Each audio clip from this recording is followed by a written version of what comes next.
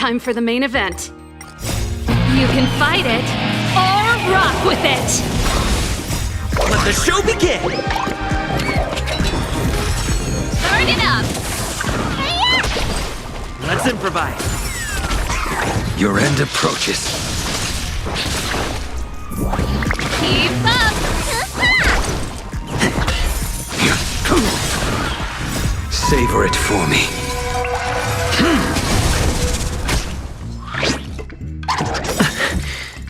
Let the show begin! Let's rock! Finally!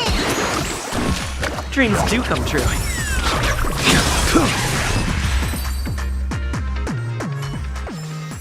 This sword needs sharpening.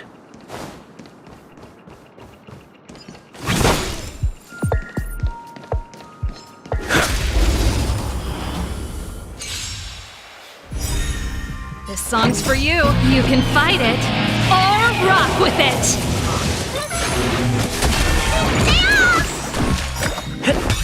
The fight is set. What's in your prescription?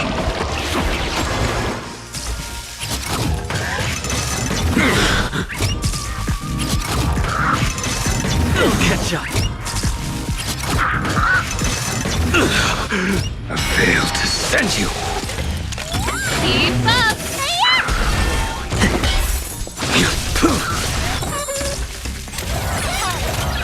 Let the show begin!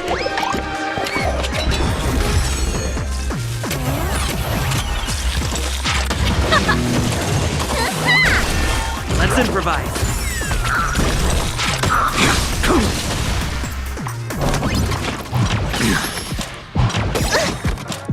What's in your prescription? Turn it up! Finally!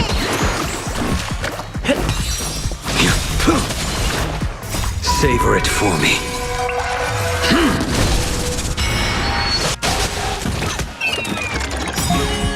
Let the show begin! You can fight it or rock with it!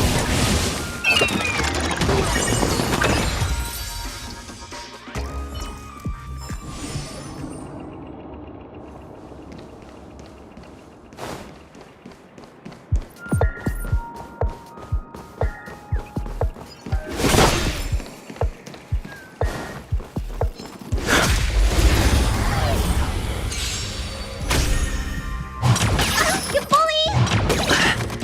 Keep up! Dreams do come true. Your end approaches. Turn it up!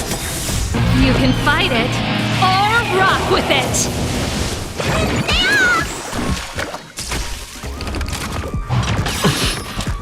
Let the show begin!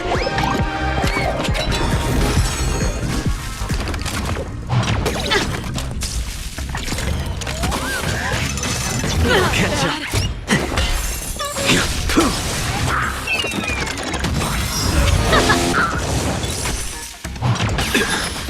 Failed to send you.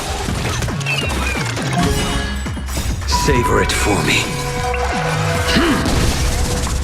What's in your prescription? Let's improvise.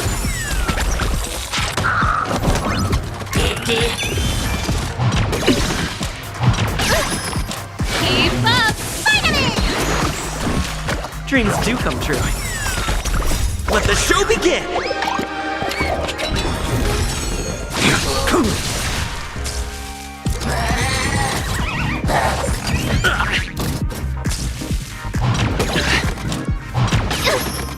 Turn it up! You can fight it or rock with it!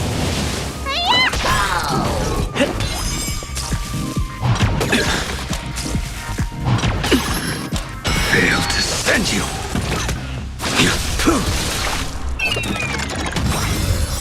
Savor it for me.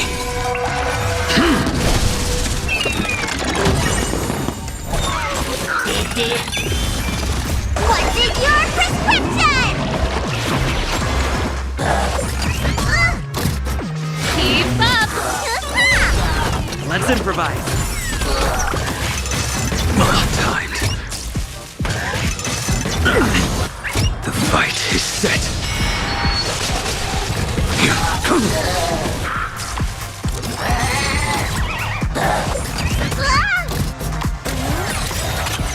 Let the show begin!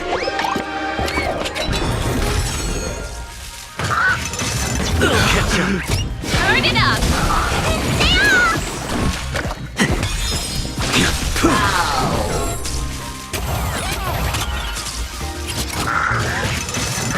Timed.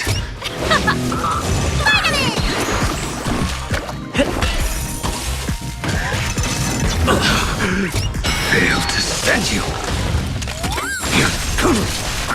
Let's rock! Dreams do come true. Savor it for me.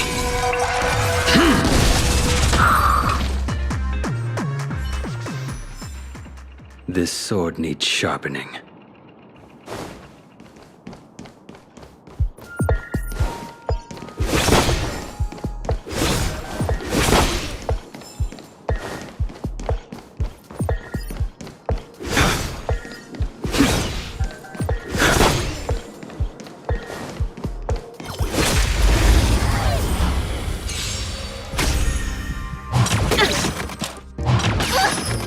Keep up!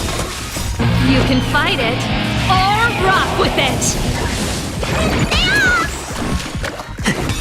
Your end approaches.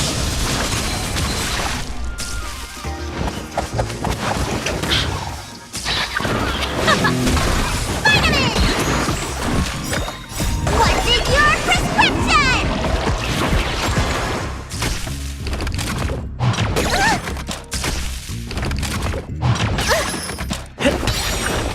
Let the show begin! Let's rock!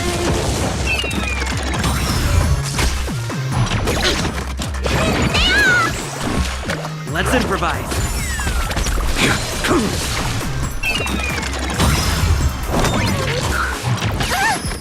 Turn it up! You can fight it, or rock with it! Vitamin! What's in your prescription? Dreams do come true. Let the show begin!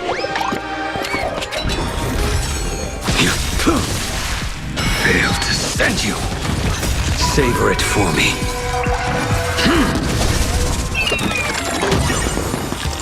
Keep up! Let's improvise. The fight is set.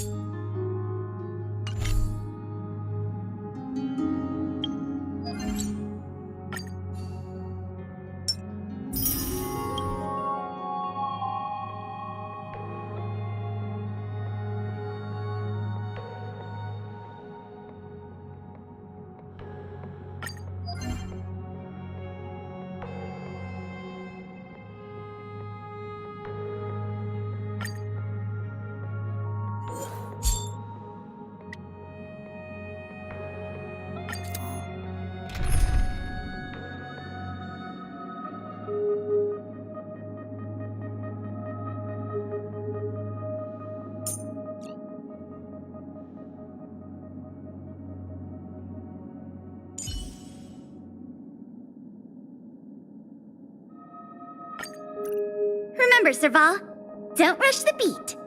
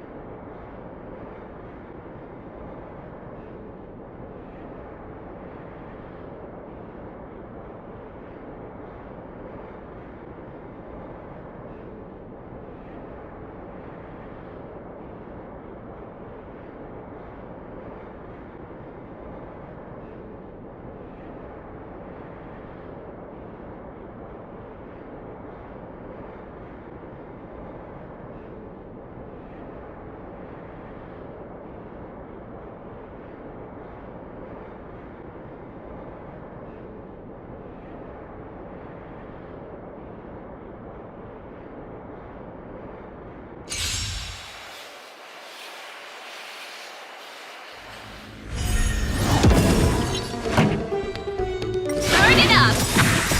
You can fight it, or rock with it! Let's improvise. Let the show begin! Ready for another? Net markers activated. Time for a good old counterattack.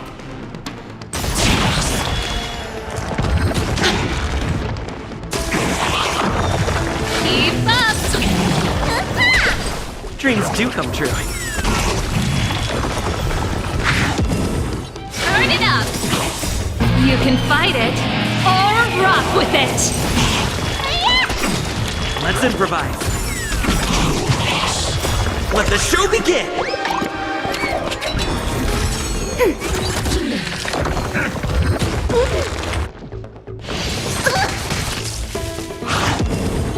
Keep up! Net markers activated. Time for a good old counterattack.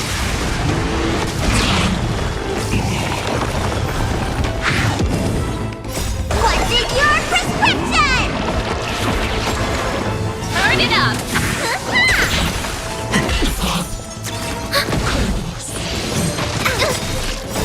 You can fight it, or rock with it!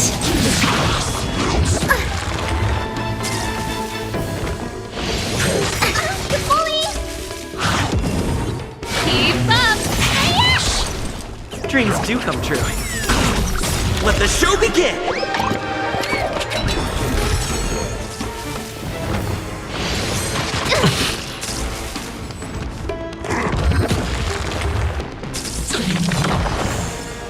Net markers activated. Time for a good old counterattack.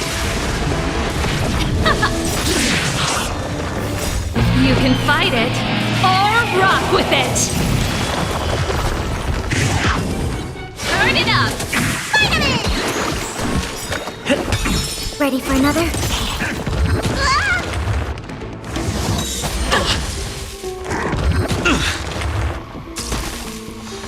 Keep up!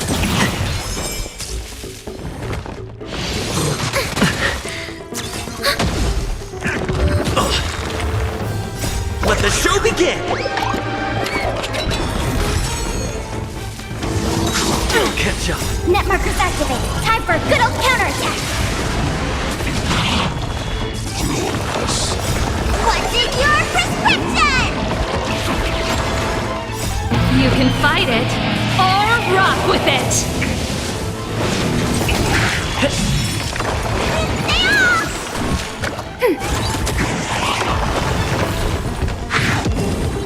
Turn it up! Let's improvise. Ready for another? Net markers activated. Time for a good old counterattack.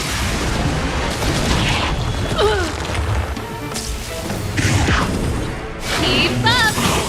You can fight it, or rock with it! Dreams do come true. Let the show begin!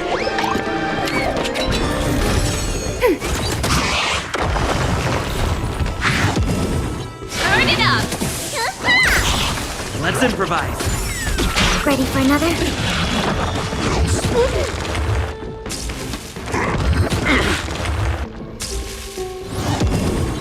Keep up!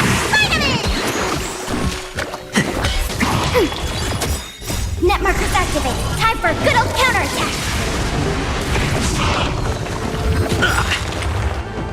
Let the show begin!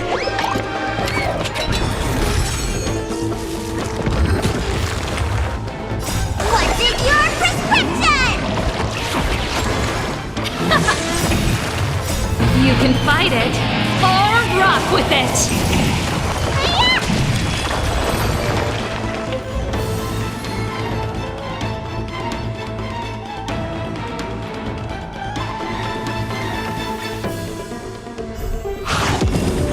Turn it up. Dreams do come true. Ready for another?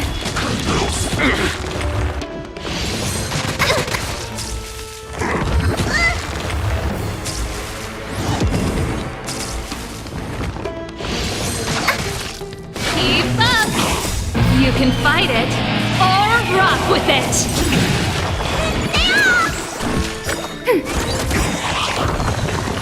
Net markers activated. Time for a good old counterattack.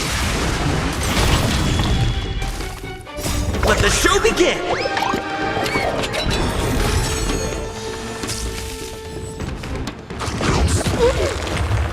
Turn it up. Ready for another? Keep up. You can fight it or rock with it. Let's improvise.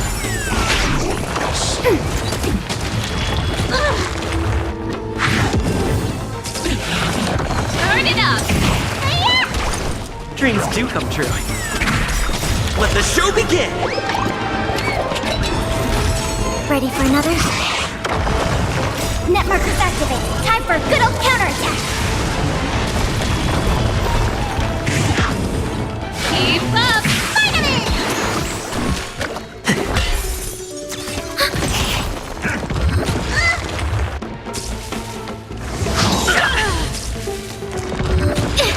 Not good. What's in your prescription? Turn it up. You can fight it or rock with it.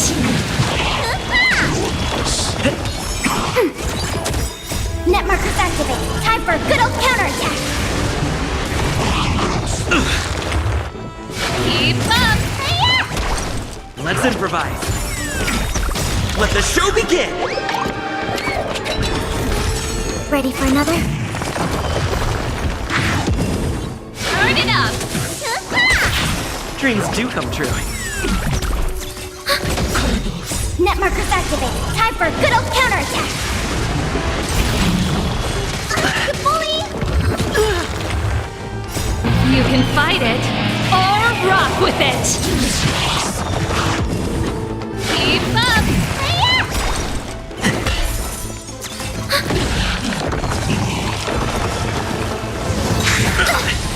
Net markers activated. Time for a good old counterattack. Turn it up. Let the show begin!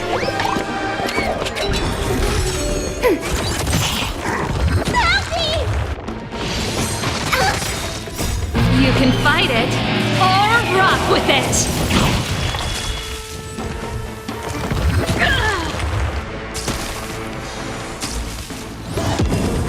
Let's rock.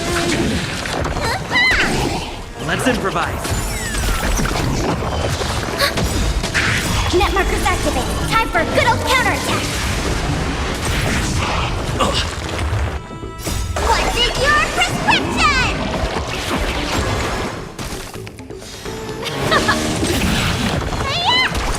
Dreams do come true. Let the show begin! Keep up. You can fight it or rock with it. Let's improvise. Ready for another?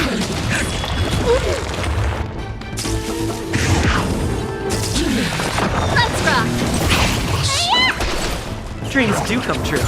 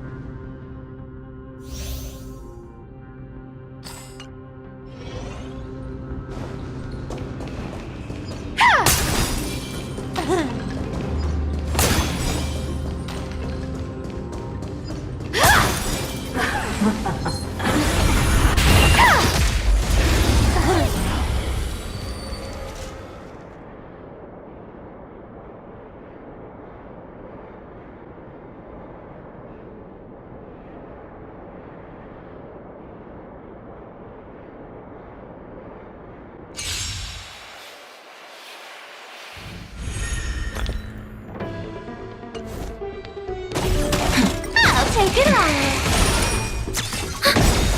You can't run. I weep for the departed. It too shall fall. Still waters of oblivion. Found me. Net markers activated. Time for a good old counterattack. My friends, indulge yourselves! I weep for the departed. It too shall fall.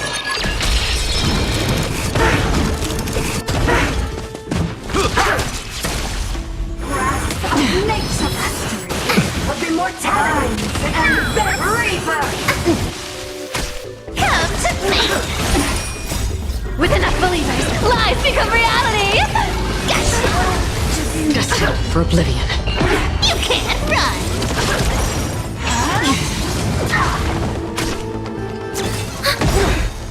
I weep for the departed. It too shall fall.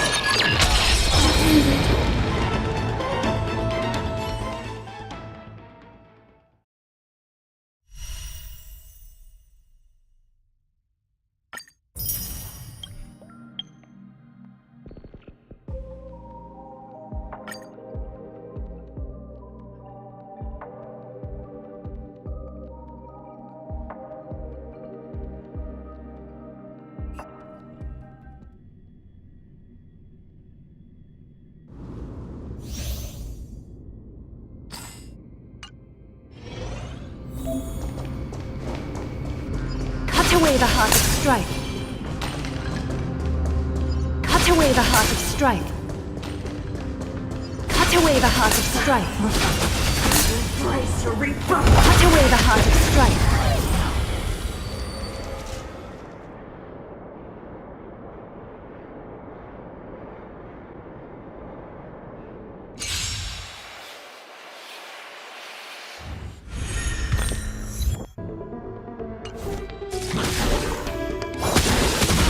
Not a bad idea. I choose you.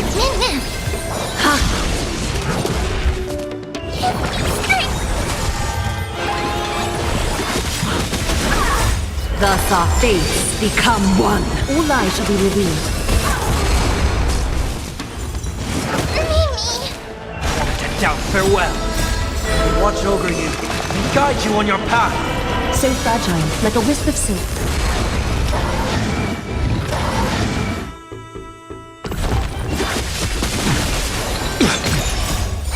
We can do anything! All lies shall be revealed. Get them! Fiends or devils! I'll crush them all!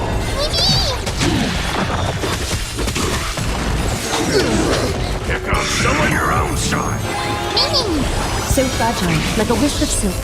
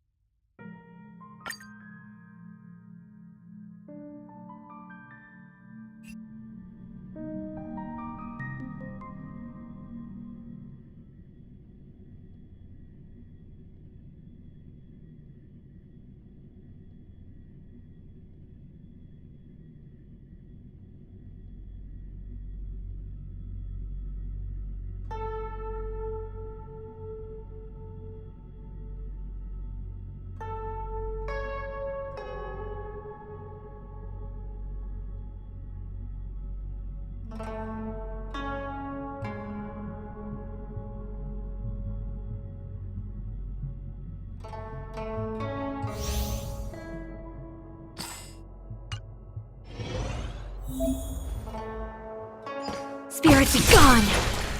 Spirit be gone! Spirit be gone! Spirit be gone! Spirit be gone! Spirit be gone!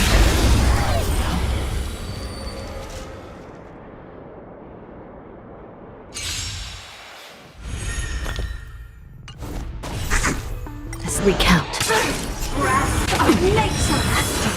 Of immortality. The Ten Lords' decree, hereby ordain.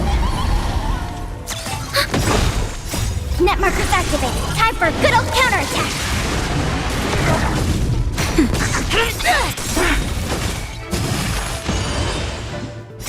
Execute the Marastruck!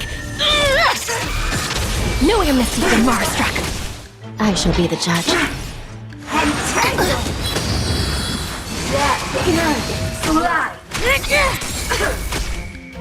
Just a little something. Think nothing of it. Nap time. Recount. Ready for another? Net markers activated. Time for a good old counterattack. To be reborn.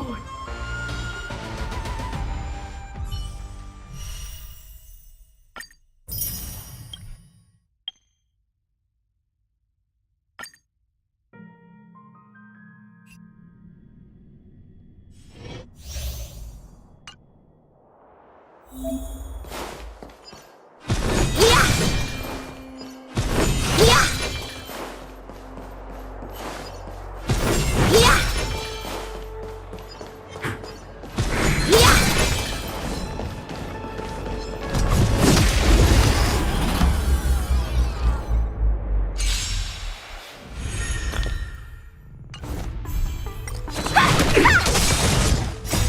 Rise, Venus! Dodge this! Nap time.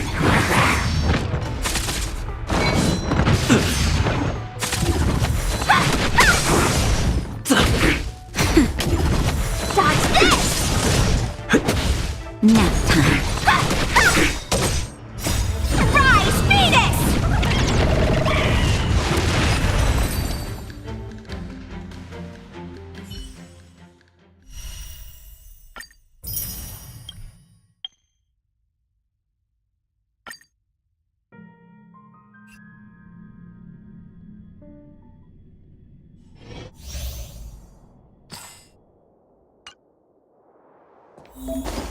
Yeah!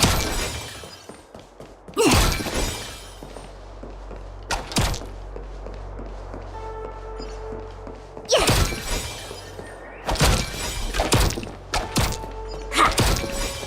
Someone there.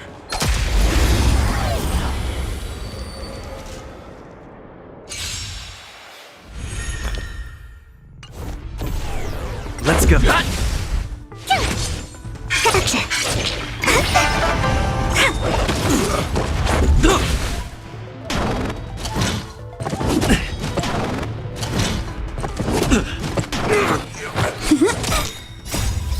Freeze and victory!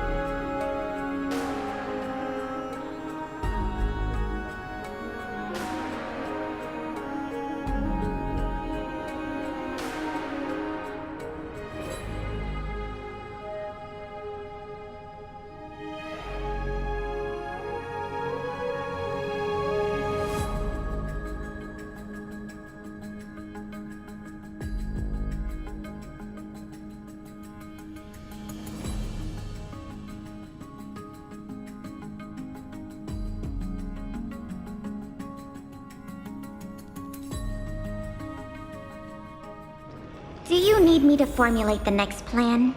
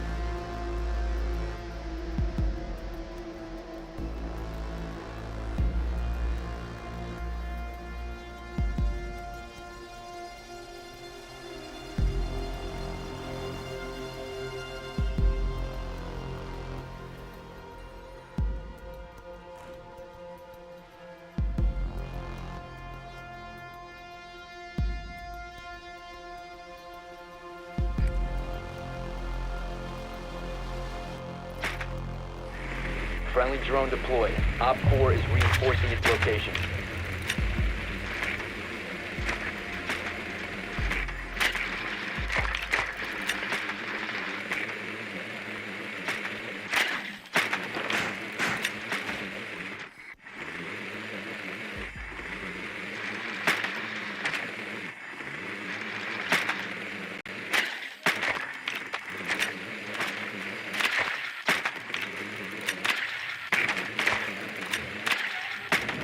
Insertion in 10 seconds.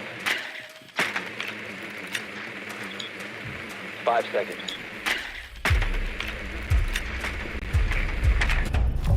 Proceed to bomb's location and defuse it.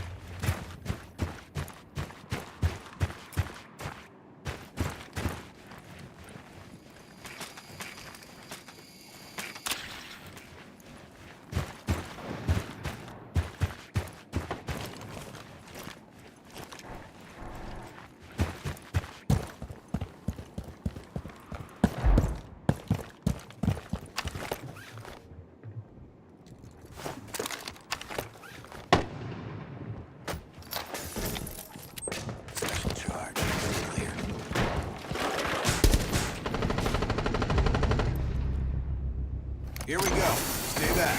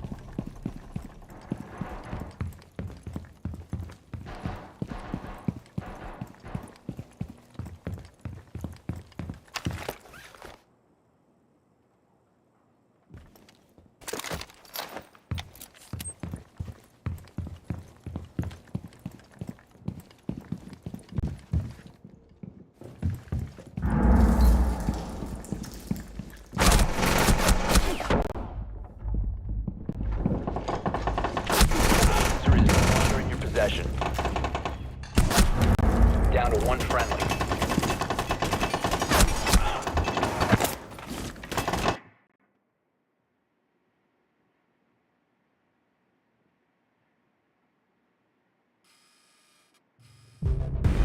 Op 4 eliminated all friendlies.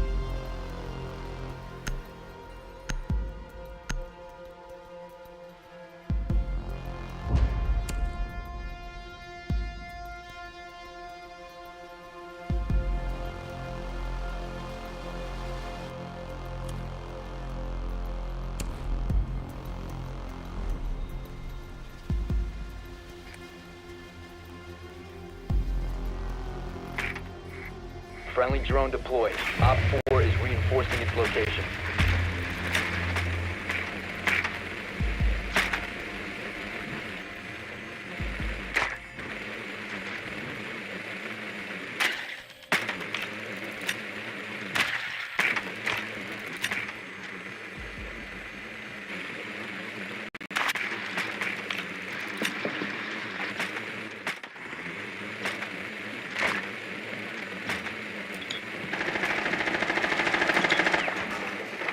Seconds before insertion.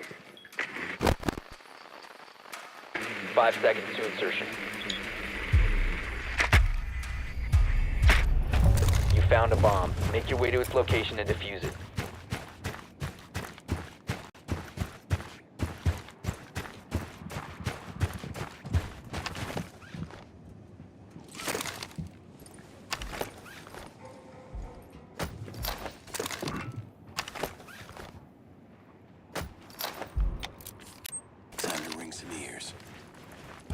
It's about to get on.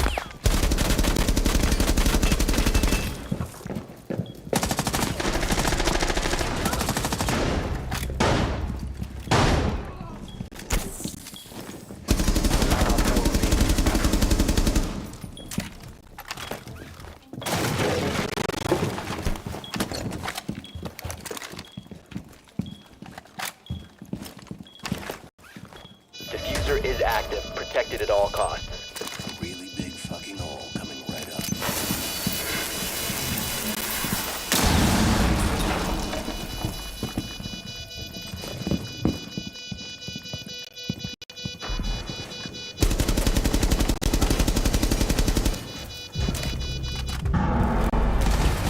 Op 4 eliminated. Friendly mission successful.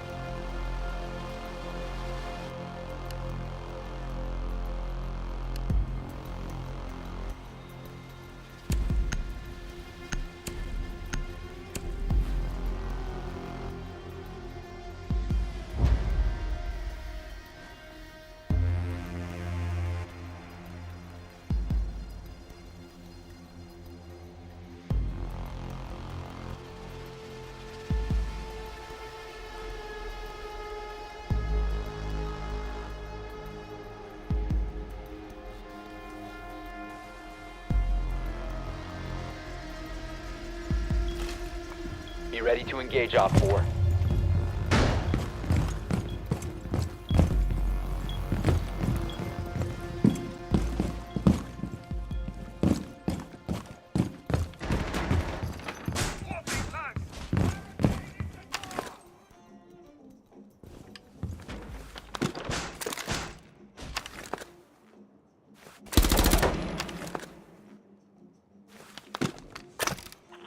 Jammer ready to activate.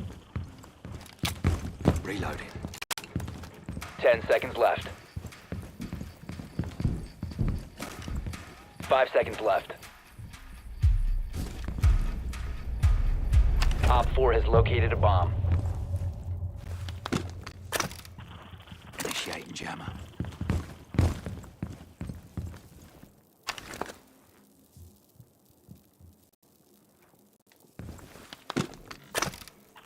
Jammer ready.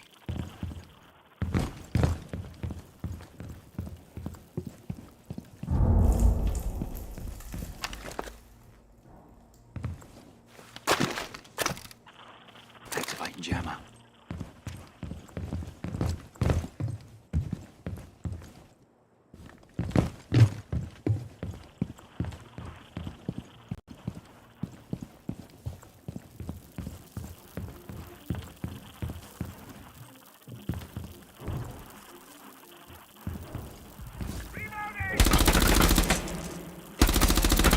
Swapping mags!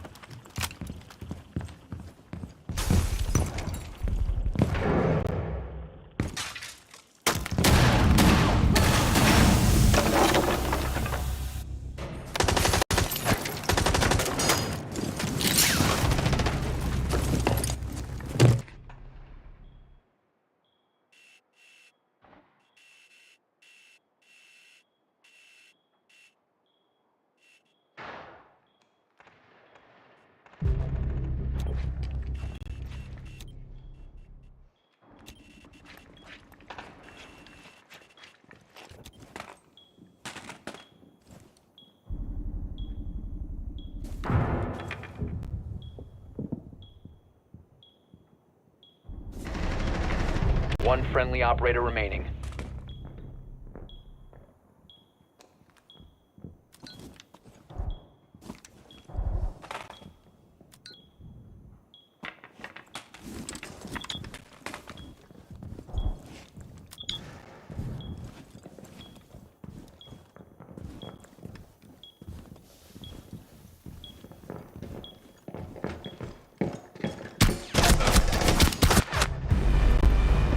All friendlies were eliminated. Mission failure.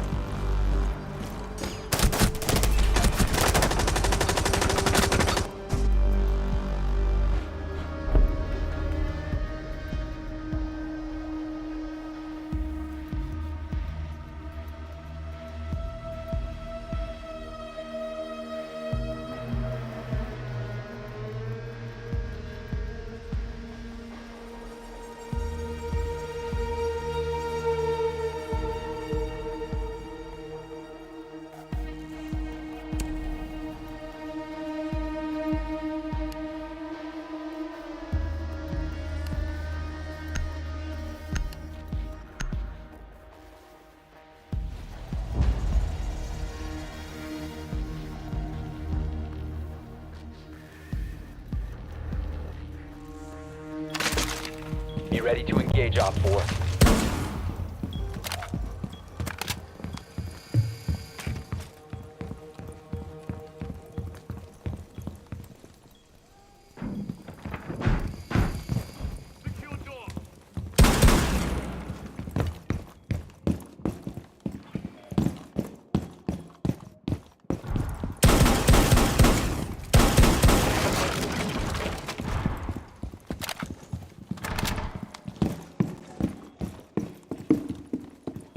Ten seconds.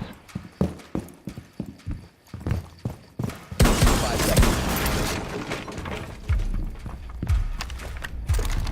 Op 4 has located a bomb. Be ready for hostile action. EDD deployed. Stand Changing mags!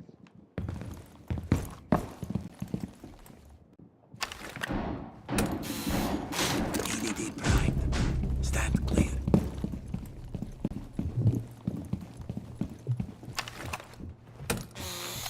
Device primed. Keep an eye on door.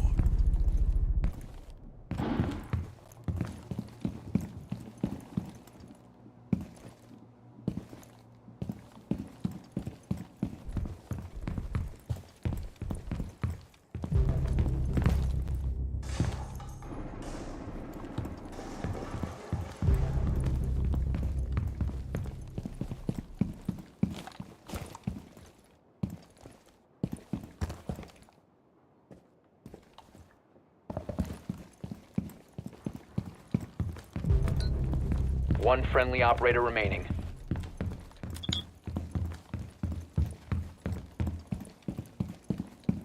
Mission critical. Bomb diffuser activated.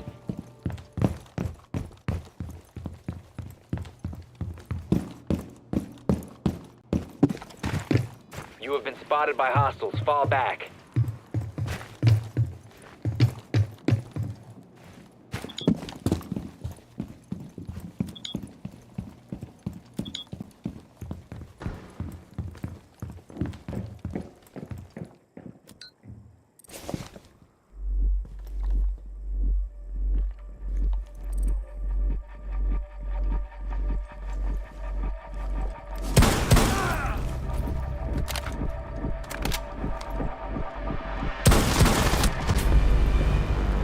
Failed. All friendlies were eliminated.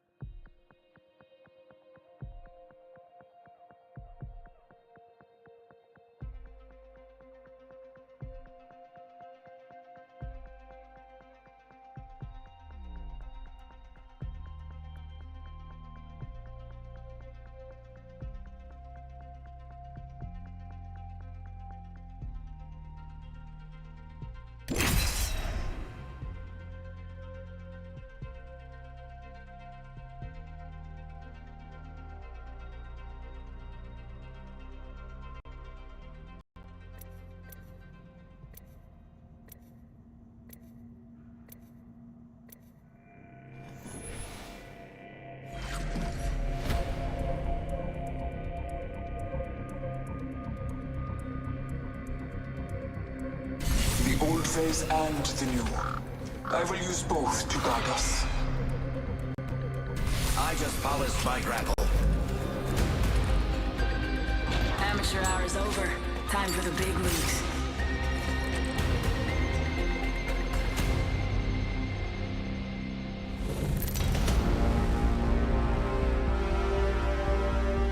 Remember these faces.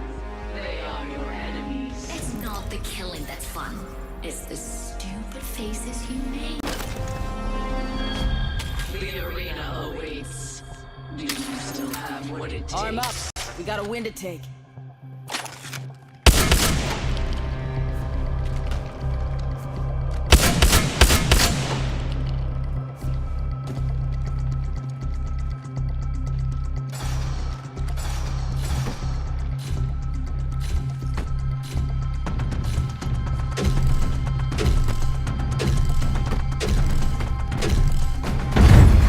Round one. Your goal is simple. Using grapple. Win. Smoke out. Give me sight. Taking fire. The enemy is shooting at me. Spotted. Double timing it. I have been down. Contact with hostile.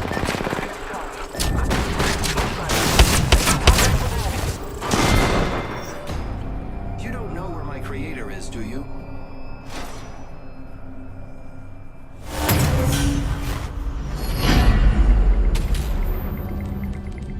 Prepare for the next round. Your opponents will.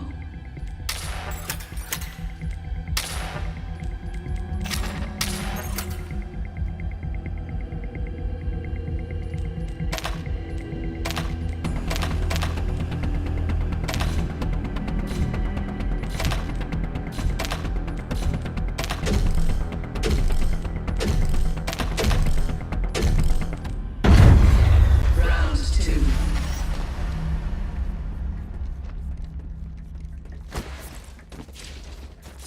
Throwing arc. Popping smoke. Care package arriving. I love loot. Got materials. I am taking fire from. I have been down. Spotted. Double timing it. Down. Need a medic.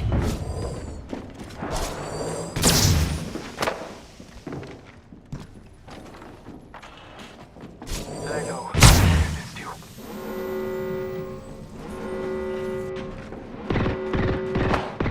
Recharging shields.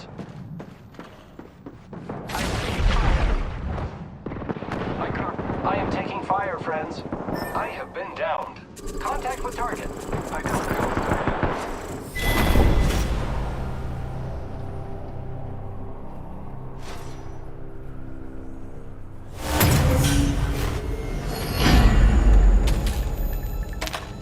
Lose once more, and it ends. Our other friends are about to beat us, friend.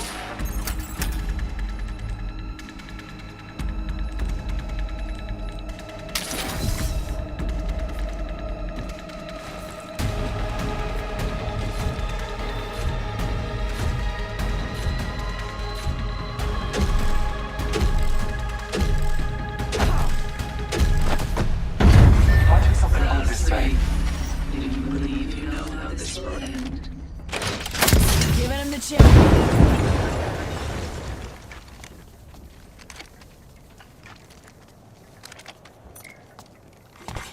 Care package arriving. Target over there. Choose your next move quickly. Care package incoming. Let's get to the L. Mark. Taking damage. Got materials. The enemies are shooting. Reloading. Recharging shield. Recharging my down.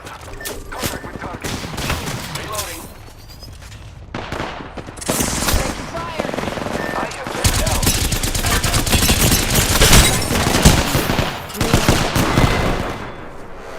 You don't know where my creator is, do you?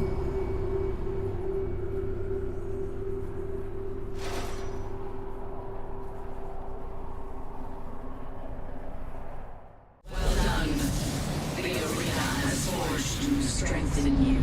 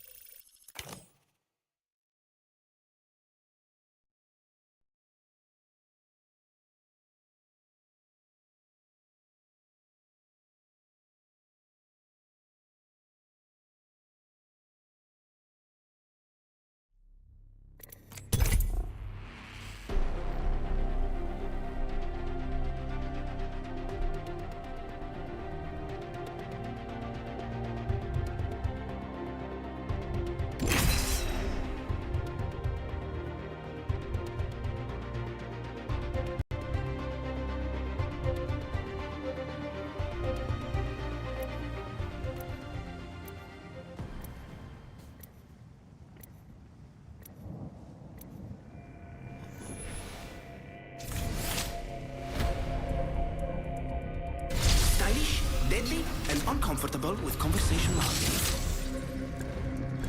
You're fortunate. I have much to teach you.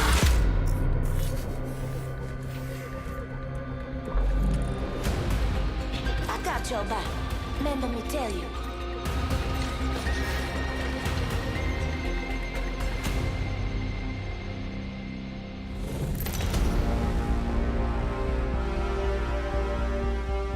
The arena desires blood. Bleed this squad dry.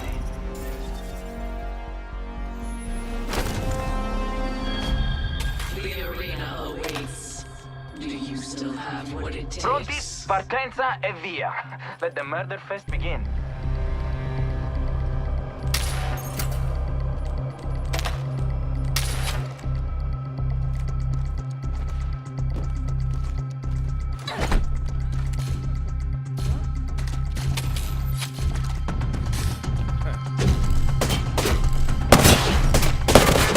I'm out of sniper ammo. Round one.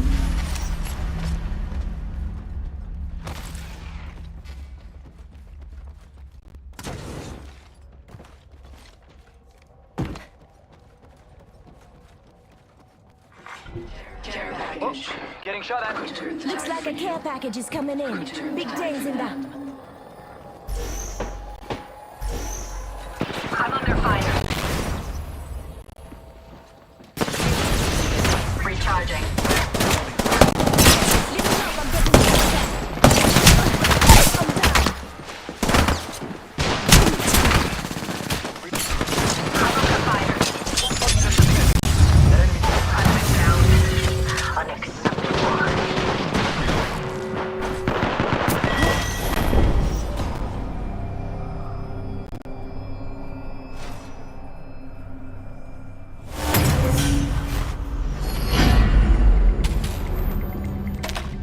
Prepare for the next round. Your opponents will.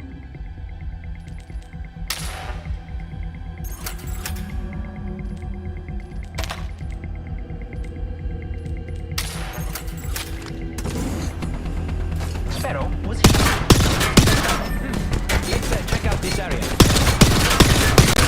I'm on sanity ammo. I'm out of shotgun ammo. Round two. You have your targets.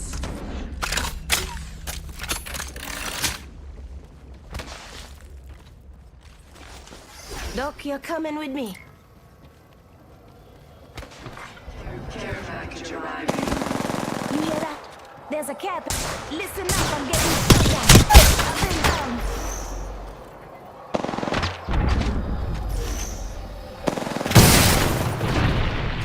It's okay, I don't think anyone saw. Except whoever shot you. They will be bound. I shattered an enemy's shield. Reload. Airstrike coming about. I've been down.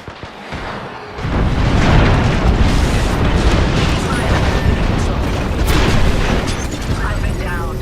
Unacceptable. Opponent found and tracked. Just a sec. 1 second.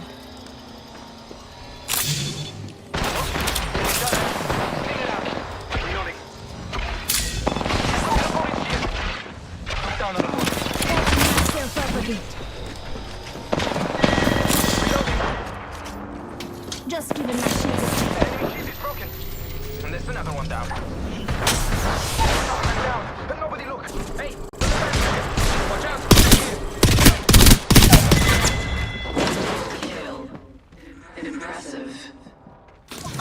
easy. Lifelines got your back.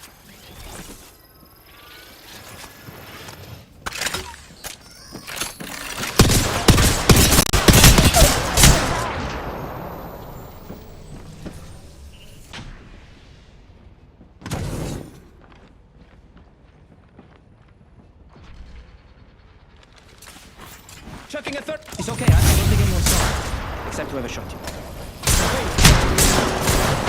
Reloading.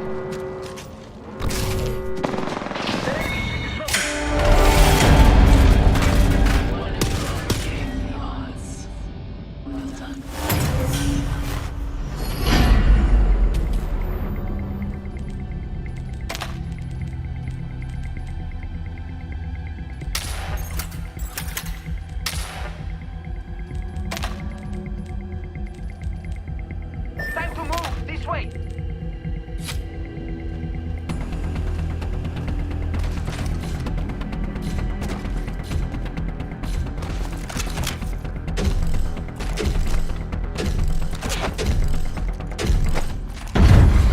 Round 3. Do you believe you know how this will end?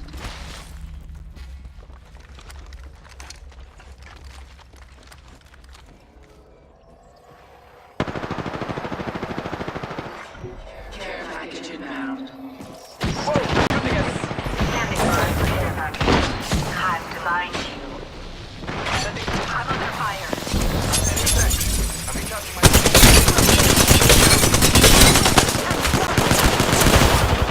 Shields are depleted. Setting a tracker.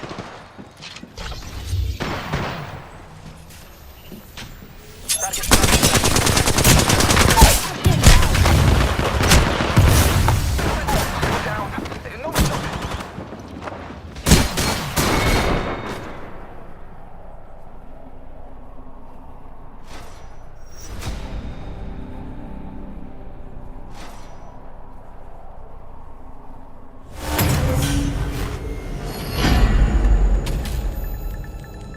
The enemy nears victory.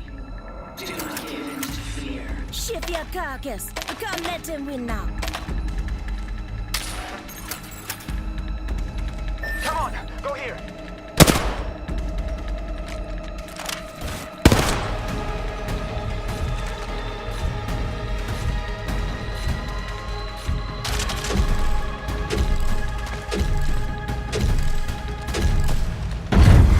Round 4.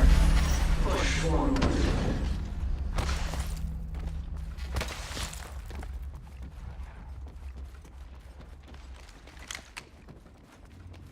Tracker out and scanning for enemies.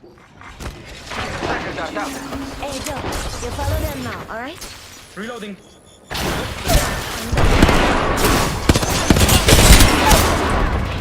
Enemy shield cracked. Cut down an enemy. I have caught them. Enemy shield cracked. Look out, grenade! Reloading. Time to move! This way! Another enemy falls. Reloading. Taking fire. Enemy shield cracked. One of you overcame the odds. Well done.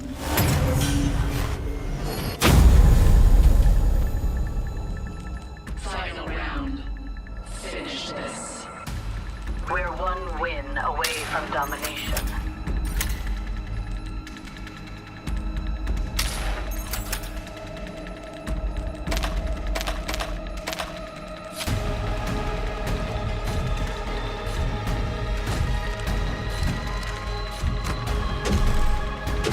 We should see what's up over here. Sudden death. It all ends here.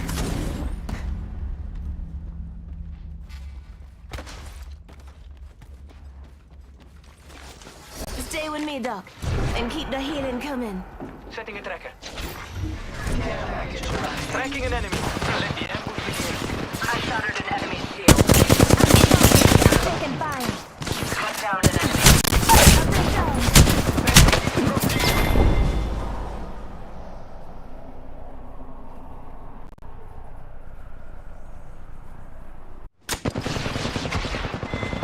Double kill.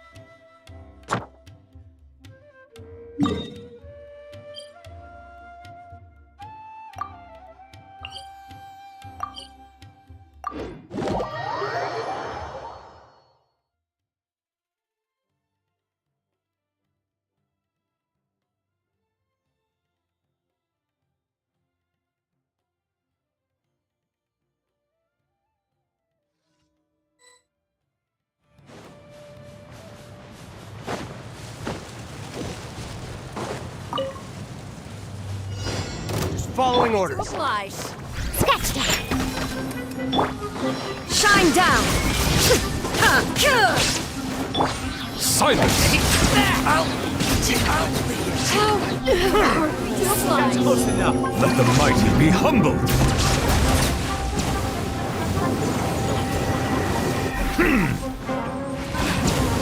I'll be Happy to oblige. Bow your head. Heartless.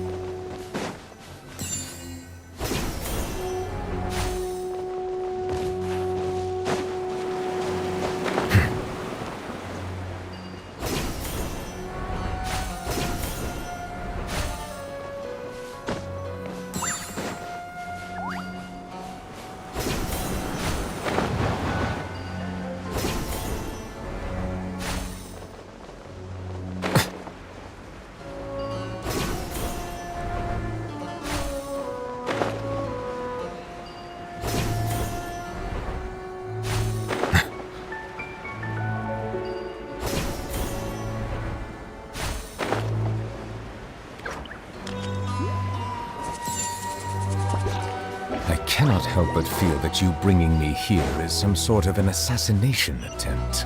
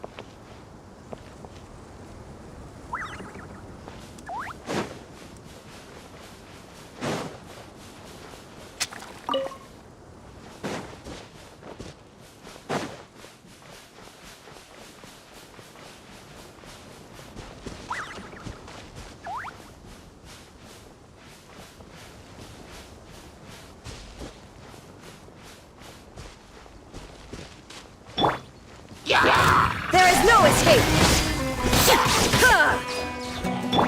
Silence!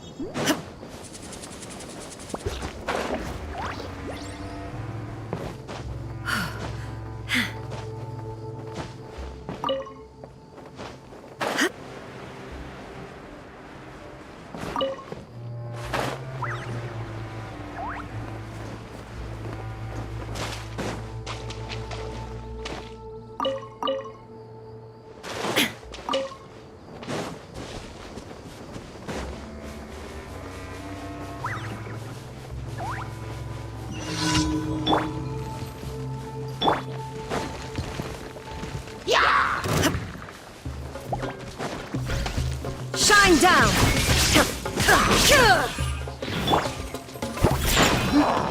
Can't handle your drink, huh? Inazuma shines eternal!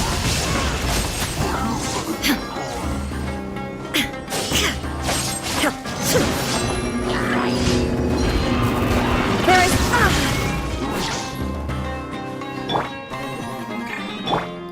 Shaken and stirred! Bow your head.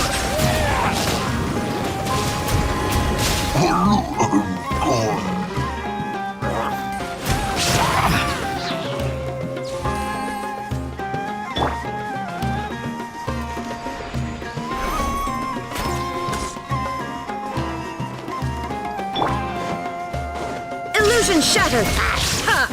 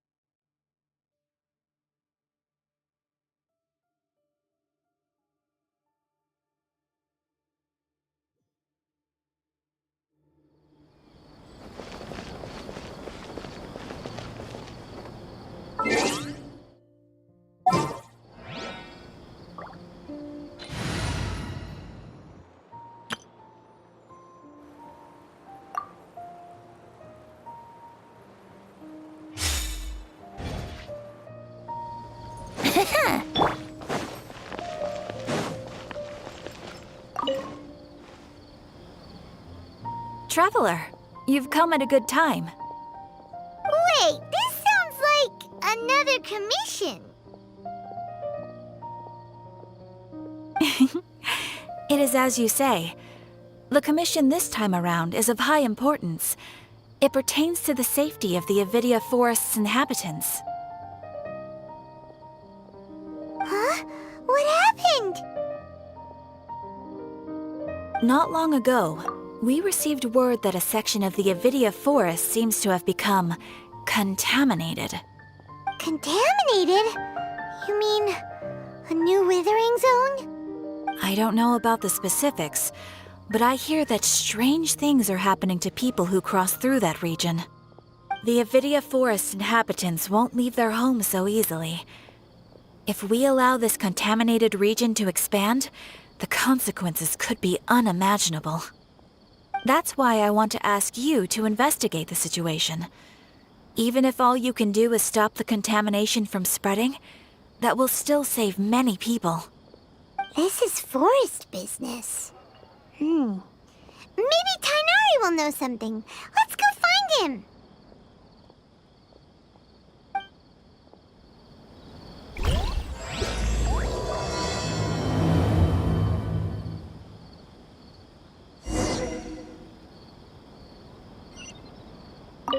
Ad Astra Abyssosk.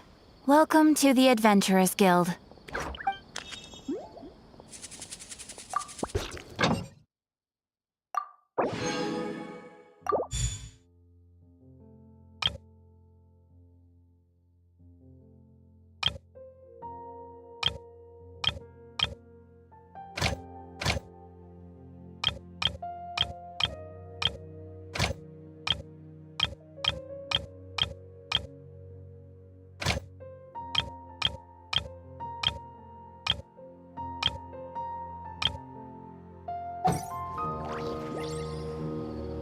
Ad Astra Abyssosk.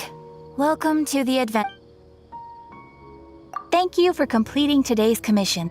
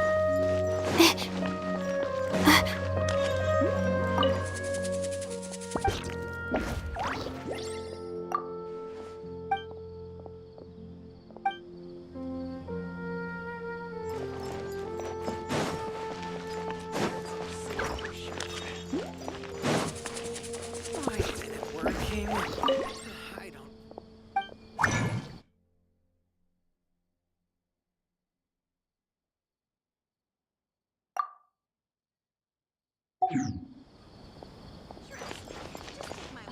sight of shiny jewels always...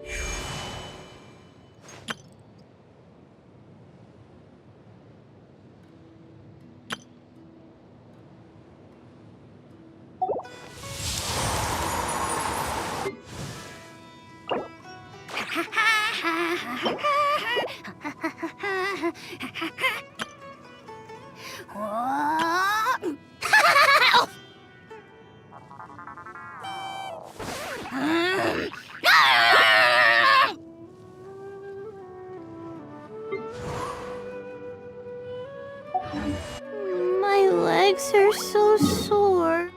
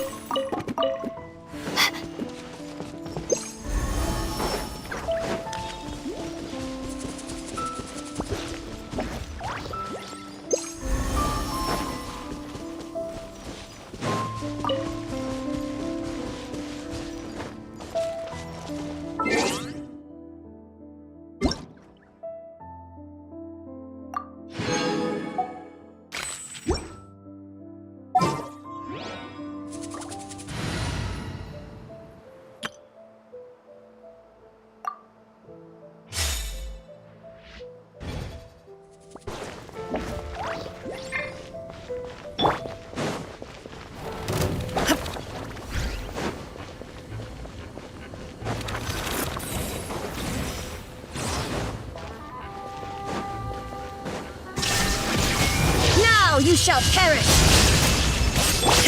Silence!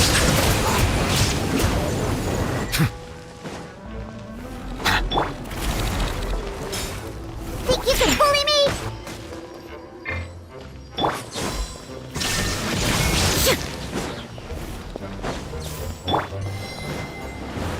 Settle down!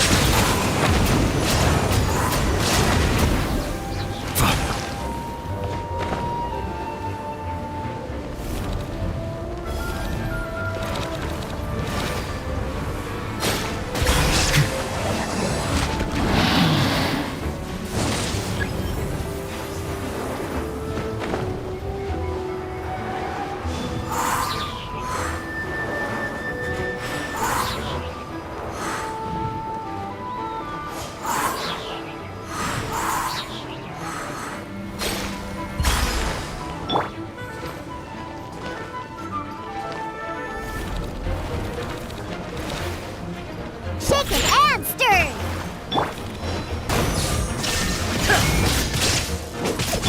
Silence!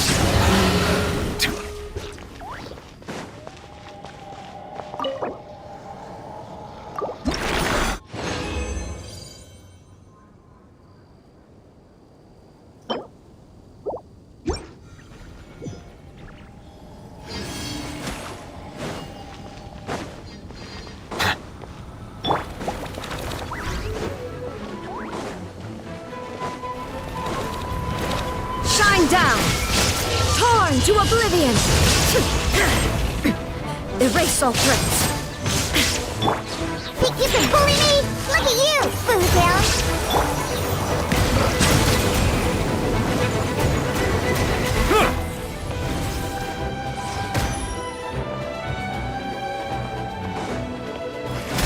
The tides beckon.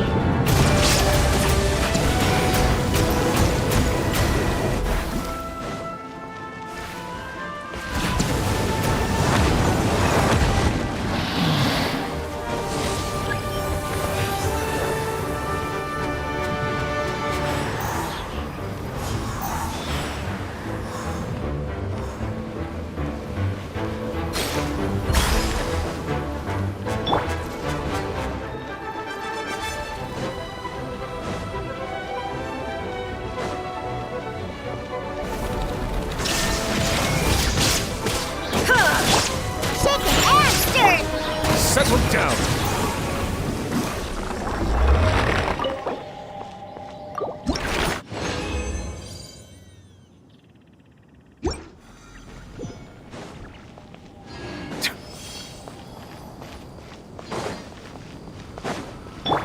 Illusion shattered!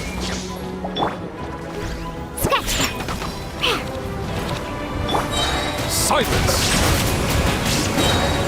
Justice is blindsided. Let the mighty be humbled.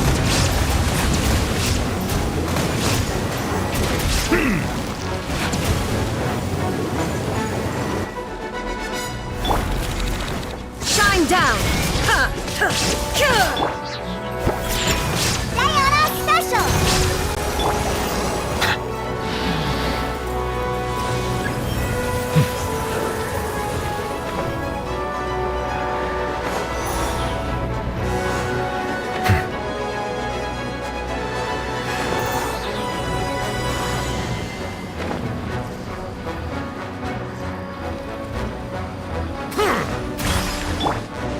Illusion shattered!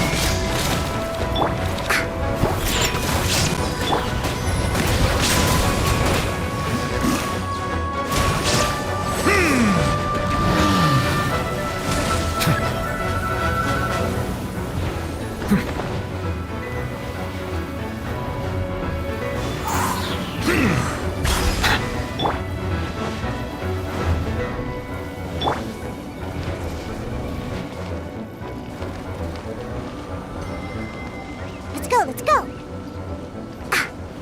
Let's go, let's go! Shaken and stirred!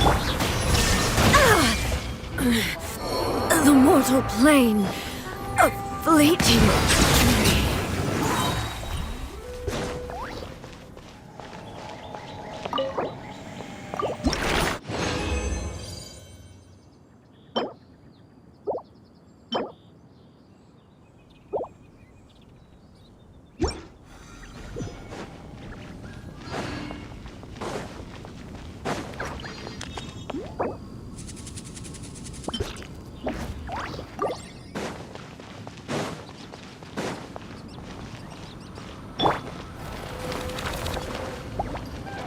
Ha! I'm here!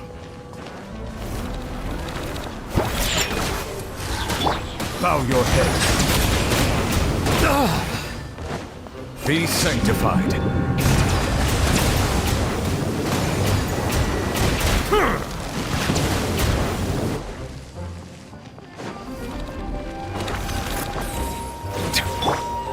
Think you can bully me? Silence!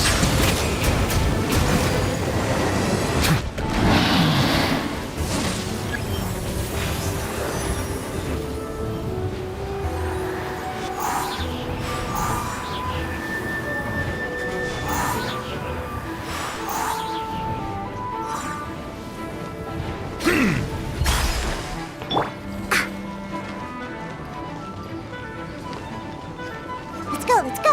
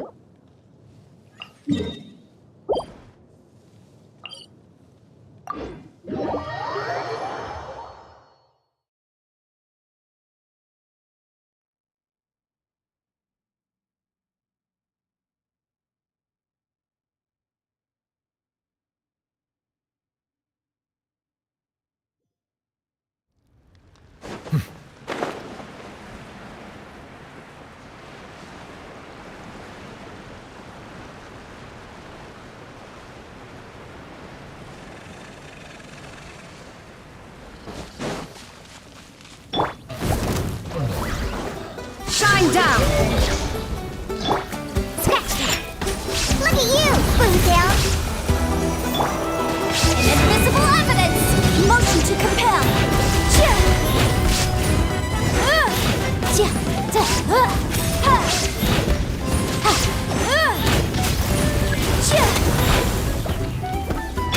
The tides beckon.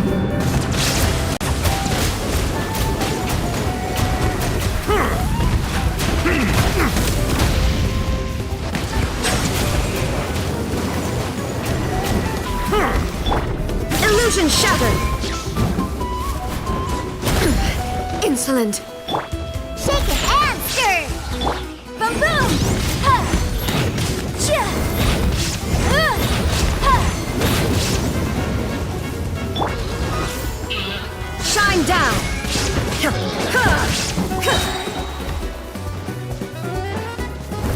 Inazuma shines eternal!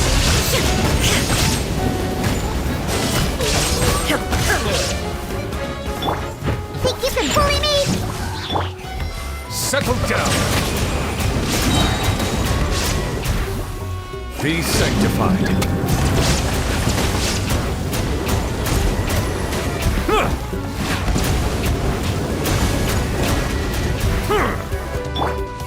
Scratch that! Diana Special! There is no escape! Ha! Ha! Chia!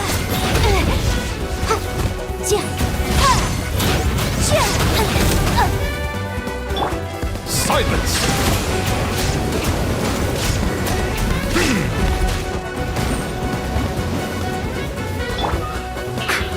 Think you can bully me? Shake it and stir! Incinerate!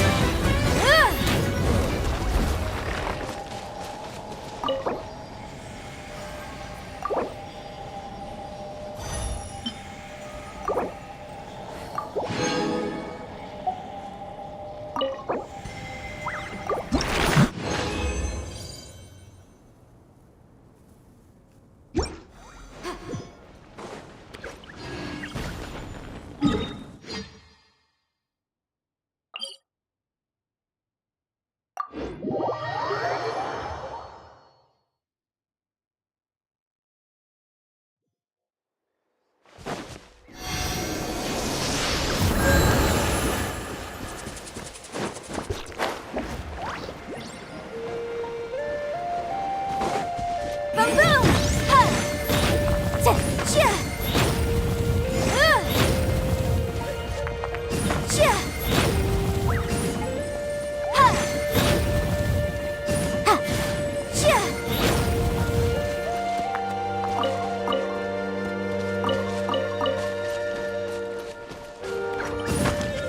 Chia!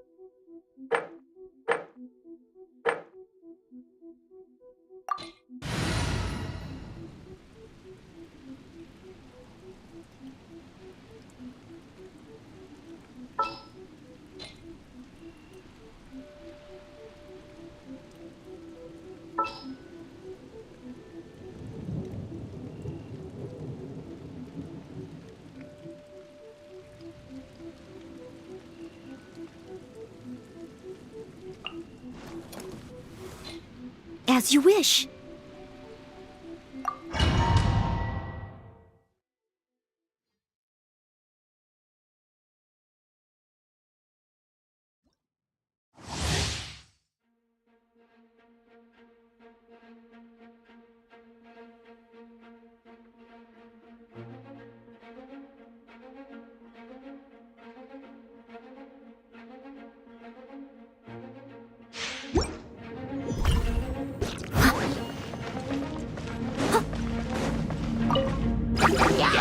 I must leave no stone unturned.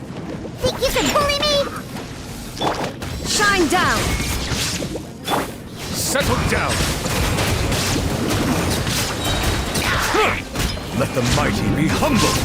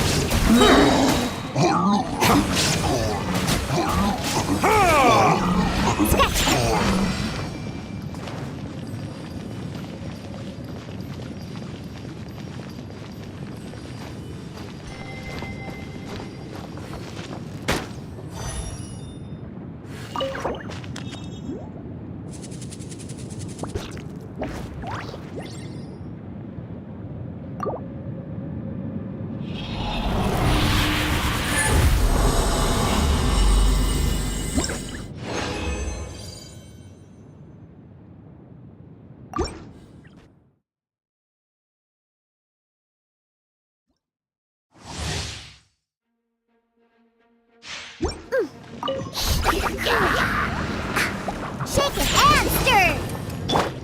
There is no escape! Silence! Be sanctified.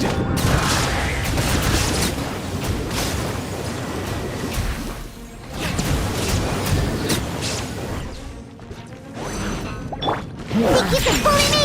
Can't handle your drink. Leave it all to me. Time to clean up.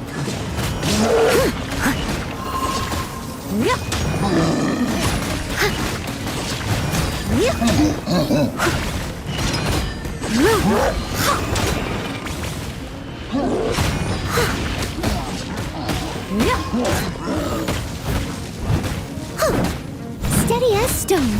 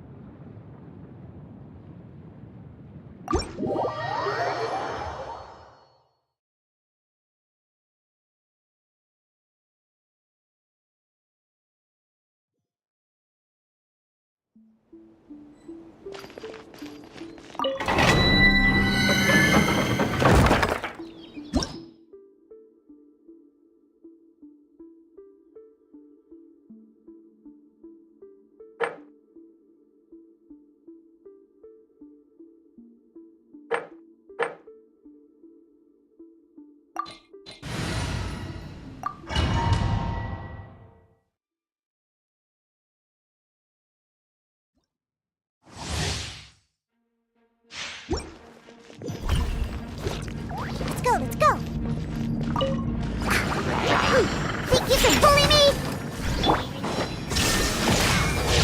you shall perish! Bow your head. The tides beckon.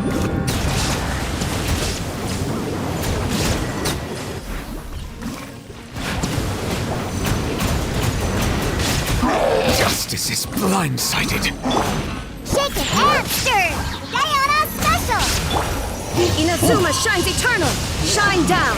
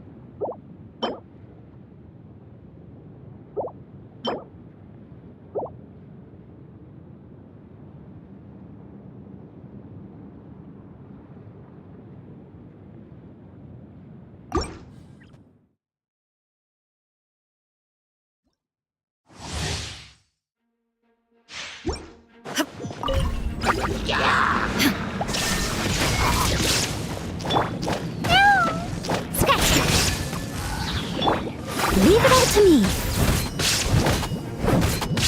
As a dutiful maid would.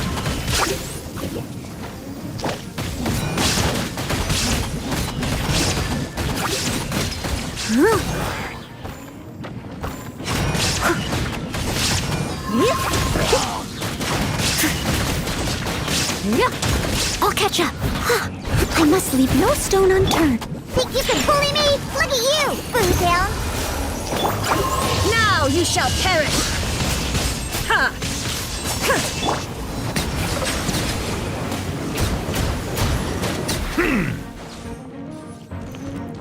Let the mighty be humbled.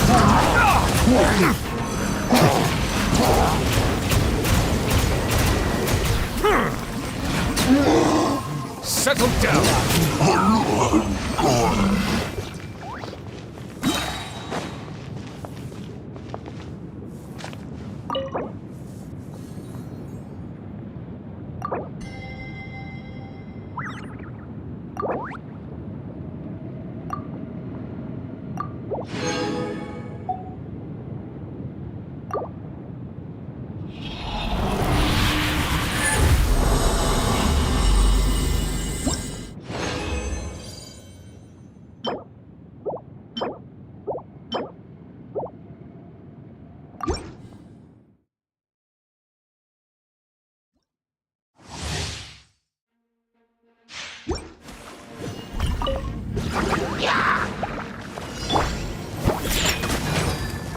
Silence! Be sanctified.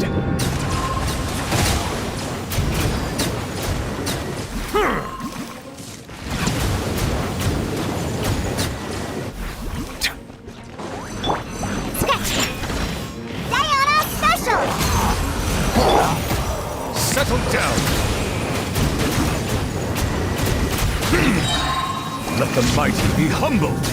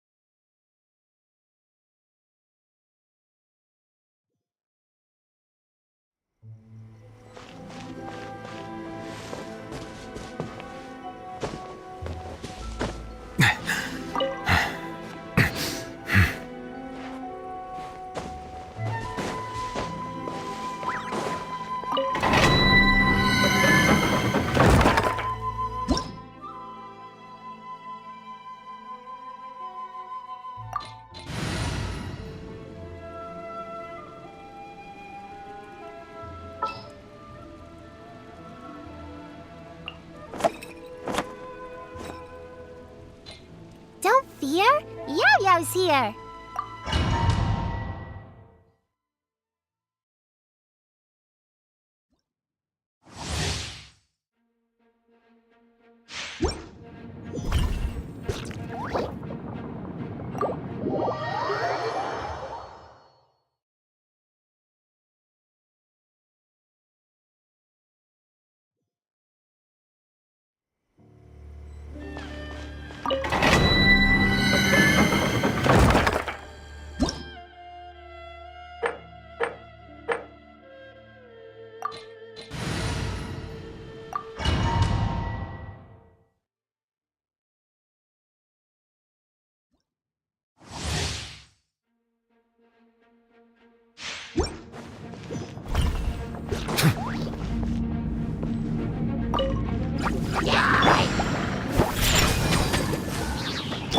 Don't be scared!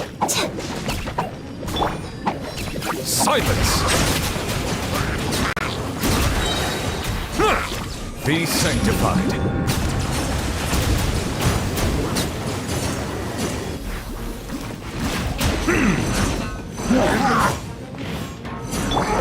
Shake it and stir! Look at you, Boozound! Ready, go!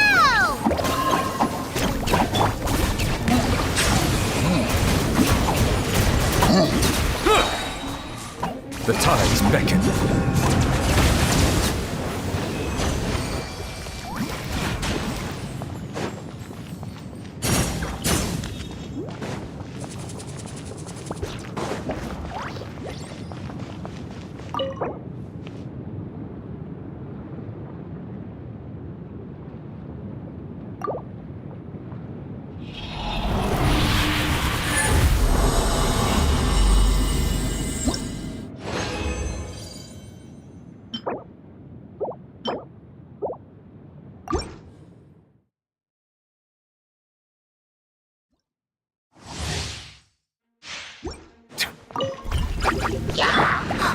Stay put!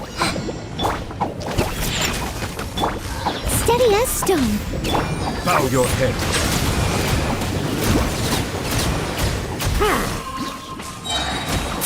Be sanctified.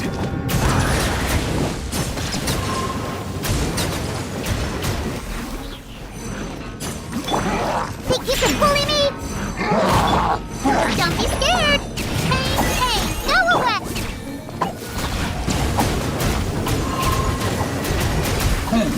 Settle down.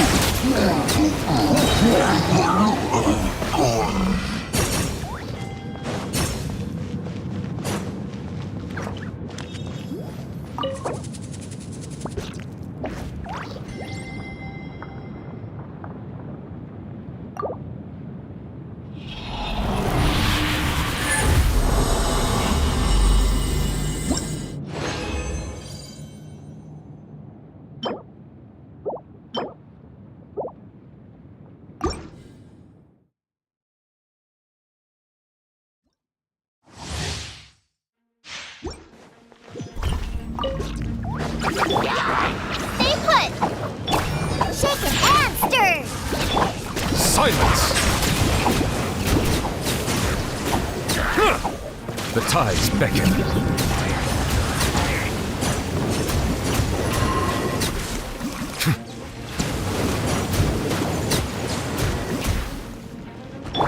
Ready, go! You play! You're up! Diana Special! As a good knight should. Someone needs assistance.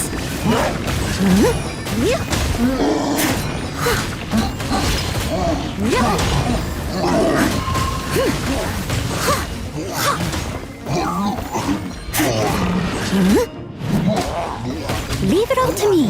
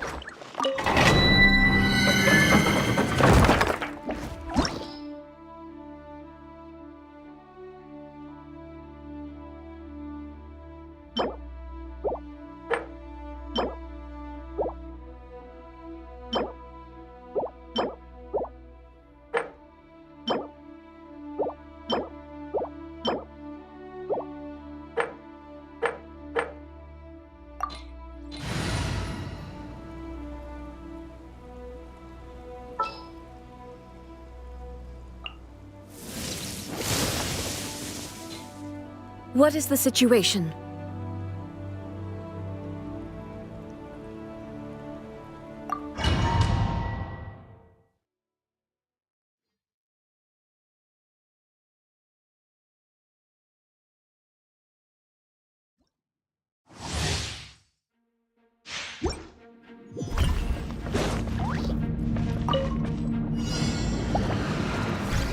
I must leave no stone unturned. Think you can bully me? Torn to oblivion! Illusion shattered! Bow your head.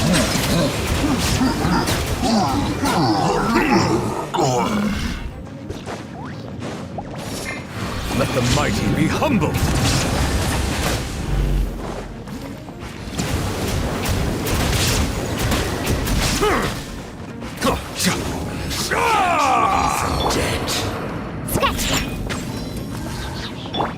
Steady as stone.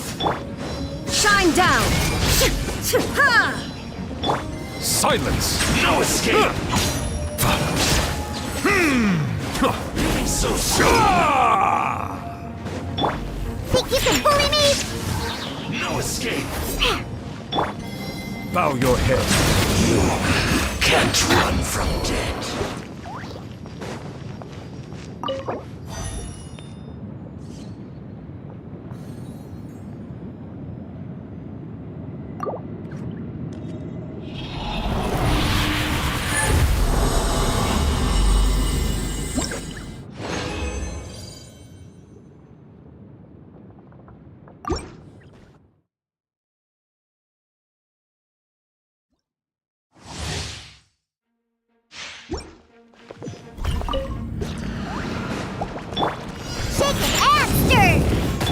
There is no escape!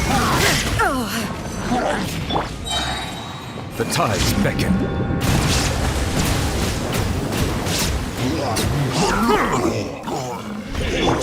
Think you can bully me? Shine down! Now you shall perish! No escape!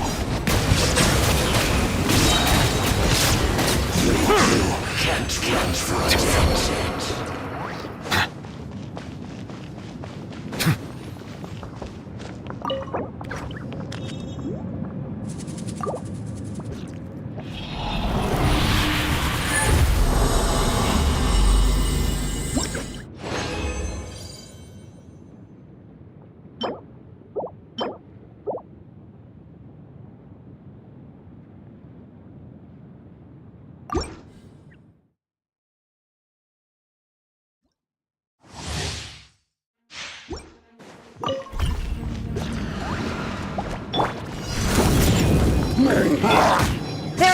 escape. Silence!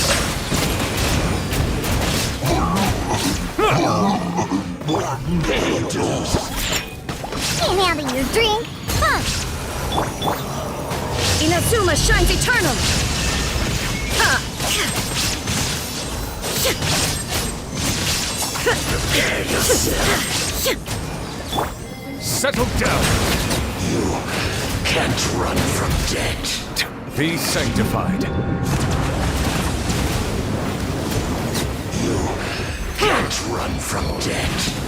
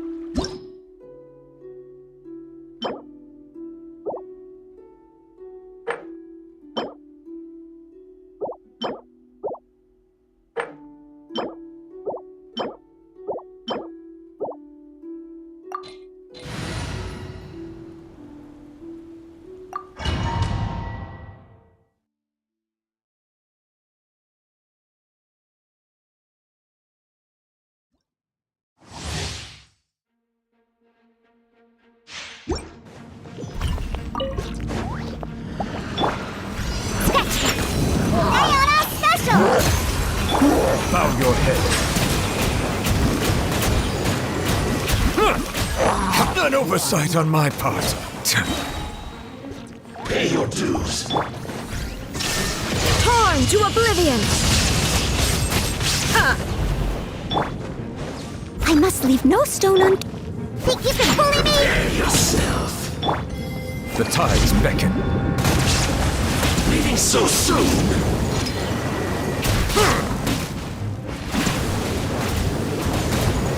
You can't run from death.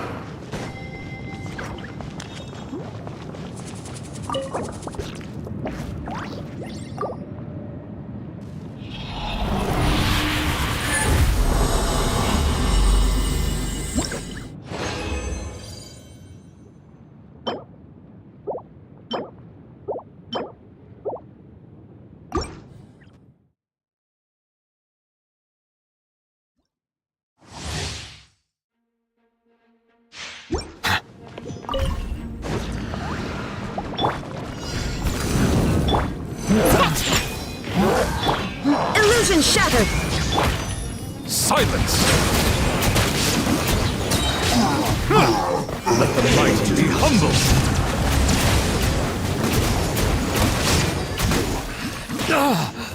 Dead. You can't run from death.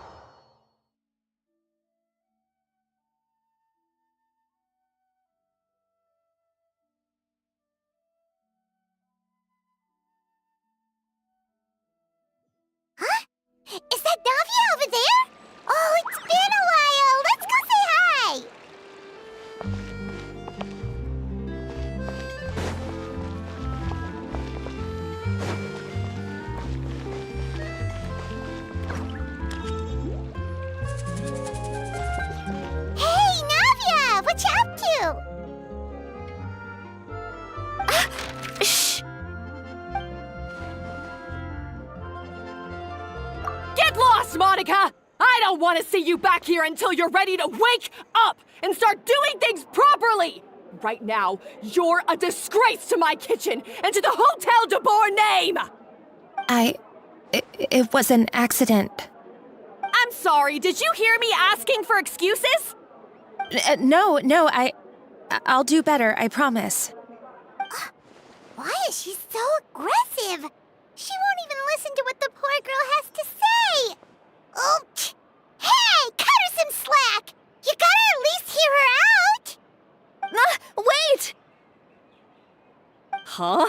Who do you think you are telling me? Wait a sec. Navia? So, you're bringing backup now. Suit yourself! You're still wasting your time!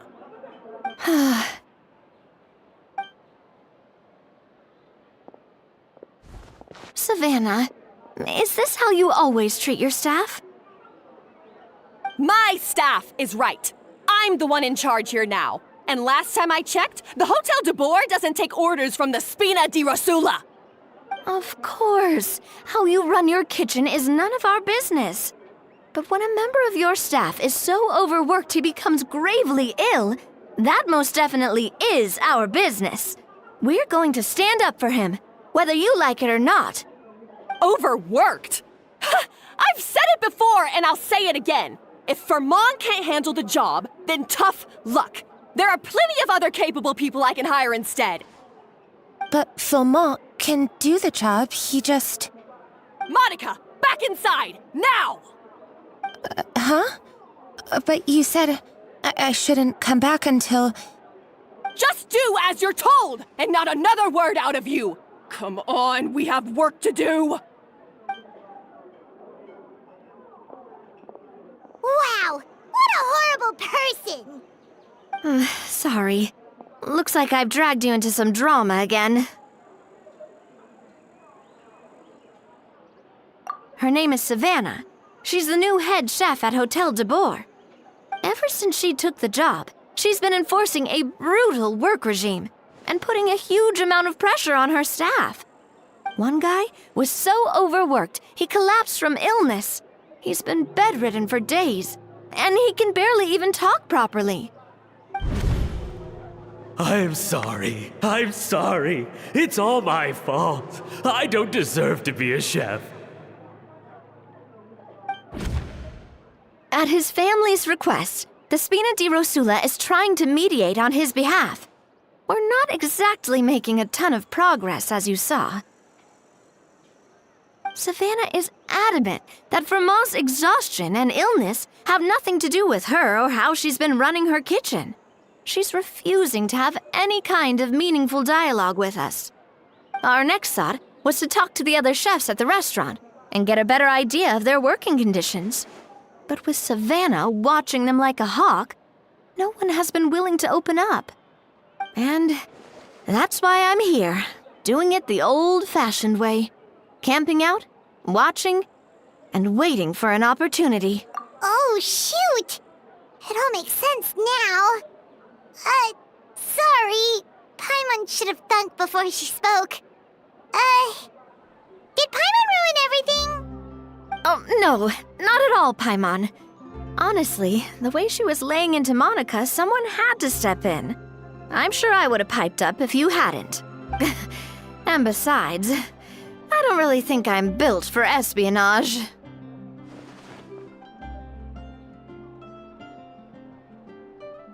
Yeah, meaning it's gonna be all the more difficult to get the inside scoop now. Oh, I might as well head back to the Fleuve Cendre then. We'll need to come up with a whole new game plan. Paimon will join you, 'cause this is kinda all Paimon's fault. Oh, guys, it's fine. You don't need to worry about it. That said, if you were planning to visit the Fleuve Cendre anyway, let me take you out for a meal. I'll make sure it's a proper feast. A really famous chef just joined the Spina di Rosula's tavern. Her name is... Sorry to interrupt. I just wanted to apologize for the scene you witnessed just now. We shouldn't subject our customers to that. This is a small token from us. It's some candy from Monica. She asked me to make sure it was delivered into your hands. Monica's the one apologizing? Huh. Clearly Savannah is the one who owes an apology. Our head chef has been a little highly strung lately. Sorry for everything. All right. Since there's candy, Paimon will drop it. Not the candy. Thank you for understanding. We'll make sure to pass your feedback on to Miss Savannah. A little highly strung, huh?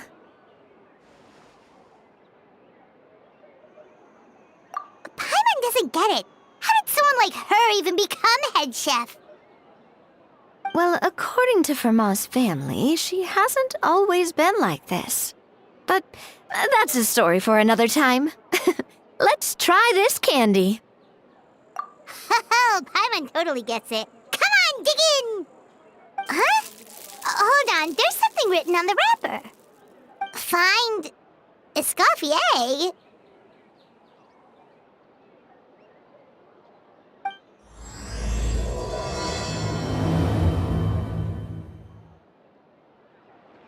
Escoffier?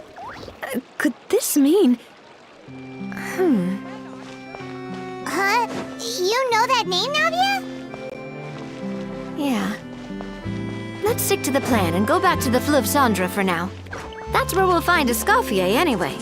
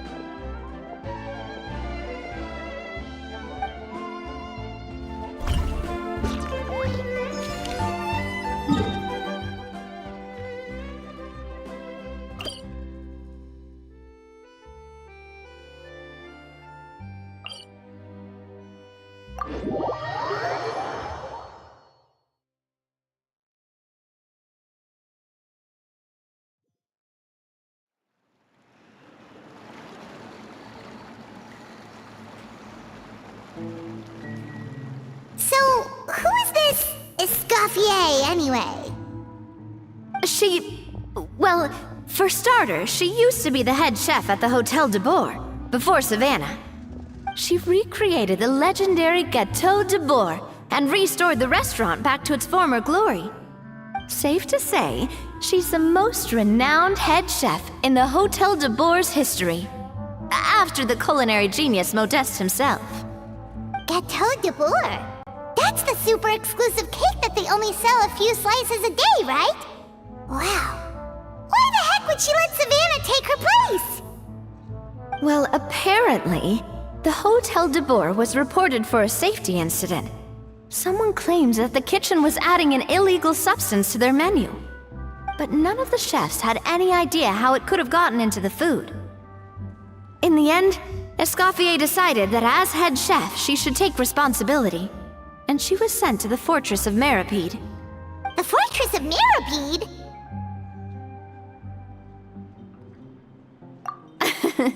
Well, you're right. The quantity of the substance they found was fairly minimal. Even the guards believed the whole thing was probably just an accident. Escoffier didn't have to stay in the fortress for long, but still, by the time she returned, the role of head chef had already passed to Savannah. So that's what happened. Paimon still thinks it's really unfair. Even though Escoffier is no longer head chef at the hotel, she's still well respected by the staff. So, I'm guessing what Monica wants is for us to convince Escoffier to try and negotiate with Savannah on the staff's behalf. Oh, Paimon gets it! Monica wants Escoffier to come back and kick Savannah out. It's simple. If the new head chef is stressing everyone out, then the solution is just get the old one back. Well, about that... You thought cream of mushroom soup was ready to serve after 3.5 minutes on the stove! You'd have had more sense serving hot water with ice cubes. At least then you wouldn't have wasted all this perfectly good cream and mushroom! What do you say, Hilaire? I'm sorry, Cream. I'm sorry, Mushroom. As you can see, Escoffier is that kind of chef as well. You have to leave it on the heat for long enough to allow those flavors the chance to come out. Don't be fooled by the aroma when the water first starts to boil. Got it? Yes, Chef. Then go back and do it again. The customers are still waiting. Remember where you went wrong and don't repeat the same mistake twice. Yes, Chef!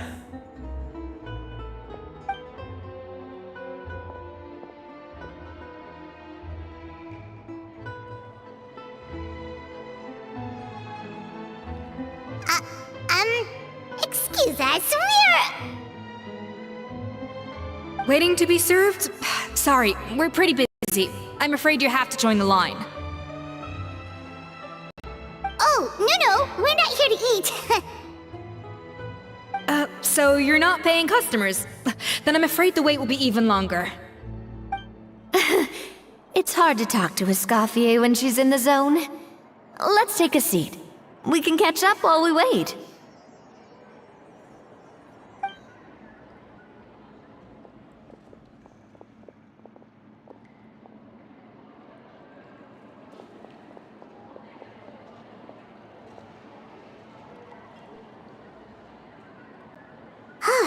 Looks like the rush hour is finally over.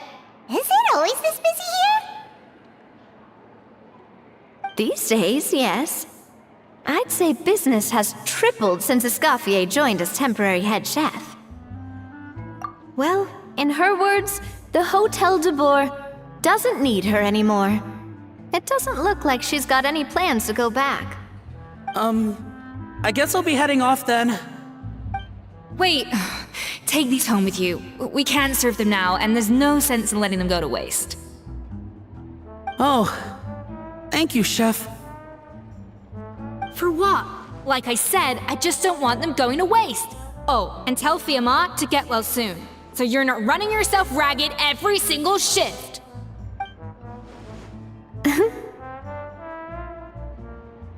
Fiamma. That's the second time we've heard that name. Who is that again? He's the chef that fell ill from stress. Hilaire is his son. And with Mom stuck at home taking care of Dad, he decided to pick up some work to help pay the bills. Escoffier knows their situation, so she's been making some extra food every day for him to take home. Hey, I heard that, Navia! I've told you before, no one's making extra food. Hilaire is making blunders in the kitchen, and I can't serve his failed dishes, so he might as well take them home. Yeah, failed dishes that just so happen to be nutritionally complete every single time. So you two must be the world-famous traveler and his companion, Paimon. Yes? Is there something I can help you with? Oh, so you know us already. We'll skip the introduction then. We're here to talk about Savannah. Oh, I certainly am. The Spina's headquarters are right next to the tavern. And I've lost count of the number of times Navi has come to pester me about it. But I don't work for the Hotel de Boer anymore. And being ex-head chef doesn't give me the right to interfere with that business. Besides, I'm the one who persuaded Savannah to take the job in the first place. What? Well, she was a much gentler person back then. A little timid even. She wasn't at all confident that she was the right fit for the role. That's hard to believe.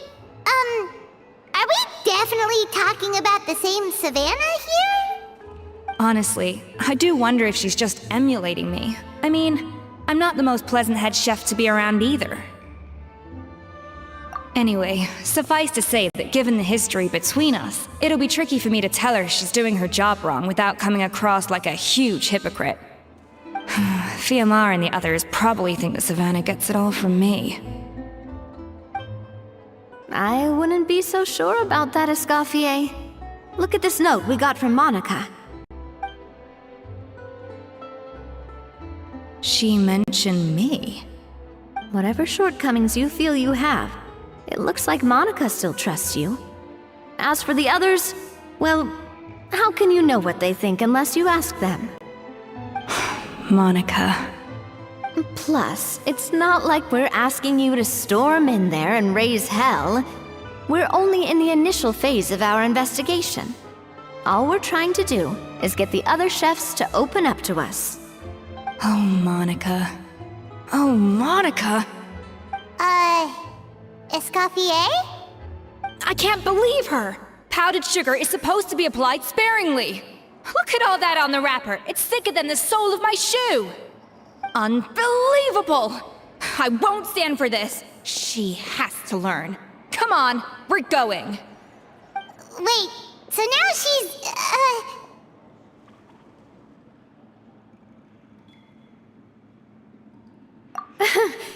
Let's go catch up to her. We don't want to keep her waiting.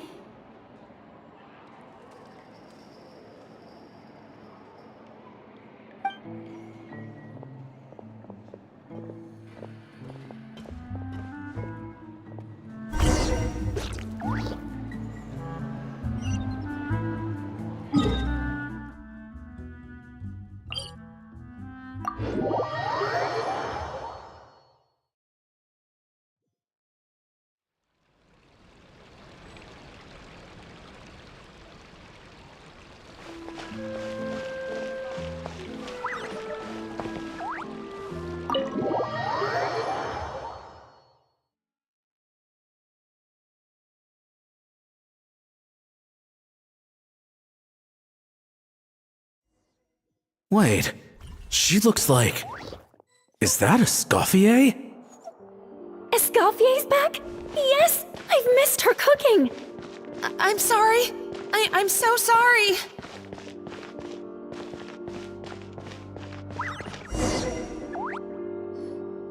I'm sorry, I'm so sorry. I messed up your order.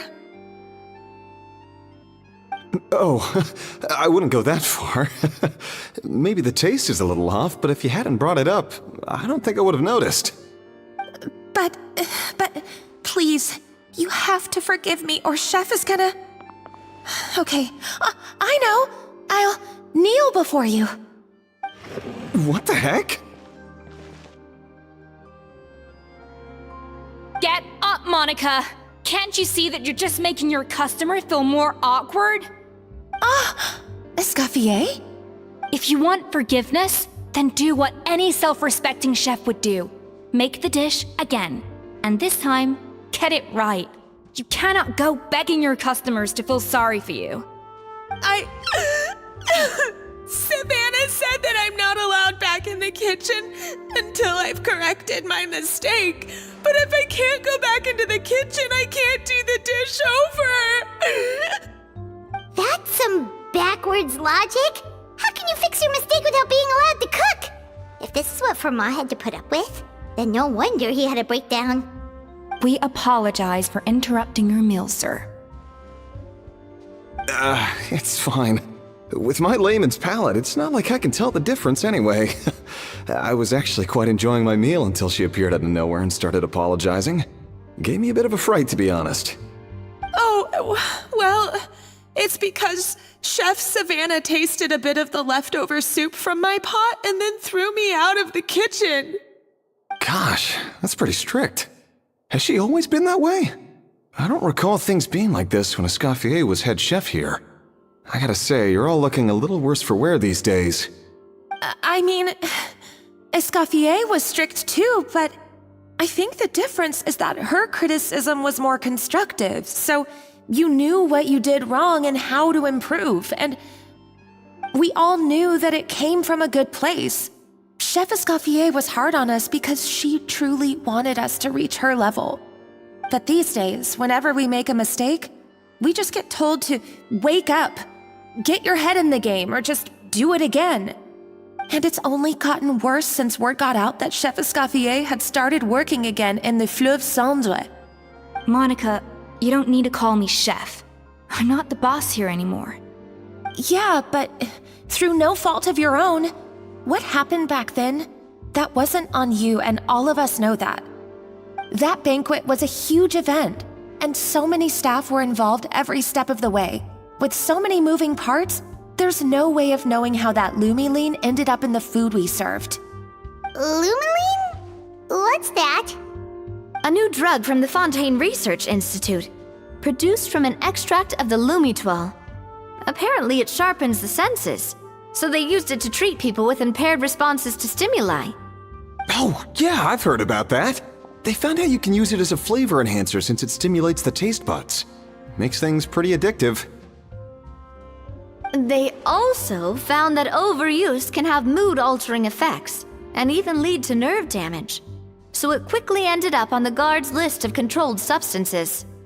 Unfortunately, however, some food products containing the additive had already made it to the market by the time the guards banned it from the restaurant industry. Everyone knows that in all likelihood, someone probably just purchased a batch of contaminated ingredients by mistake. But you took all the blame. We all know why. You just didn't want to see this turn into a place where tensions are constantly running high, because everyone's suspicious of each other all the time. And now look at you, a fry chef in the Fleuve Cendre. What are you trying to say? Sure, the Spina's Tavern is no Hotel de Boer, but come on, it's not that bad, is it? Oh, the Fleuve Cendre, you say? Great. That's where I'm dining from now on. Monica, I'm very happy with my current job. And there's no changing the past. We just have to let bygones be bygones. Besides, at the end of the day, I was the head chef, regardless of whose mistake it was. Ultimately, the responsibility lay with me. If only Savannah was half the boss you were. I'm sorry? Do you have a problem with my conduct as head chef? No, chef. So you do remember who's boss? Escoffier? I thought you'd left this place for good. What are you doing back here? What happened to you, Savannah? Why are you acting like this? When I turned this place over to you, You made me the head chef and gave up your right to tell me how to do my job. You're not the boss here anymore, so stop acting like you own the place. Whoa. Sounds like someone has a chip on her shoulder. Oh, Savannah! My God, have you grown a temper since I last saw you? Have you put even half the amount of energy into improving your cooking skills, or are you still using the Pluie Lotus as an off-brand marcotte, thinking no one can tell the difference? That's none of your business! What happened to not storming in and raising hell? I was not expecting to see something this spicy as soon as Escoffier returned. Huh? Fanasium? Aye, miladies. Might I make a humble suggestion? Given that we have ourselves a tête-à-tête between chefs at the Hôtel de Bord, I dare say it would be de rigueur to settle this the traditional way. The traditional way? That can only mean one thing. That's right. I'm talking, of course, about the tradition established by Modeste himself. The cooking contest! According to legend, the founders of Hotel de Boer, Modeste and Savelli, used this method to resolve all of their disputes. Everything from petty arguments over next week's menu to disagreements over the strategic direction of the restaurant. The cooking contest would decide who had the final say. Huh. Sounds like they had a lot of free time on their hands. Ah, well, it might sound that way to us. But in fact, the cooking contest played an enormous role in motivating chefs to hone their skills, reaching new heights of excellence in the culinary arts. And indeed, the reintroduction of this institution in recent years has surely been instrumental in transforming the Hôtel de Bord into the top-ranking restaurant in Fontaine. Reintroduction? Someone brought it back? Who? What say you, Escoffier? Surely you of all people won't back down from this challenge. It was you who put the rule in place, after all. Sure, I reinstated it, but I'm not a chef at Hotel de Boer anymore. Isn't this bending the rules a little? I see no issue as long as both sides agree to the terms. We could simply treat it as an exhibition of sorts. Savannah, any objections? Exhibition. Huh. No. If we're going to battle it out, let's put it all on the line. If I lose, it's up to you what happens to me. I don't want anything to happen to you. But if you lose, you hand over the Codex de Boer to me. What? The Codex de Boer? Only the legendary handbook written by the original head chef Modeste. It contains all his secret recipes, including Gâteau de Boer. It's the greatest treasure in Fontaine's culinary world. And only the present and former head chefs of the Hotel de Boer have the right to read it. Present and former? Wait, but that already includes Savannah, though. What do you want that old thing for? You have your own copy, don't you? Don't take me for a fool. You know perfectly well what I mean. I want your copy, the original version, the one you took with you when you left us. I'm sorry, I must be missing something. You know, there's no difference between the original and the copy, right? They contain the exact same recipes. Stop trying to change the topic. What's wrong, Escoffier? Scared you're gonna lose to me? Or are you scared of me getting my hands on the original codex?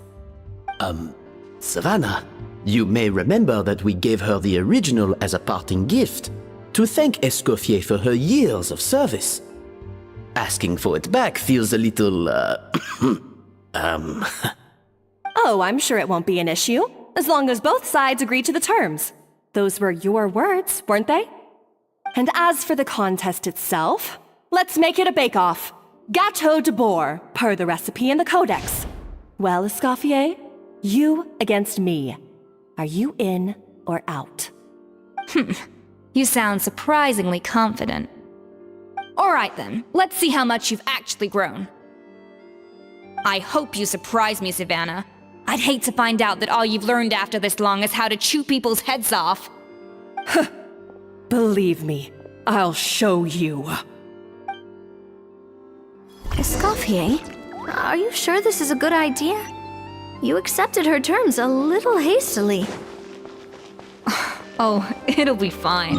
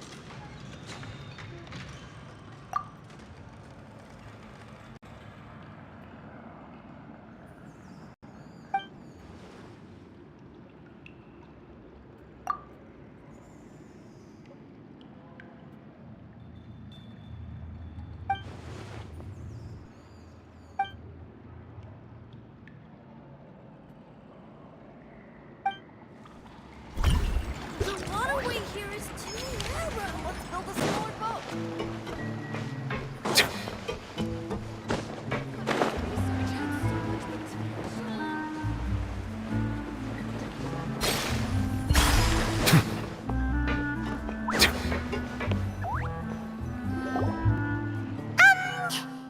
So, this whole bake-off thing kind of came out of nowhere. Was it really sensible to just go along with it? Well, I got a sense that she's holding something back. But we chefs always express ourselves in our cooking. So if she won't talk, this might be the best way to find out what's really going on with her. Huh? Holding back? Sure didn't sound that way to Paimon. Escoffier only picked up on it because she's the same way. Always closed off, never letting you know what she really thinks. That's patently false, at least where your macarons are concerned. I've been nothing but truthful with you about the disgraceful amount of sugar you use. Okay, that's one case where you can keep your thoughts to yourself. Oh, that? Well, it's not so much a recipe book as a diary of Modeste's adventures. Back in the day, he and his good friend Savelli explored far and wide, partly adventuring, partly looking for new ingredients and developing new recipes. Their creations had an enormous influence on the course of Fontaine cuisine, turning it into a much more vibrant and diverse scene. For instance, legend has it that the original Gâteau de Bourg was made using a special secret ingredient that Modeste discovered on one of his adventures. So rare was the ingredient that they could never make more than 16 slices of the cake per day. But everyone who tried it claimed that it was one of the most blissful and invigorating things they had ever tasted. Modeste and Savelli went on to found the original Hôtel de Bourg, which catapulted them to stardom in Fontaine's culinary world. Especially Modeste. He was hailed as a once-in-a-generation genius, and over time, the recipes from his adventure log became known as the Codex de Bourg. Ah, Paimon's heard this kind of story before. Armed with the Codex, the Hôtel de Bourg took its rightful place as the finest restaurant in the land, serving those recipes for centuries to come. Something like that? What? No, of course not. Cooking is a constantly evolving art form. How could any restaurant survive if they only served food that was popular last century? Anyway, never mind centuries. Savelli and Modeste parted ways not even 10 years after their rise to fame. Then, Modeste passed away while he was still in his prime. And that was it. The end of the Hôtel de Bourg's heyday. It fell into decline, and for most of its history, it was just a nondescript place with a couple of cheap tables. It's only in recent decades that it started recovering. Even then, it still took numerous relocations and changes of management before we finally ended up with Vanigem and the restaurant we have today. Oh! So the Codex really isn't all that, then. Paimon figured it was like one of those mystical books they have in Liue's martial arts novels, where the main character learns all their secret powers from. Yes, well, that's fiction, and this is reality. You can't meet the tastes of modern diners by following some ancient recipes from a dusty old book. Case in point. Even the Gâteau de Bourg they sell now is actually Escoffier's reimagination. Wait, really? Why though? Didn't that recipe make it into the Codex? It did, but like I said, it's the dusty old book now, and the records aren't as legible as they once were.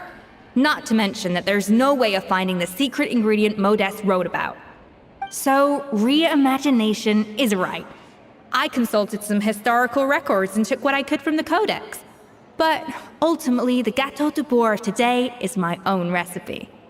As for why we gave it the same name and kept the tradition of only selling 16 slices a day, well, you've got Vanigem's business sense to thank for that.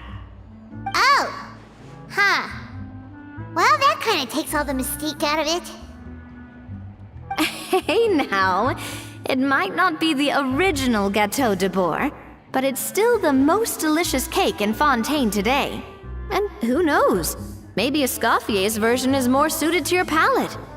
Just think, If the original truly was the perfect cake you're imagining it to be, there's no way the recipe would have been lost to history, right? Not to mention that the Hotel de Boer never would have fallen into a slump. Anyway, before I left my role as head chef, I made a copy of all the recipes from the Codex, including my own improved versions, and turned them over to Savannah. So why is she so interested in the original copy? Could it be a symbolic thing? Like, whoever holds the original Codex de Boer is the true head chef? Well, it was clearly precious enough to give to Escoffier as a parting gift. Meanwhile, Savannah only got a copy. Maybe from her point of view, it's like management doesn't truly see her as being worthy of the role. You think so? The only thing is, it was her suggestion to gift me the original in the first place. Well, a joint decision by her and Venegem. But still. What? Huh. Guess she's had a major change of heart since she became head chef. Yeesh. Who knows? We could speculate forever. Better to just let our Gato do the talking. It means besting her in this bake-off, and then getting her to explain herself, even if I have to beat it out of her with a spatula. However much she's changed since we worked together, I believe that she still has her chef's pride. And if she respects the art, she'll respect the outcome of our contest. Well, I'm confident that you and your spatula can get justice for Froment. All you need to do now is win the contest. But that should be a breeze for you. Let's not get too ahead of ourselves. Gâteau de Boer is very complicated to make. Usually, it takes 3 chefs working in tandem to cover everything. Now, if I had to push it, I could probably do the work of 3 chefs myself. But I'd prefer to play it safe if I can find a couple of assistants in time. Well, that's easy. The 3 of us are veterans in the kitchen. You just need to pick 2 of us. Well, I have heard the Traveler is an accomplished cook, as well as a warrior. But be warned, I will hold you to exceptionally high standards. Think you're up to the task? Oh, count me in too. I've spent weeks perfecting my macarons after your scathing review. Even if it means competing against the Traveler, so be it. I'll show you what I'm made of. Confident. I like it. Alright, let's start with some elementary mise en place. Show me your knife skills. I've always called it chopping stuff up, not mise en place. But it's basically the same thing, right? Oh, Navia. The difference in your case is that mise en place is chopping stuff up without sending juices flying all over the kitchen.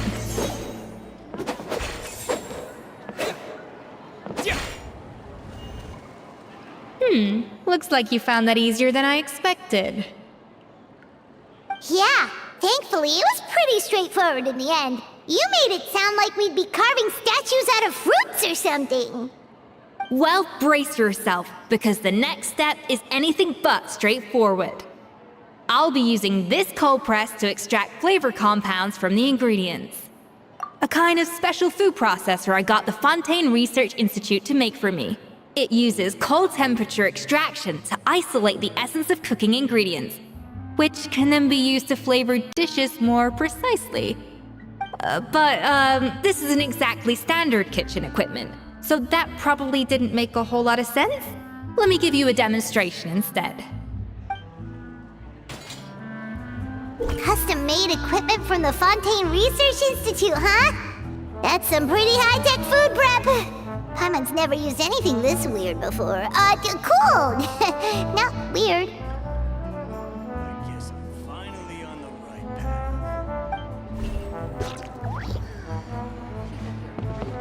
An inspired melange!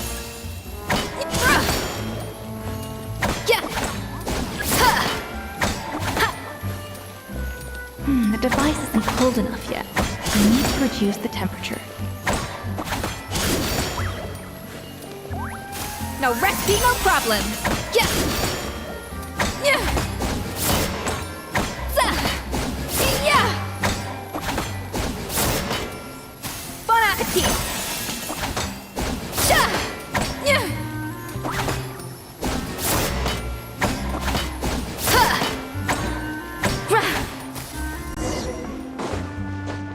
I guess I'm finally on the right path.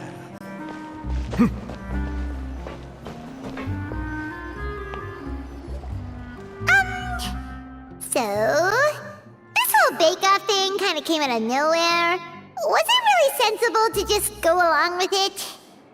Well, I got a sense that she's holding something back. But we chefs always express ourselves in our cooking. So if she won't talk, this might be the best way to find out what's really going on with her. Huh? Holding back? Sure didn't sound that way to Paimon. Escoffier only picked up on it because she's the same way. Always closed off, never letting you know what she really thinks. That's patently false, at least where your macarons are concerned. I've been nothing but truthful with you about the disgraceful amount of sugar you use. Okay, that's one case where you can keep your thoughts to yourself. Oh, that? Well, it's not so much a recipe book as a diary of Modeste's adventures. Back in the day, he and his good friend Savelli explored far and wide, partly adventuring, partly looking for new ingredients and developing new recipes. Their creations had an enormous influence on the course of Fontaine cuisine, turning it into a much more vibrant and diverse scene. For instance, legend has it that the original Gâteau de Bourg was made using a special secret ingredient that Modeste discovered on one of his adventures. So rare was the ingredient that they could never make more than 16 slices of the cake per day. But everyone who tried it claimed that it was one of the most blissful and invigorating things they had ever tasted. Modeste and Savelli went on to found the original Hôtel de Bourg, which catapulted them to stardom in Fontaine's culinary world. Especially Modeste. He was hailed as a once-in-a-generation genius, and over time, the recipes from his adventure log became known as the Codex de Bourg. Ah, Paimon's heard this kind of story before. Armed with the Codex, the Hôtel de Bourg took its rightful place as the finest restaurant in the land, serving those recipes for centuries to come. Something like that? What? No, of course not. Cooking is a constantly evolving art form. How could any restaurant survive if they only served food that was popular last century?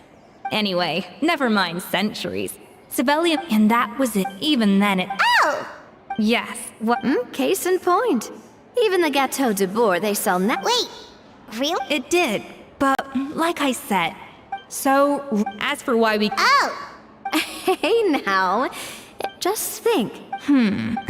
Anyway, before I left— Could it be— Well, it may be from her. What? Who knows? We could speculate forever. It means besting her in this bake-off. And then, however much she's changed since we— Well, let's not— Now, if I had— Well, that's— Well, I have heard the Traveler is an accomplice— Oh, count me in, even if it means I've always called it chopping stuff up, not mise en place. But it's basically the same thing, right? Oh, Navia. Looks like you found that easier than I expected.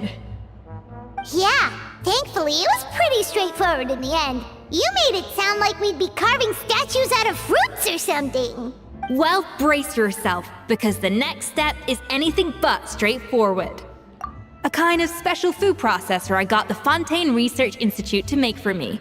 It uses but this isn't exactly standard kitchen equipment, so that probably didn't make a whole lot of sense. Custom-made equipment from the Fontaine Research Institute, huh? That's some pretty high-tech food prep. Paimon's never used anything this weird before. Cool! No, weird.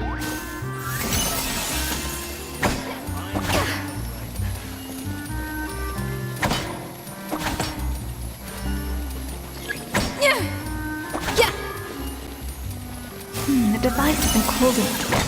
I need to reduce the temperature.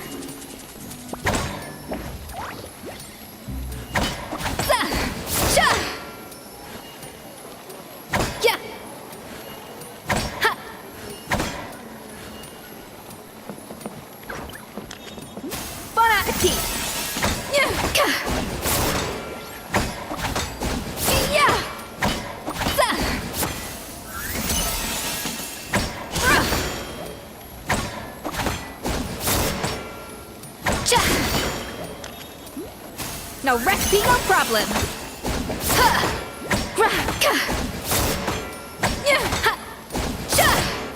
An inspired melange.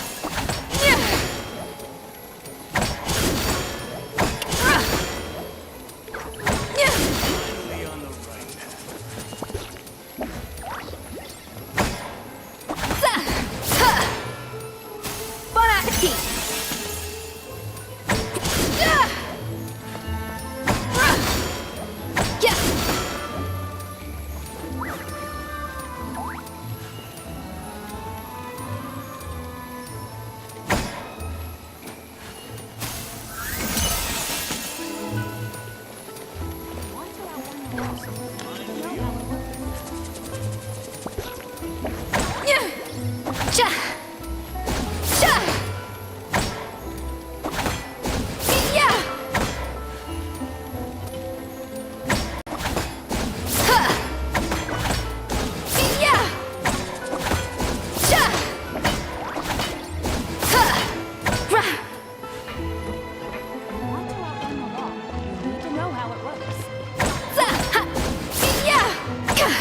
An inspired melange.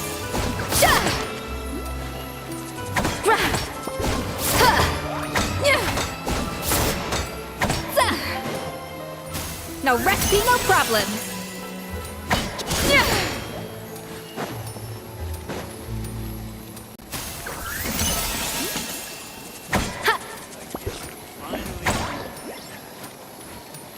A little amuse-bouche.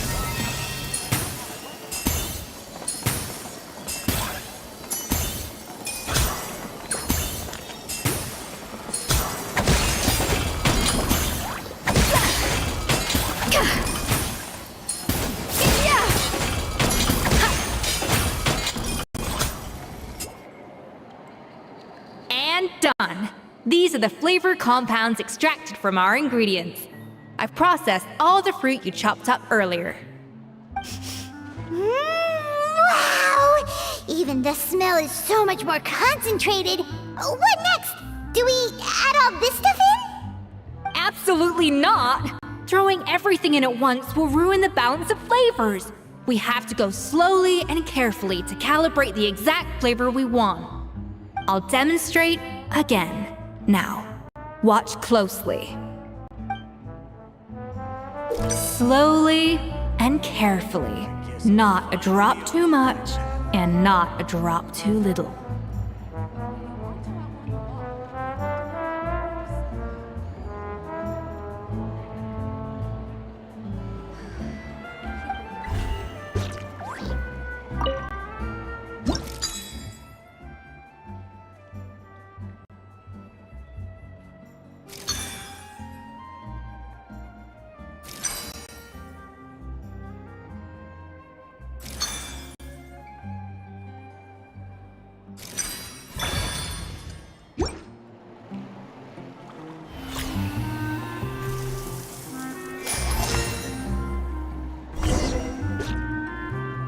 And voila!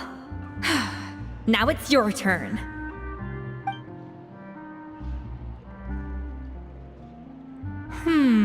Not terrible.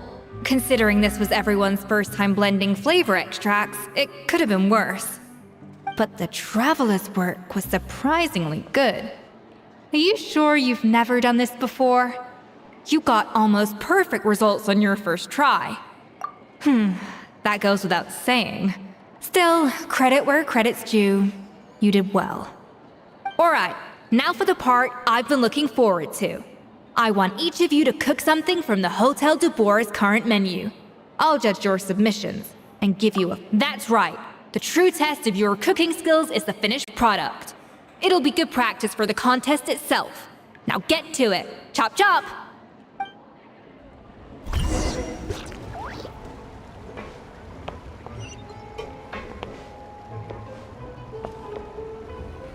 guess I'm finally on the right path. How's it going? Have you picked a dish yet? Choose wisely. I expect you to present the most delicious thing on the menu.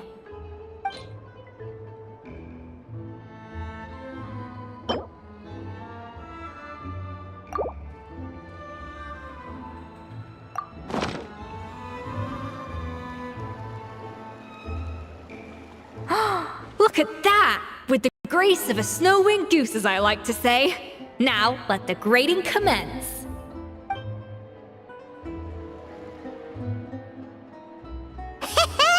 Pretty good, right?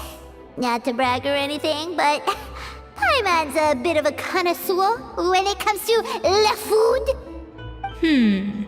6 points. What? Oh, well, fair enough. Paimon doesn't cook all that often, so as long as it's a pass. That's 6 out of 100. What?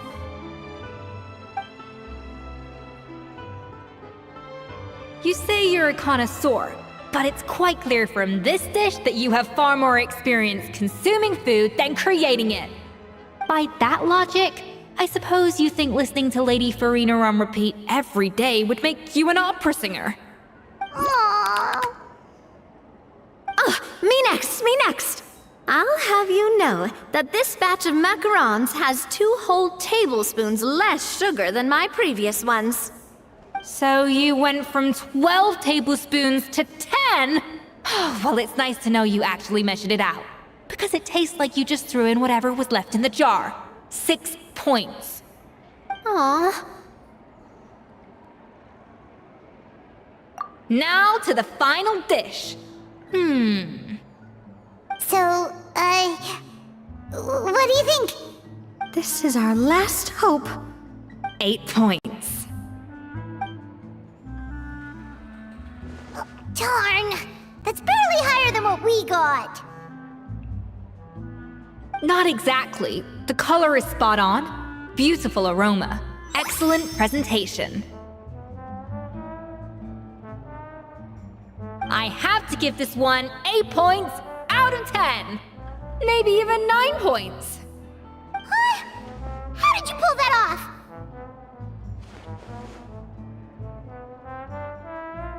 Don't get me wrong. There's room for improvement. But still, this is clearly the work of an accomplished chef. I can tell that you've put many hours of work into honing your skills in the kitchen. I can really taste the grace of the snow-winged goose in this dish. The traveler's journey, with all its trials, tribulations, and setbacks. Not to mention the frustrations of having a picky eater for a partner. Hey, you made that last part up! No way did you taste that! Well, it looks like I lost fair and square. I guess you'll be taking the Traveler as one of your assistants then? But if it takes 3 chefs, that still leaves 1 slot remaining. Maybe Paimon and Navia should keep practicing and see how it goes? Chef Escoffier! Oh, it's Hilaire! What brings you here? I heard the news about the cooking contest. You're doing Gâteau de Bourg, right? I was just wondering if you needed any help? And you think you're up to the task, do you? Oh, no, I know I'm not there yet. It's actually my dad who wanted to help. Firma, last I heard, you could barely get out of bed. Chef Escoffier, Navia, Traveler, thank you all so much for everything you're doing for me and my family. I've had enough of sitting around at home while you run yourselves ragged. If you let me, I'd like to help you win this cooking contest. Yeah, I was gonna say the same thing. Don't you worry. I'll be fine. I'm feeling much better now. I'm sorry. I know I've been rather useless these past few days, but not anymore. The fact is, I'm a fine chef, despite recent events. I've proven myself in the Hotel de Bourg kitchen, so if anyone's qualified to work under Chef Escoffier, it's me. I think. I mean, I hope so. Firma, have you even set foot in a kitchen since leaving Hotel de Bourg? I have not, but I'm fully rested now. I know I can handle it. I'll prove it. Let me whip something up for you right now.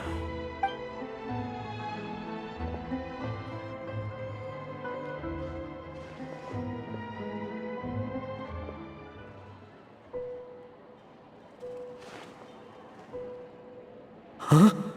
That's strange. Why are my hands shaking?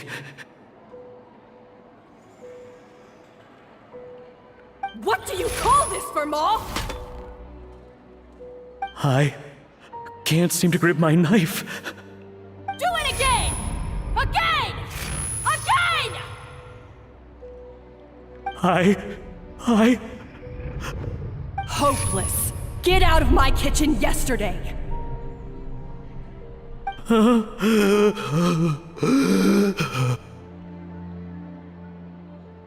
Dad! What's wrong? I don't understand. I was feeling so much better, and then Will I never be able to work in a kitchen again? Dad, talk to me. What happened? I think the real issue here is not physical exhaustion, but psychological trauma. Monica, when did you get here? Probably because you were all concentrating so hard on your cooking. I didn't want to interrupt your flow. But anyway, Verma, I'm so sorry. If only I'd known how serious your situation was, I would have stood up for you sooner.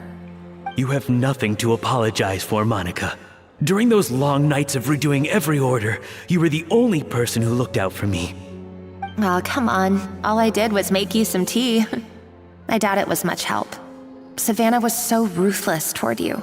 I probably should have brought you something stronger. She sounds like the worst. All right, another Savannah horror story. Let's hear it. She's been getting harsher and harsher on us ever since she heard about Escaffier's new role in the Fleuve Cendre. Seems like no matter what we make, she'll find something wrong with it. What is this? It looks like a dog's been at it! In the trash now! Then she orders us to redo the dish again and again, but we never know what's going to make her happy. Do it again, do it again, do it again! Every time you remake it, you just get another earful from her. Either straighten yourself out, or get out of my kitchen! So now, it seems like just picking up a kitchen utensil gives me flashbacks of her yelling at me. Oh man, that must be awful. The more I want to get it perfect, the more my hands shake, and the more scared I am of making another mistake. How can you give up so easily, Firma? You weren't a quitter when you were working for me. And even under Savannah, you talk about working late into the night trying to perfect your dishes. That says to me that you still hadn't lost that determination to prove yourself. What changed? I don't know what's come over me. When I think back, I just remember feeling like my heart and my hands were growing heavier and heavier as the shift went on. Each time I had to redo a dish, my heart sank a little further. Maybe Savannah was right. Maybe I am just hopeless at this. Dad. I see. Well, it sounds like there are some deep issues at work here. Ones that won't be resolved by merely seeking compensation. I will win this contest, and after that, I encourage you to approach Savannah and talk this out. But what if you can't find another assistant in time? Clearly, I'm in no state to help out. You think being one person short will ruin my chances? Let's not forget, I taught you and her everything you know. Even if I had to go it alone, I would present the perfect gâteau. Oh, well, Paimon and Nadia will still keep practicing, just in case. And so will I. Yeah! And if worse comes to worse, we can always get the Spina di Rosula to put out an emergency call for chefs. There's gotta be someone out there, right? Actually, I thought maybe I could help. That's sort of why I'm here. What? Why didn't you say so? I was going to, but then... well, this is the first chance I got. You do this for us? Thank you so much, Monica. Alright, fine by me. But aren't you still working for Savannah? Joining the other side seems like a guaranteed way to put your future employment in jeopardy. I know, but it's all right. I've made up my mind. With the way things are, I can't keep working for Savannah much longer anyway. Unless I want to become the next Fermat. I'm done with sucking it up. It's time to try and turn things around. If this cooking contest can get Savannah to see the error of her ways, then I'm sure she'll forgive me for this. Well, Hyman didn't think we'd be poaching from Savannah's staff to get our third person, but there you go. Anyway, Monica's a professional chef, so nothing could possibly go wrong now. Great! Then it's settled. And to congratulate you all on making the team, I propose a Spina-sponsored meal to celebrate. Spina-sponsored? Wait, you mean I'm cooking? Well, I promised the traveler a feast in the Fleuve Cendre. And I know how much you've been looking forward to it. Yeah! Feast, feast, feast! All right, if you insist, then prepare for some of the finest food of your lives.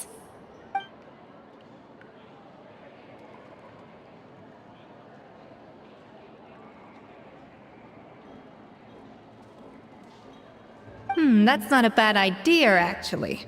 Wait, hold on. You need to finesse that further.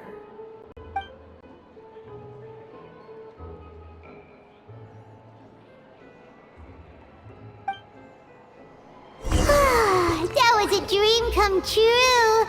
Paimon never knew Fontanian cuisine could be this good.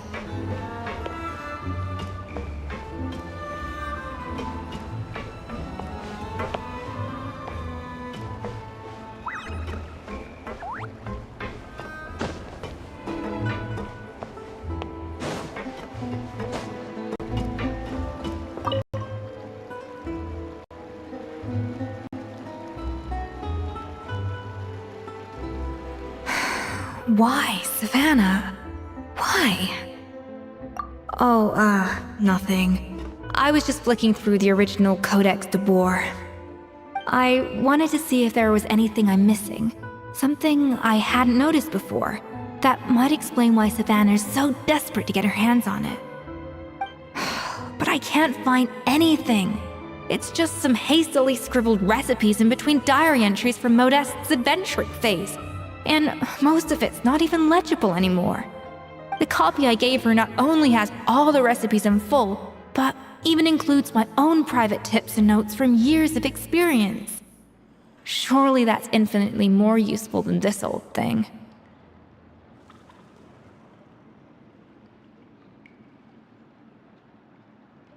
Yeah, maybe. Still, it's just hard for me to imagine that the Savannah I knew would go to all this effort just to make a point. We were. At least I always thought we were. She was a little shy, but meticulous with everything and everyone she dealt with. She made a few mistakes here and there, but she was quick to correct them whenever they were pointed out.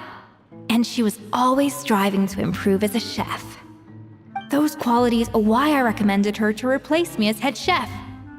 I never imagined for 1 second that she'd cause Fiamma and the other staff so much grief.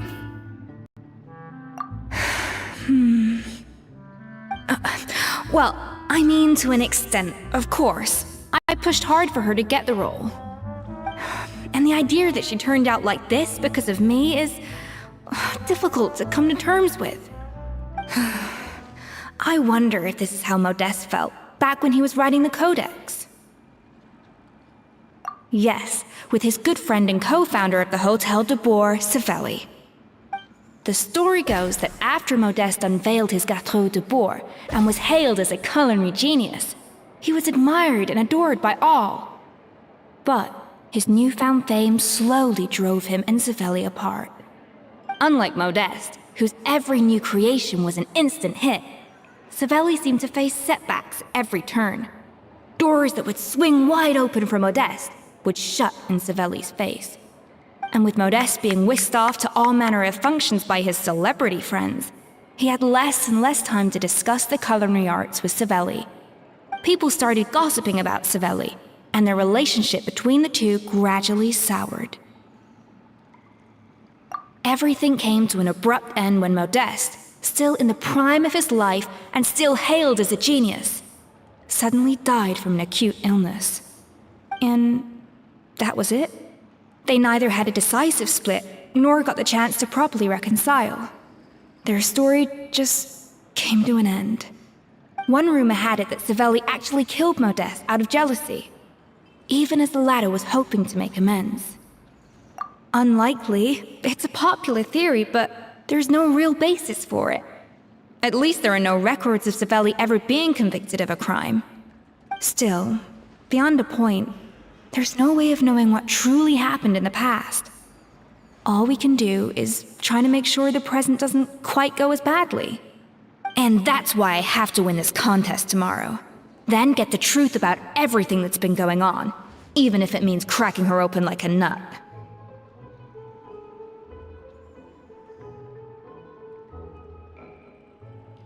Really? Well, I like the confidence. Don't let me down tomorrow, then. You better bring your A game.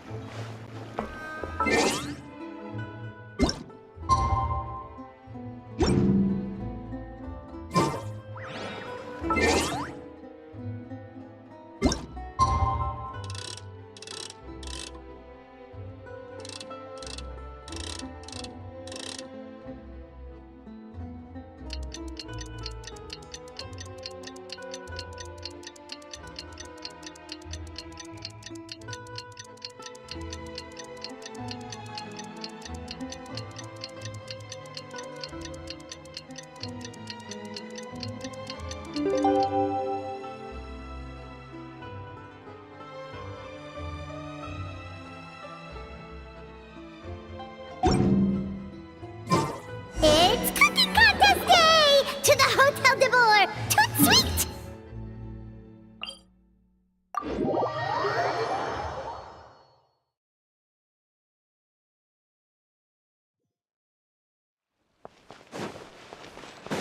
Did you hear the news? Escoffier's coming back for a cooking contest.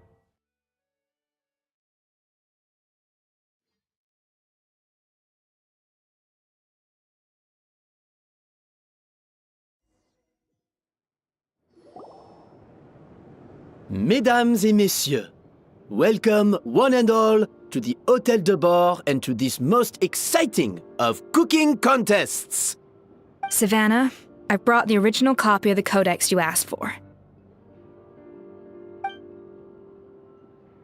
Monica? Huh. In the interests of fairness, this contest will be conducted in a double-blind format. Once the dishes are complete, they will be sent to the back of the kitchen where they'll each receive a label. The labels will be placed out of sight underneath the plates, only to be revealed after the judges have sampled them and reached a final verdict. This is to ensure that no one will know which dish is made by which contestant. As one of the judges, I promise to be fair and impartial. When my meal got interrupted yesterday, I never thought this is how they'd make it up to me. Getting a seat on the judging panel is a pretty sweet deal. Both contestants have taken their positions. Then, without further ado, let the Hôtel de Bord cooking contest commence!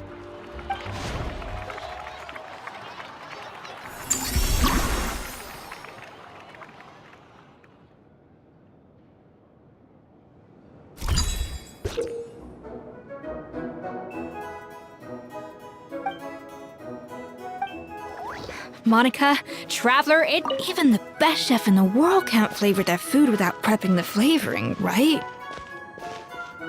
Alphonse, Gaspard, get to work! Do not disappoint me.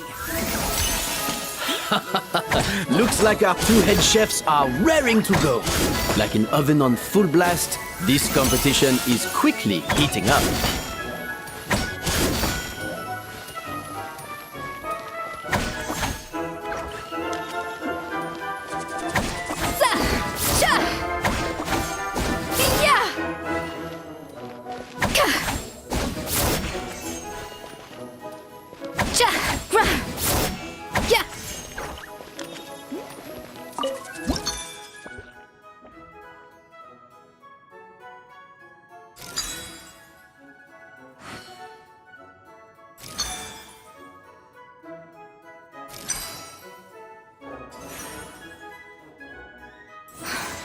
Stay calm, Escoffier. There has to be a way to balance the flavors. Just think.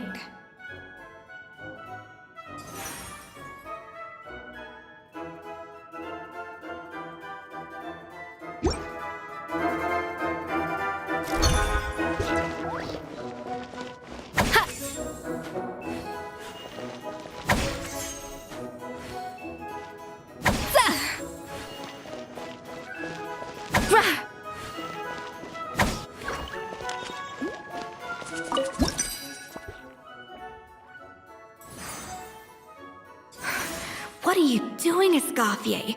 Your team's waiting on you.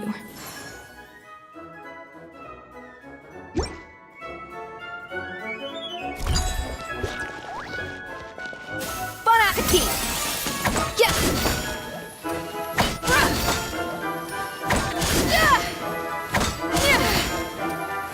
An inspired melange!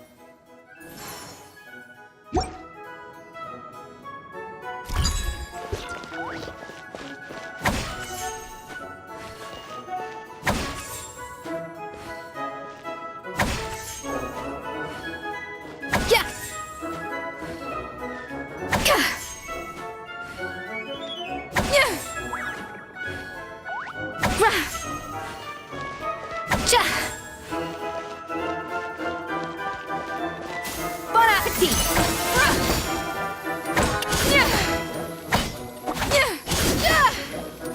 No recipe, no problem.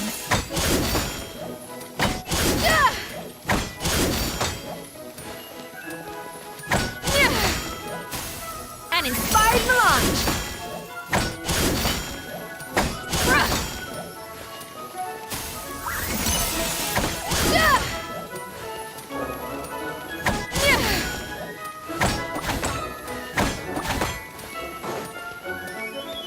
Bon appetit!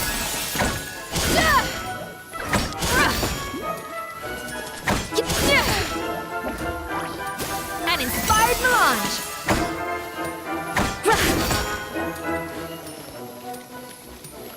No recipe, no problem.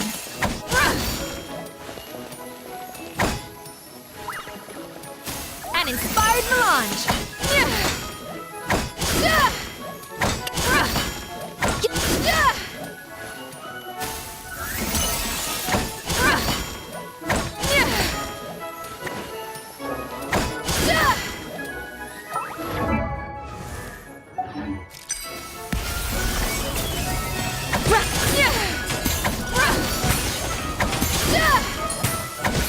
should be enough flavoring.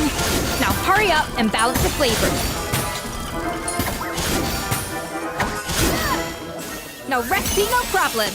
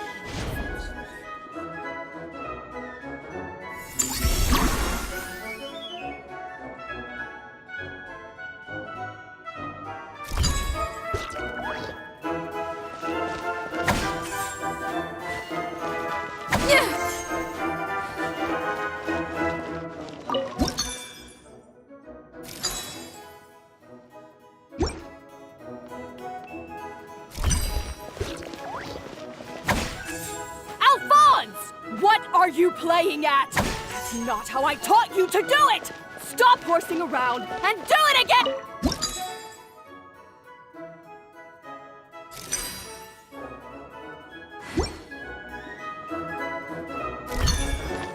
Yes, Chef! Oh, tension in the ranks on Team Savannah. Will this slow their progress?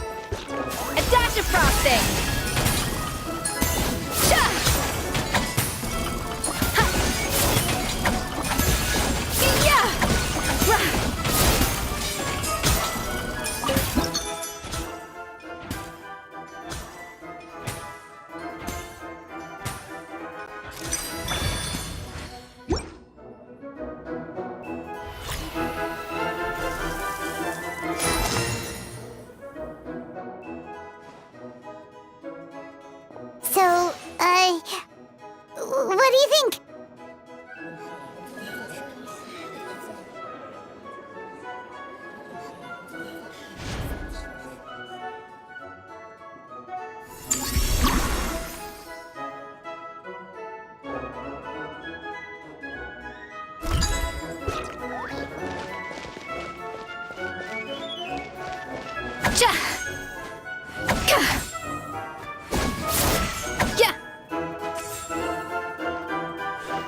Escoffier is already on the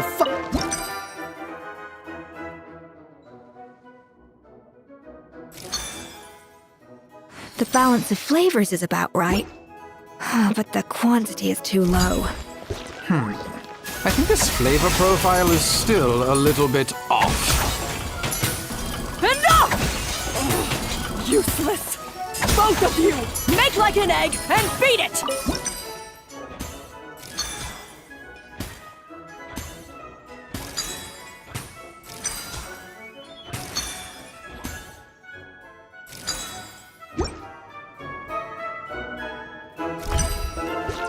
Wow! Is Savannah serious? Can she really make up for lost time working alone?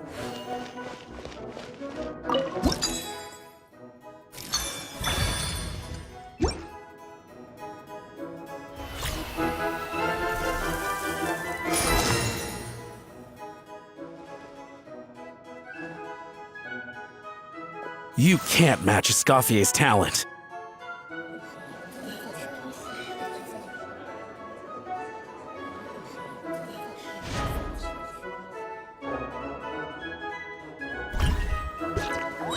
I present to you Gâteau de Bourg.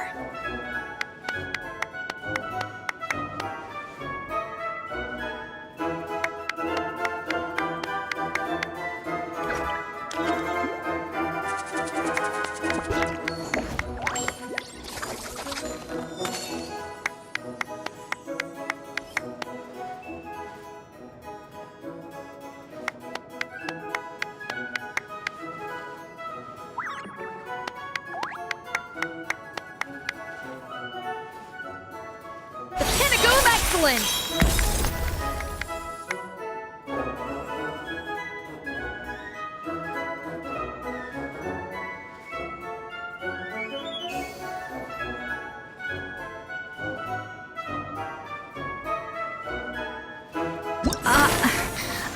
I was just exercising caution. I had to make sure everything was perfect.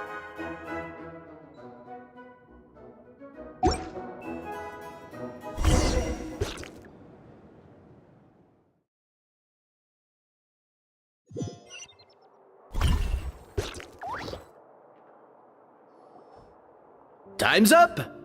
Contestants, please take your dishes to the back.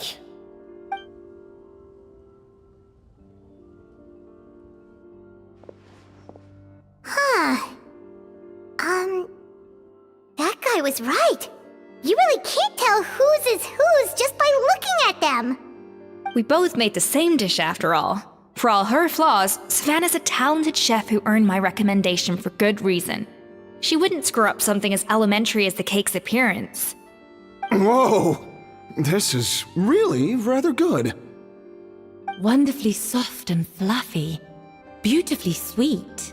This is a masterclass in how to make Gâteau de Bourg.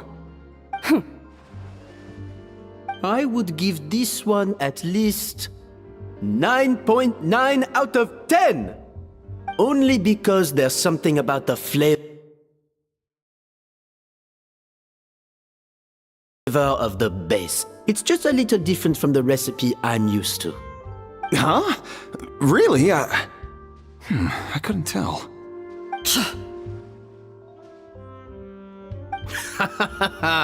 All right, on to gâteau number 2. I haven't had a single bite and already this aroma is a delight to the senses. I have a feeling that this gâteau will be a gâteau for the ages. How exciting! I'm gonna dig in.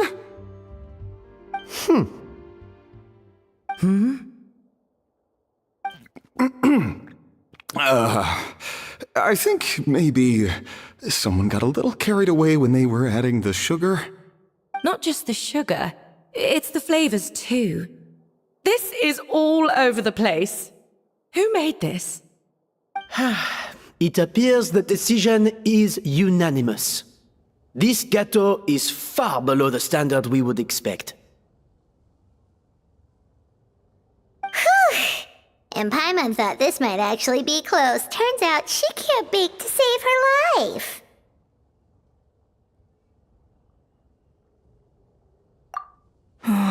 Something's not right here. Savannah may not be perfect, but no way is she this sloppy. I can now declare that the creator of the first gâteau has won this cooking contest. Now, all that remains is to turn the plate over and reveal the chef's name underneath. What? It's Savannah? No, that's impossible! Hey, Savannah! You cheated, didn't you? You cheater! What did you do? Oh, you swapped the plates, didn't you? Well, someone's a sore loser. These cakes went from the oven to the judge's table without me ever laying a finger on them. And everyone here can attest to that. It was Van Gem's staff who labeled them in the kitchen. If you're looking to accuse someone, why don't you start with them? Isn't it more likely that Escoffier's lost her edge? Oh, or maybe her assistants let the team down. You take that back! Judges, we demand a rematch.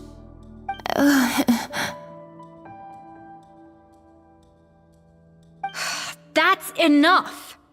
What's done is done.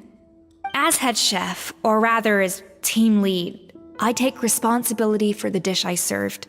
Whatever went wrong and however it happened, I should have spotted it.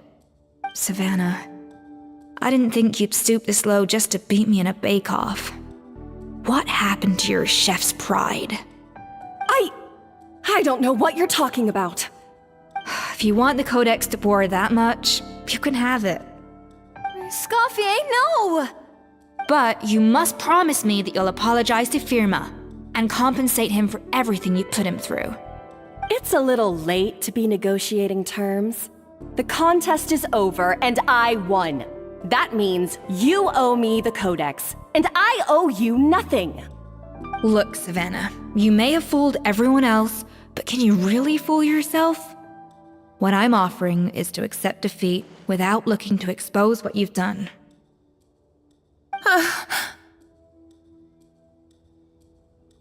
But only on the condition that you promise to stop putting so much pressure on your staff. Fine. I'll treat this as your final handover of duties from one head chef to the next. So, will that be all, ex-head chef? Or is there any other unfinished business you'd like to leave in my hands? I didn't mean that to be a scolding from your former boss, just a word of advice from a fellow chef and a friend. But I don't know if you're even open to input from other people anymore. I know what I'm doing. I don't need your advice. All right, fine. I'm glad to hear it.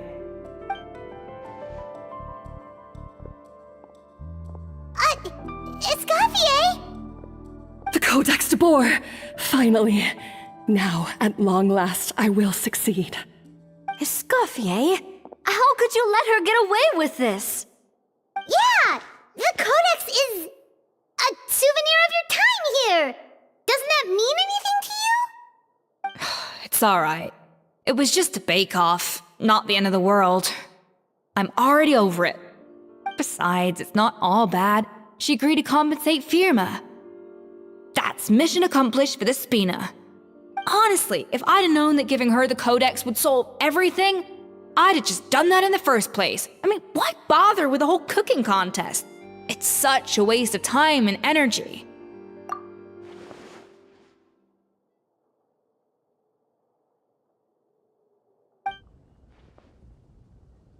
No. No! This doesn't make any sense! Huh? That's it? No secrets, no nothing? I don't believe it! This can't be happening. Oh, Chef Savannah! Savannah?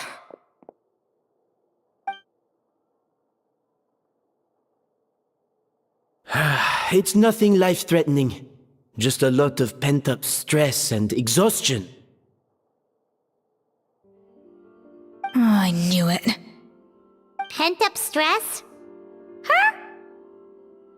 The truth is, however hard she might be on the rest of us, the person she puts the most pressure on is herself. Yes, there are nights when she makes us redo things over and over into the wee hours. But for her, it's every night. She'll hide herself away in the kitchen, working on new techniques and recipes, and only realize how long she's been at it when we come to work the following morning. But why? Why would she do that? Our best guess is she doesn't want to be seen as less of a chef than Escoffier. And there it is. Even so, that's no excuse for taking her anger out on the rest of you. Yeah, and it's definitely no excuse for cheating in the cooking contest. About that, we honestly have no idea how she did it. We were focused on our own work the whole time, like she asked. Leone and Algalia were the ones I tasked with labeling the cakes. I've already spoken to them both. They're at a loss to explain it too. Not to worry. Come on, join me downstairs. I'll interrogate the guilty Gateau myself.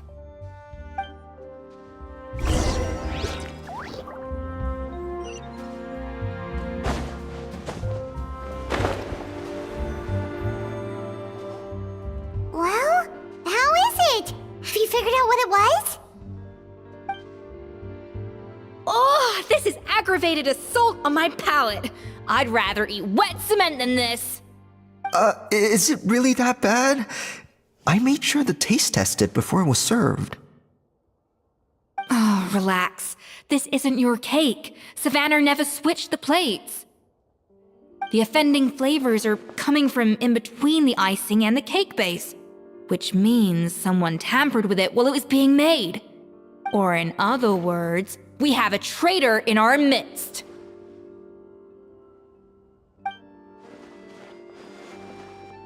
I'm sorry. I was forced into it. It was Chef Savannah. She said if I didn't cooperate, she would... Calm down, Monica. I've already accepted defeat. And if I wanted retribution, I would have brought this up when the results were announced. Whatever's going on with you, just spill the beans. There's no need to hide it.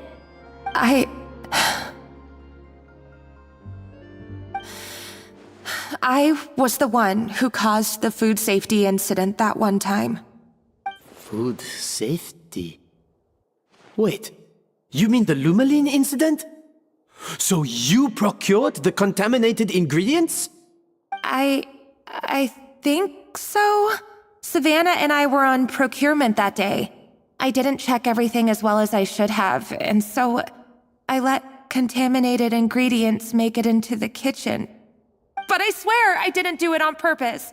I had no idea there was an issue with them, and I didn't know it would end up with Escoffier going to jail.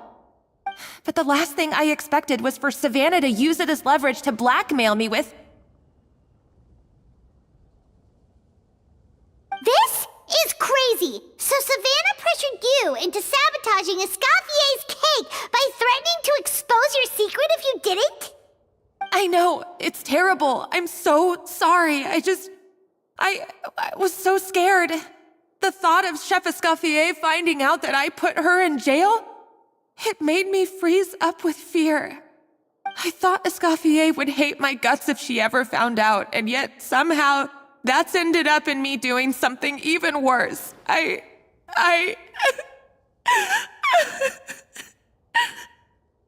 Seriously? All this fuss over a little slip-up? Huh? Firstly, it's not like I got a life sentence. I did my stint at the fortress, and now I'm out. And secondly, I had my own reasons for leaving the Hotel de Boer. This wasn't the only factor. So, you don't need to feel ashamed or frightened or anything like that. Any more than you need to add butter when you're pan-searing foie gras. You mean...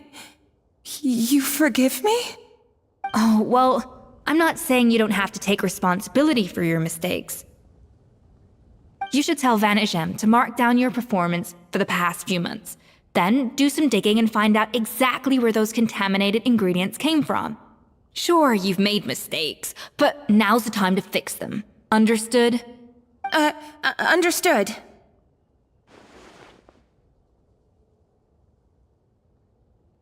Good. Now, back to Savannah.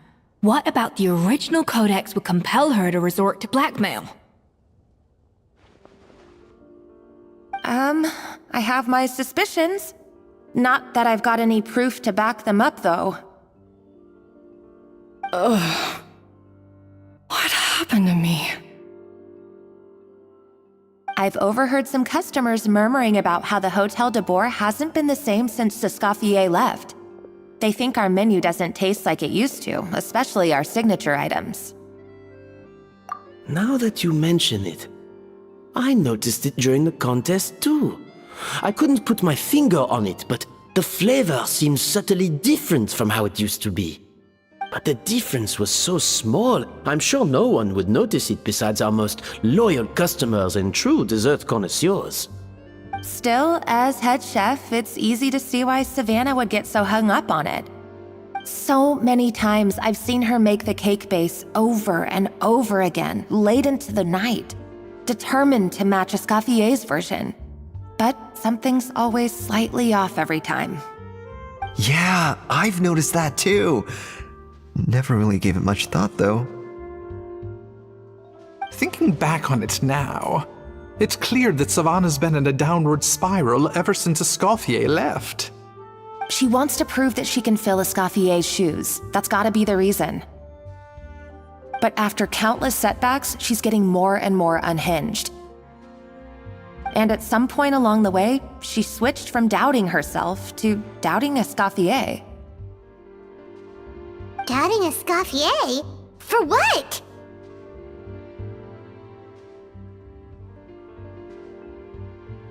Yeah, it would explain why she was bent on getting the original at any cost. She must have thought Escoffier purposely omitted key details from her recipes when she copied them out. Also, she could retain her place as the #1 chef in Fontaine, the only one privy to all the secrets of the trade. Oh, for goodness sake, what a stupid idea. Of course. Then she finally got the codex only to discover that the secret recipes she's been pining for don't exist at all. Seeing how utterly wrong she was must have been a real shock to the system. It probably brought up everything at once. It overwhelmed her, and she passed out. There's still one thing that doesn't make sense, though. If Savannah had the real recipe all along, how come it tasted different? She might not be on the same level as Escoffier, but surely after like 50 attempts, she'd get it right one of those times. You'd think so, but geniuses like Escoffier are in a league of their own.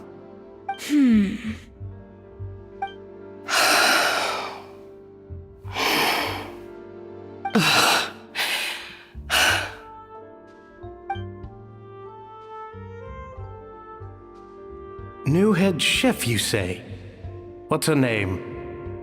I don't think I've heard of her before.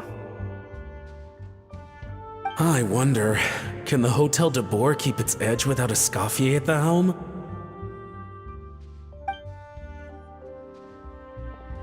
This tastes different from last time. Is it undercooked or something?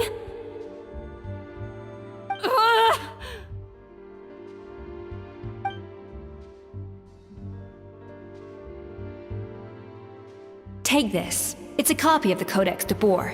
From now on, you will be its keeper.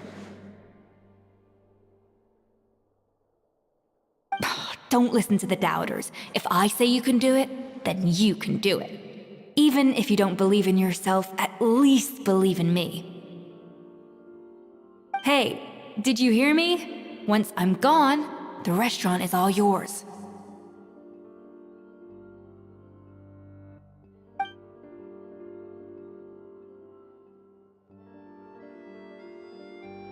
All this time, I've been blaming other people, but maybe I'm the problem.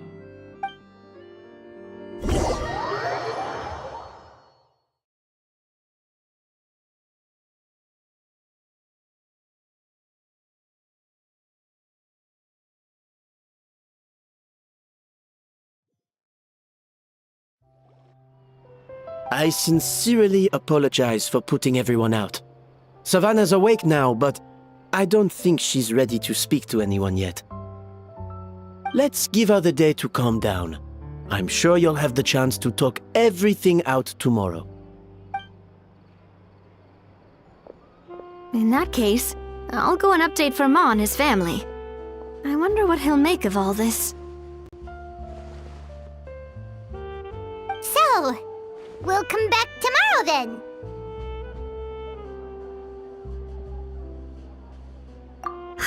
That was a long day. I think I've earned myself a sweet treat when I get back home. Oh, nice! Macarons? Or are you gonna switch it up this time?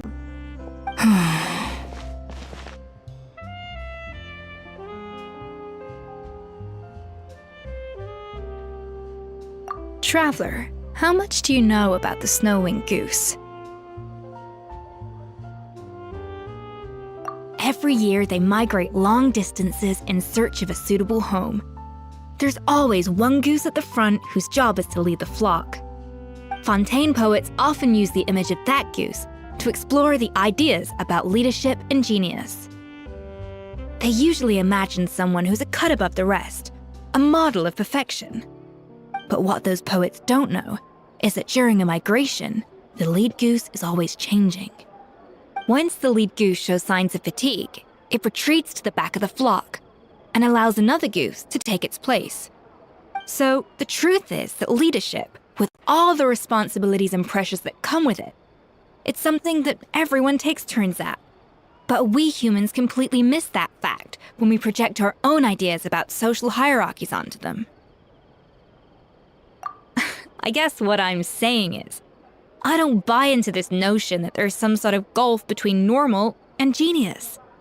Cooking is a science, not magic. Given the same ingredients, same recipe, and same environment, I see no reason why two different people shouldn't be able to create the exact same dish. Of course, some people have a more sensitive palate than others, and some people are just born bolder or more conscientious. But these are all variables that can be accounted for with time and practice. I'd have no reason to expect so much from others if I believed that perfection can only come from the hands of a genius. The only reason I hold people to high standards is because, well, I believe they're capable of greatness. Okay, I've made up my mind.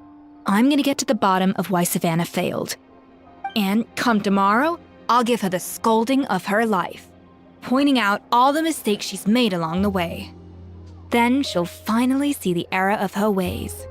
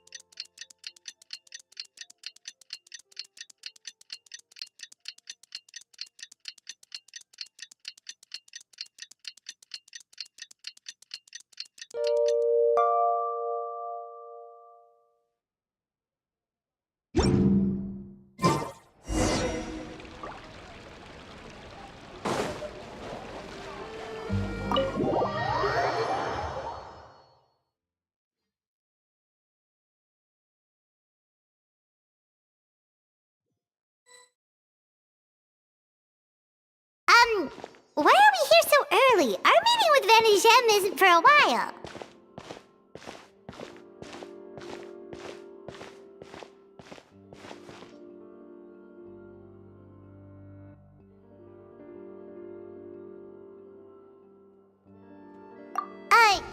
Check on her? Why? What happened?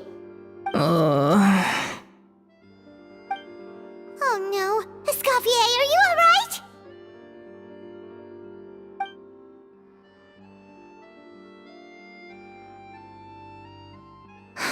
I'm fine. Just need to get some more coffee in me. Huh? What happened to my coffee? Did I really drink it all? Alright. Thanks. I appreciate it. Well, there's cooking facilities here. Or we could just grab a cup of coffee from Cafe Lutece, but either way, hurry!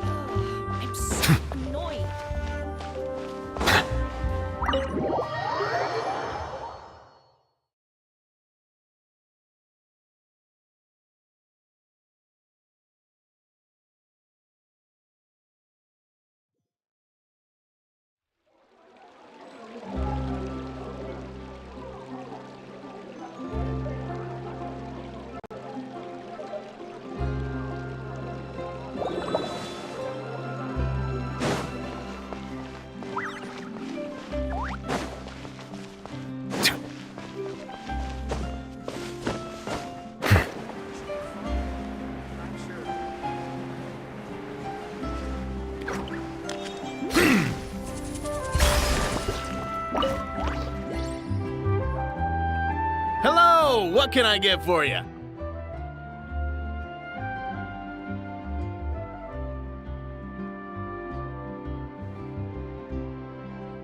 Sure thing. We're here to go. Huh? Oh, I see. First cup of the season. Yeah, I get it. Young people these days do love their little surprises.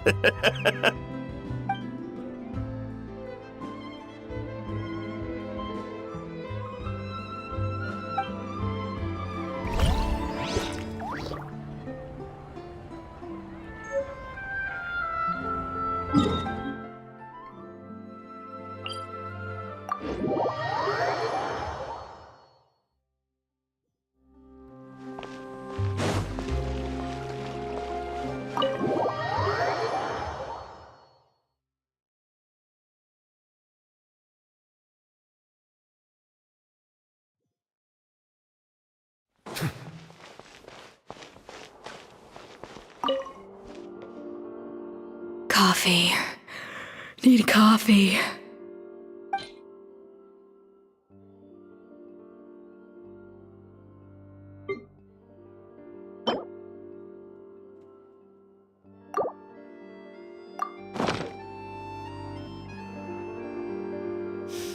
I smell coffee. I feel much better now. Thank you so much, Traveler and Paimon. Glad to hear it, but make sure to catch up on your sleep when you get the chance.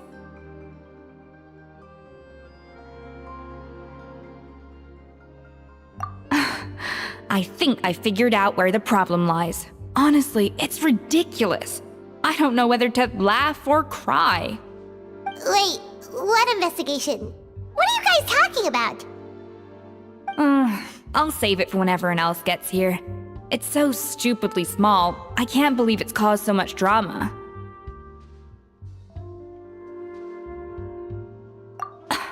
Yes, except my failures were stepping stones to success.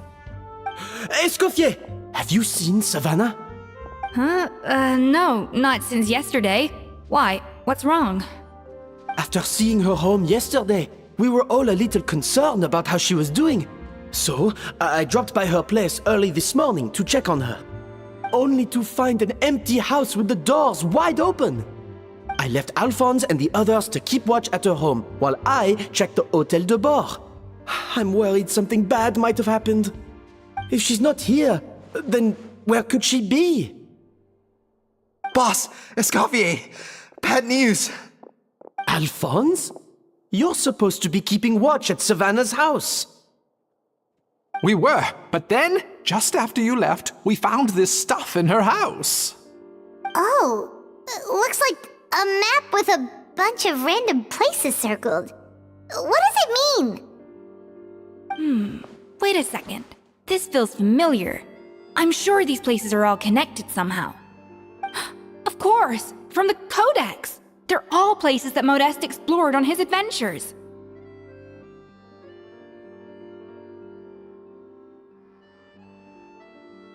Yeah, but I don't understand. The adventure logs in the Codex are too fragmented to be of any use. How come this map shows all the missing details? The Codex de Bord? Then, this place marked in red out at sea. Could that be the fabled birthplace of Gâteau de Bord? Seriously? So now she set her sights on finding the original recipe and beating Escoffier that way? Geez, Savannah. Anything to overcome a Gâteau plateau, huh? Ugh, idiot! Does she have a death wish? Those ruins are thousands of years old. Hold on, there's more. Besides the map, we also found these letters.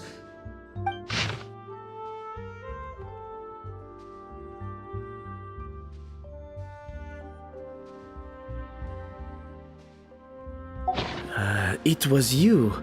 You let the Lumaline through, didn't you? It sounds like a threat letter. Does this mean that Savannah was responsible for the safety incident? And not Monica after all? Retrieve the Codex by any means necessary. So the cooking contest and the cheating. Someone else was behind her pulling the strings? She's keeping the true recipe to herself. Ugh, this is all such a mess! Paimon needs a set. First, we thought that Savannah forced Monica to cheat in the cooking contest. But now, it turns out that someone else forced Savannah to force Monica to cheat?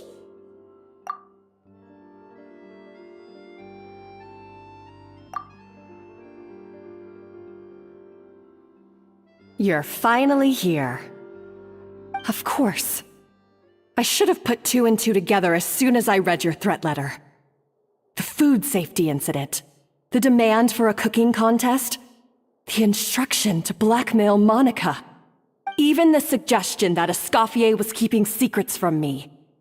It was all part of your grand plan, wasn't it, Monica?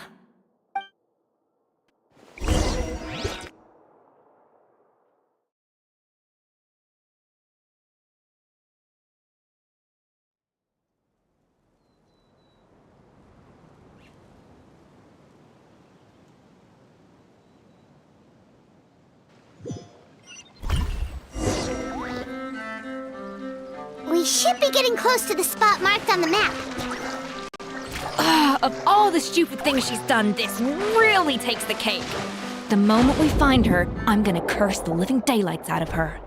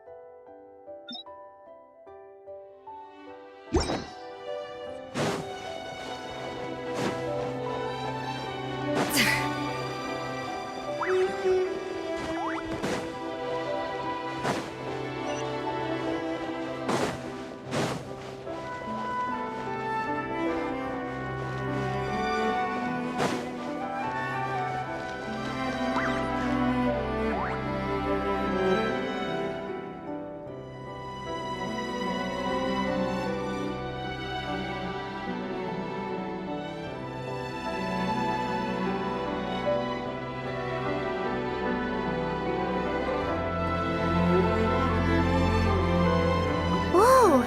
This place looks like an underwater restaurant, doesn't it? Suddenly, the idea of an adventure chef finding secret ingredients makes a whole lot more sense. I think Modest's codex mentioned this place. A public bath from the time of Remoria. So yeah, definitely the kind of place that would have served food and drinks. Huh? Some blubber beasts have come to join the party? How did they get here?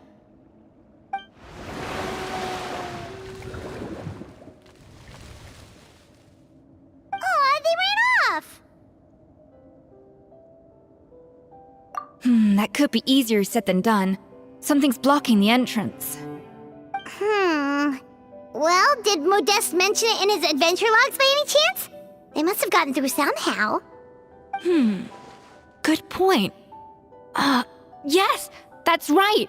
It's coming back to me now.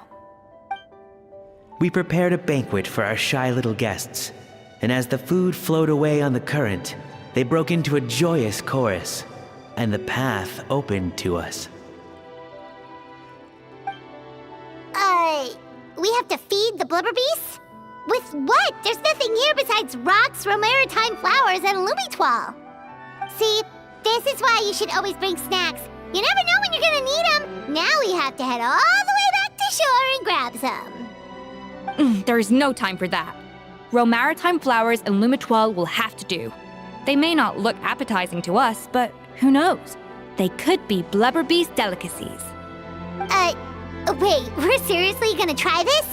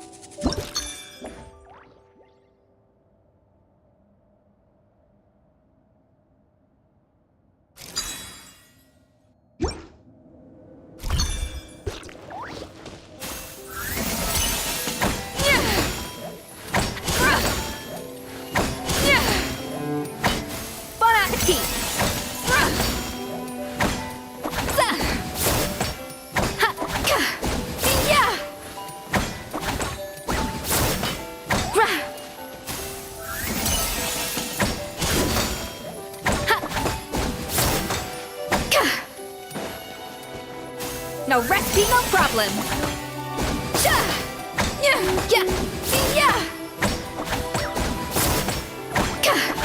An inspired melange.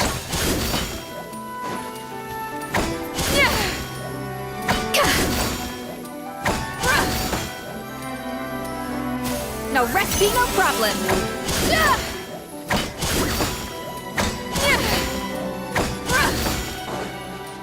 Bon appetit.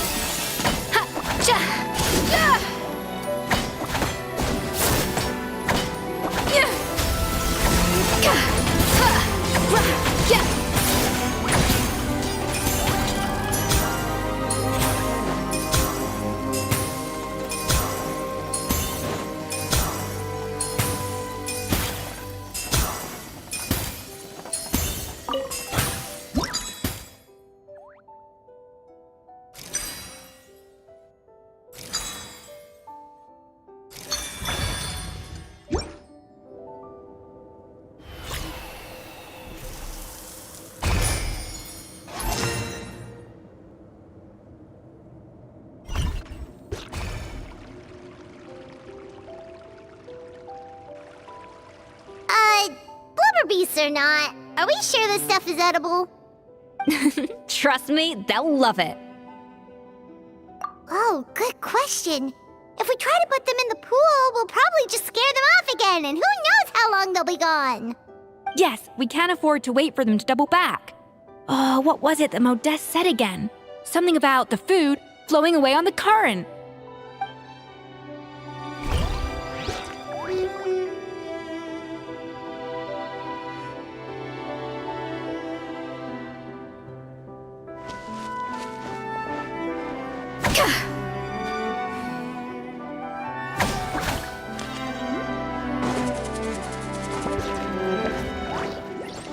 Hey, be careful! Scare them off too much and they might not come back again.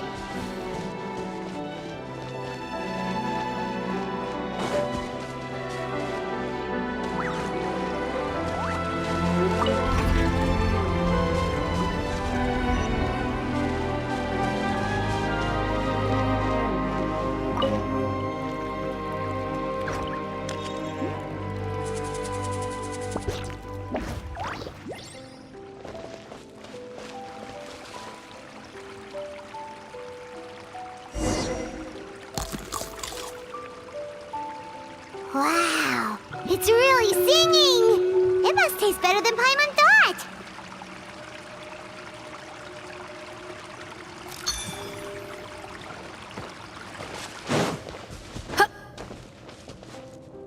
Up to the freezer!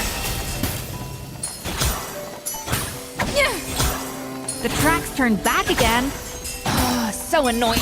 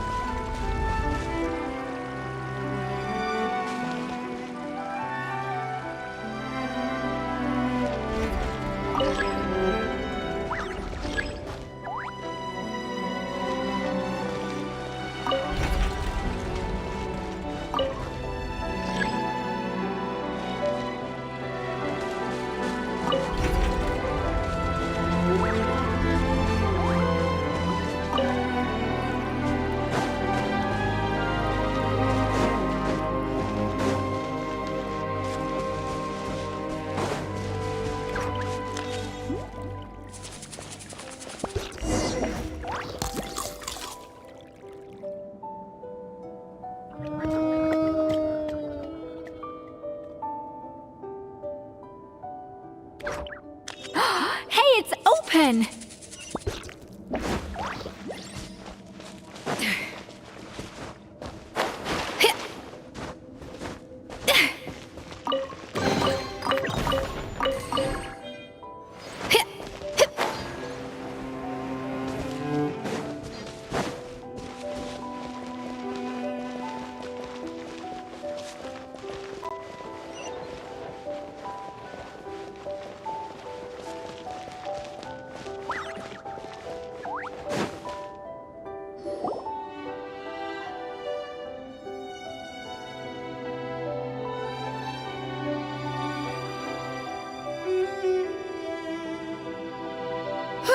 Hey, give me your water.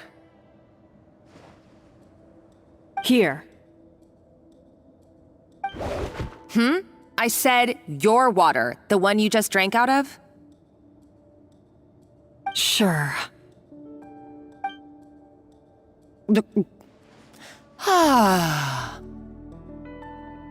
All those years slaving away under Escoffier, and then you. Today, it's finally paying off. Not only have I found the ruin that Savelli kept hidden, but I also get to boss you around like my little lapdog. Hey, go scout ahead for me.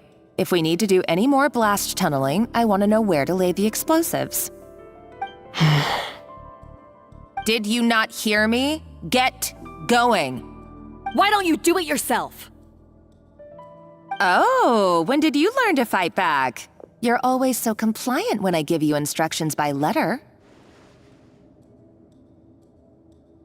That's because you threatened to expose me for the Lumiline incident. I swear, if I'd known what you were planning, I'd never have... Ha! Don't be so self-righteous. Admit it, you've always been jealous of Escoffier. That's why you lapped up everything I told you.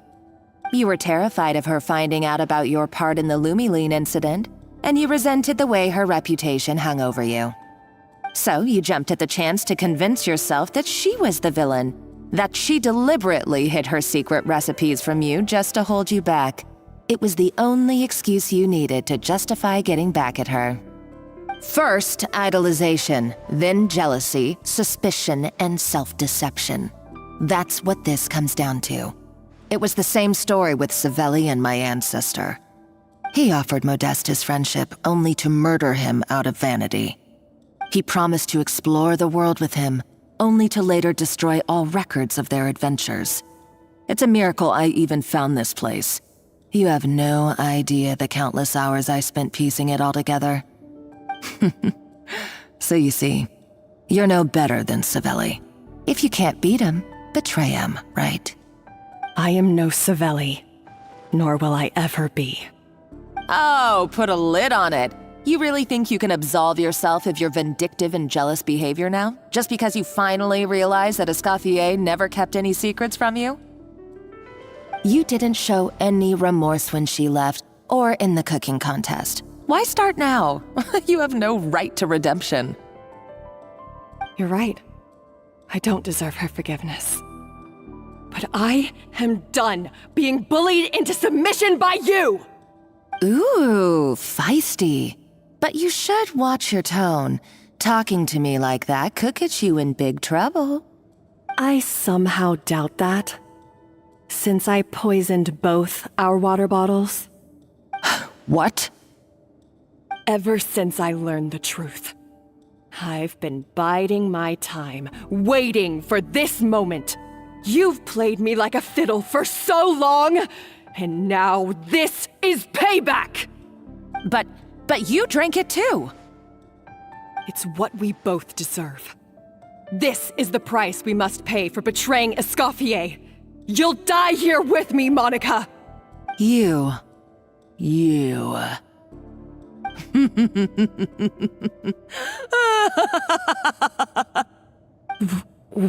What's so funny? Oh, you're too much. I thought I'd play along for a bit just to amuse myself. You gave a very rousing performance. I saw your dumb plan a mile off. There's no poison in these bottles, just clean, fresh water. No. Revenge is a dish best served cold, you know? Did you really think your half-baked plot would fool me? You're a lousy chef, and you make a lousy villain, too. A complete waste of space. No wonder you never amounted to anything. Everything I ever did was a failure. And now, I failed again, for the last time. Hey, why don't you try your hand at being a comedian in your next life? You got a good laugh out of me. But now the show's over. You should have just done like I asked, Savannah. All I wanted you to do was scout the ruins for me. But you had your chance, and now it's time to say goodbye. Stop right there! Let her go, Monica! We've got you surrounded! Escoffier? Ugh, looks like I'll have to keep you around for a little longer. You can't! Stay back if you want her alive! Escoffier and the Traveler. I can't take you both on in combat, but if you so much as flinch, I can end Savannah's life in a heartbeat. Monica, what are you hoping to achieve by this? You're about to commit murder, and for what? A recipe? A recipe? You chefs are all blinded by your myopic focus on kitchen affairs. Well, some of us actually have bigger fish to fry. Modeste had a secret. The truth behind his so-called genius, the je ne sais quoi factor in his Gâteau de Bourg, and it's right here in these ruins. Are you serious? You're here because of a Gâteau de Bourg obsession? You've gone completely mad! I couldn't care less about the cake itself. No, the real treasure is the secret ingredient that Modeste sourced from these ruins. He and Savelli were fools. A priceless treasure of Remoria in the palms of their hands, and they thought, ooh, this would go great in our cake mix. We're talking about a powerful stimulant that also sharpens the senses. That's no cooking ingredient. It's a groundbreaking drug. That's right, I've done my research. It was a drug that Remoria developed for their war machine. I could make a killing by selling it to the treasure hoarders or the Fatui. Will you listen to yourself? You're completely delusional. My eyes are wide open. Just wait till I get my hands on this treasure.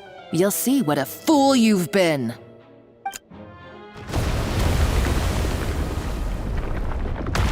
Wait, what's that sound? Just when I thought she couldn't get any crazier. She's lucky the whole place didn't collapse. Uh-oh, Savannah's gone too! Monica must have taken her. Oh, what a coward. She's only taken her hostage because she knows that she's no match for you.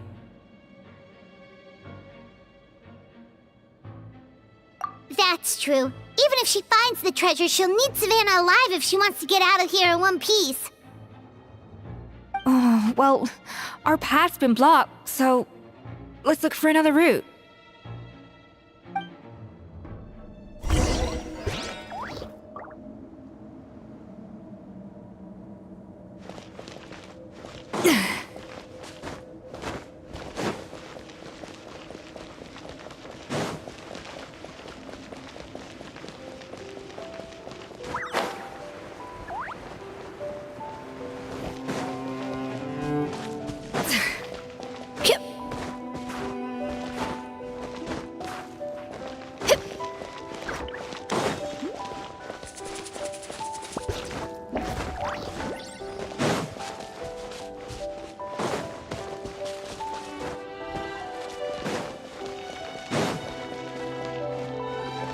The water looks pretty deep here. Maybe it leads somewhere.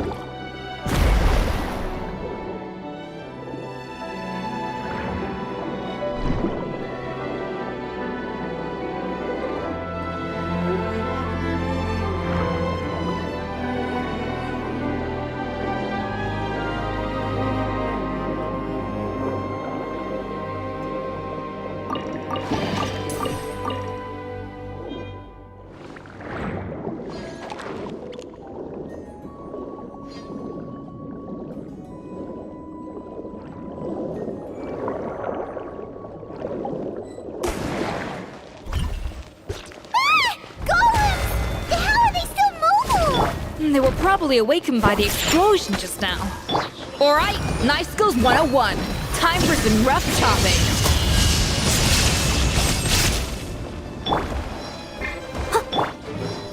No rescue, no problem.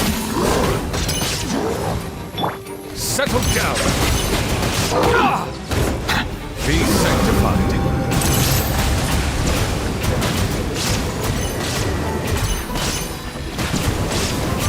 Justice is blindsight, but settle down.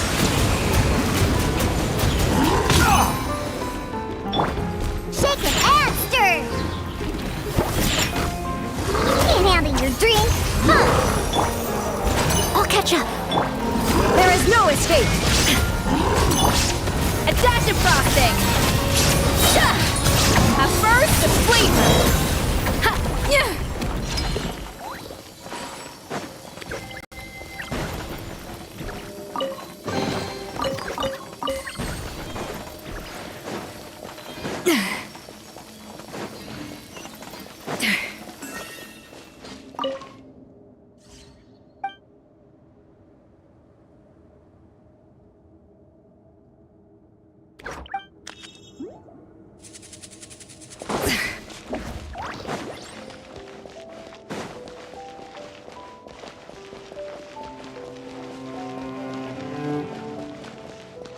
Another door? Guess we need to prepare another feast for our guests.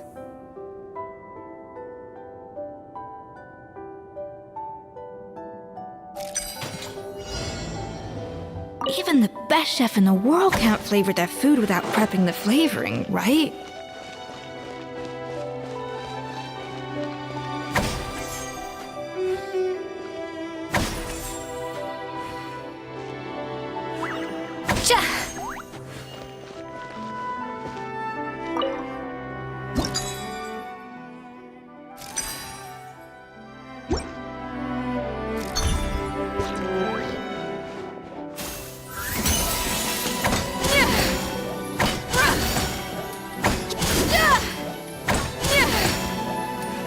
Off to the freezer!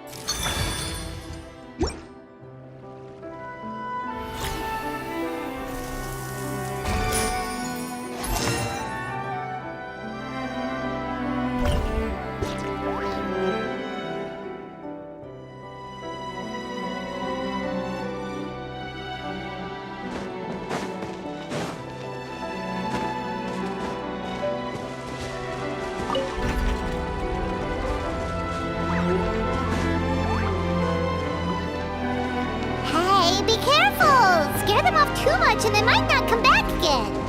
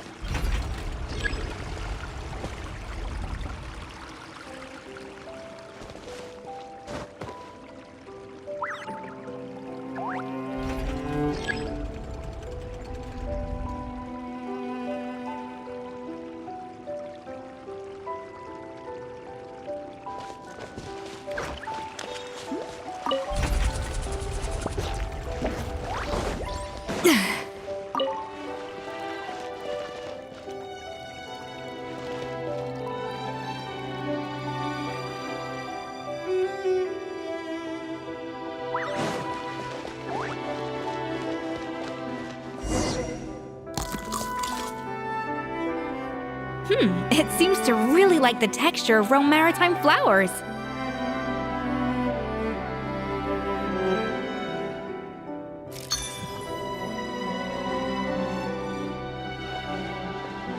A dash of frosting!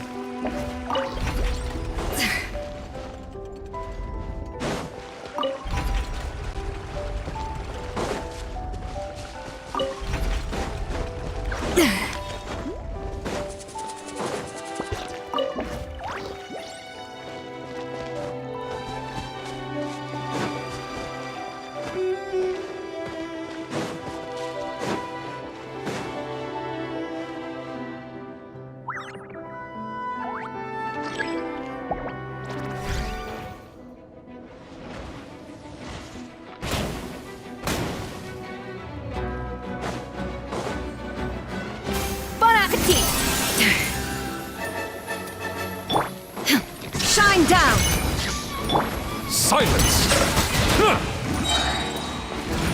The tides beckon.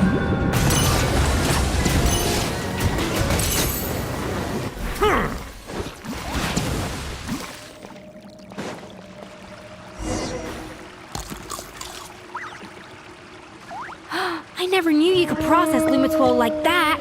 Alright, I've got to jot this down. Lumitwols and maritime flowers. This could open the door to a whole new world. Yep, that's literally the plan. Wait, hold on. Which door are you talking about?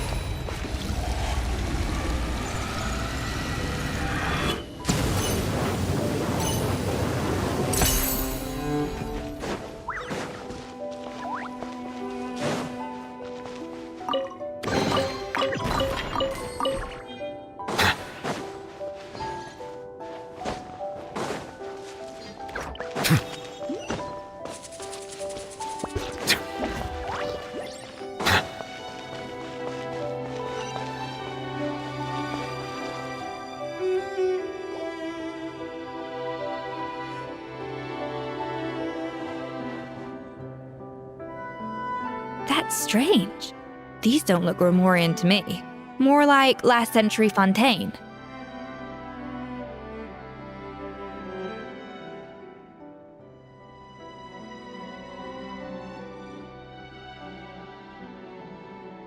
Adventurers from last century Fontaine, huh? Oh, Modeste and Savelli, do you think they camped here? By the looks of it, this was a one-person camp. They adventured together, but maybe one of them came back alone at a later date. Huh, you really think so? Trust our adventurers' instincts. We're pros at this stuff, just like you're a pro in the kitchen. Okay, well, the Traveler has more adventuring experience overall, but Paimon's definitely a pro rummager from all those treasure chests. Darn it! Paimon was just about to show off her rummaging skills! Huh, no kidding. Are all adventurers so obsessed with journaling? I mean, I guess I take a lot of notes when I'm cooking as well, but I thought that was just me. Anyway, let's find out who was here. It's been years since I've last visited these ruins. It's exactly the way I remember it.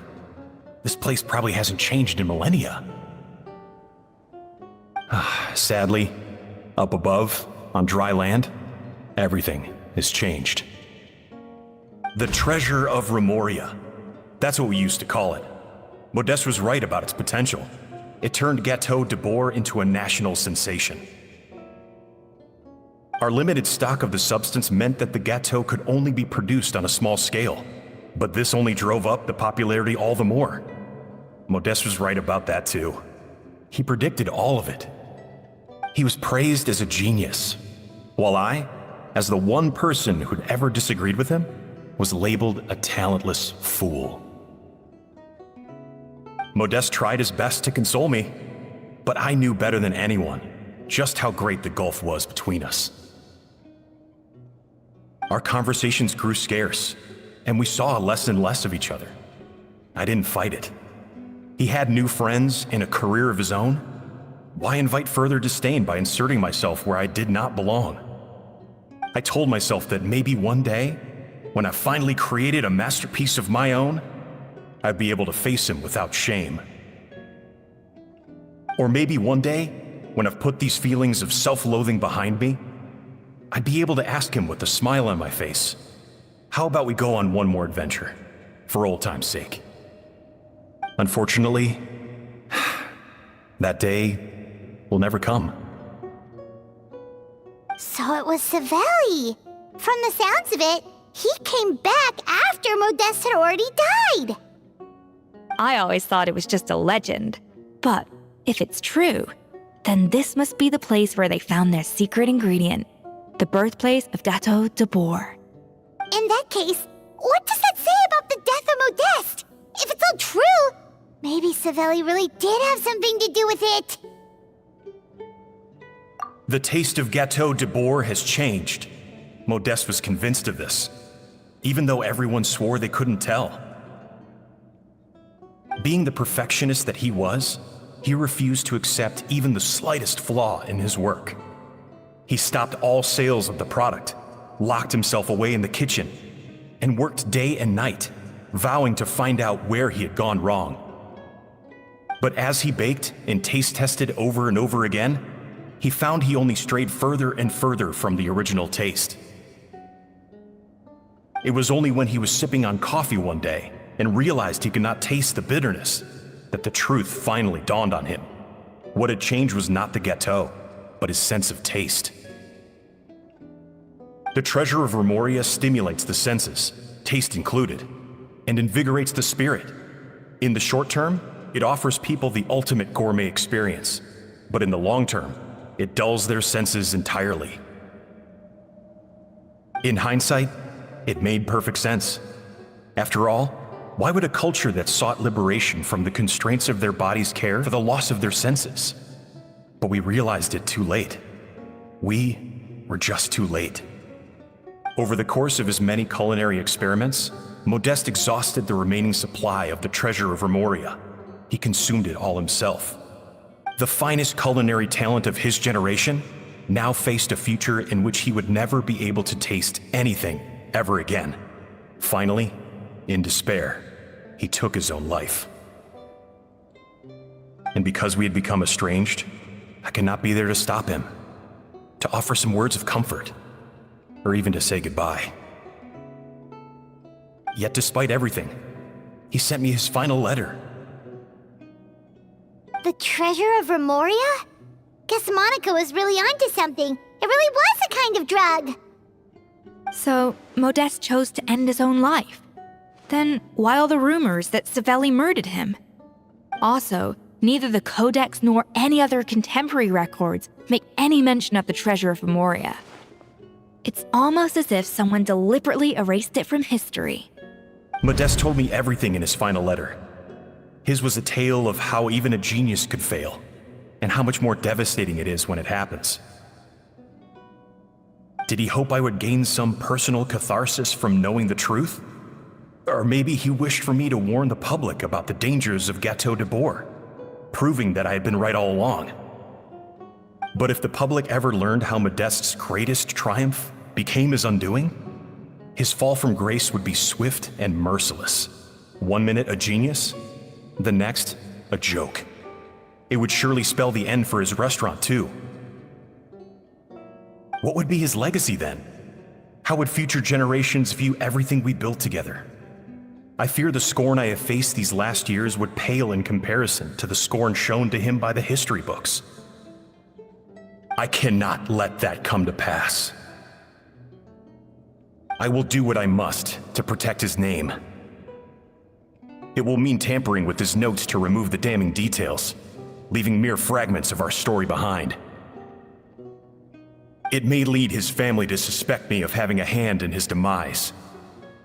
But if that's the price of destroying all evidence of my crimes, then so be it. I would rather the world believe a tale of genius and jealousy than see his reputation in tatters. The final loose end is the evidence here, at the bottom of the sea. Huh? What's wrong? Didn't we say Savannah should be safe for now? So we thought, but if Monica finds out what happened to the treasure, there's no telling what she might do.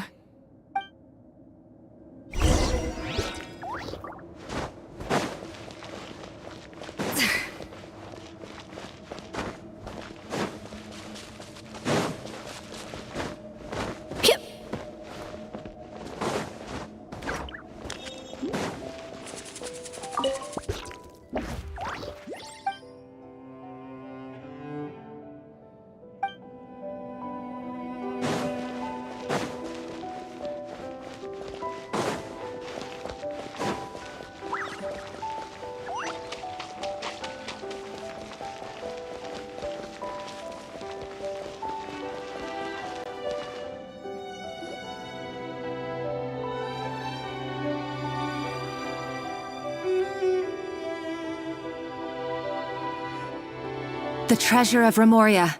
I have found you at last. Savelli, you tried your best to bury the truth, but you underestimated the children of Modeste. Some fragments of his diary escaped your clutches, and we have held on to them for generations. But I have to thank you too, Savannah. Without your help retrieving the codex, and with it the last piece of the puzzle, I may never have found this place. But now, finally, the secret to Remoria's military might is within my grasp. The treasure of Remoria is mine! Oh. It's empty. It's empty? Monica? Oh, we were seconds too late. Escoffier? What's the deal with that jar? Savelli's final act! He wanted to conceal the secret of the treasure forevermore and make sure it would never harm anyone again. So he came here after his friend's death and destroyed every last shred that remained. This can't be happening. All the years I spent piecing together the truth. All my painstaking planning. All that for an empty jar? Monica, don't do anything stupid. This ruin is more dangerous than you realize. Oh, shut your pie hole! Praise be to Lord Remus. You barbarian shall be slain.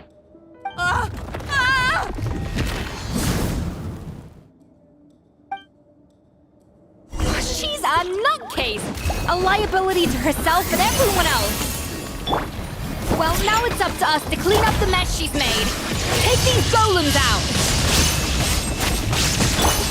An oversight on my part. Shaking hamsters! Stay on our special!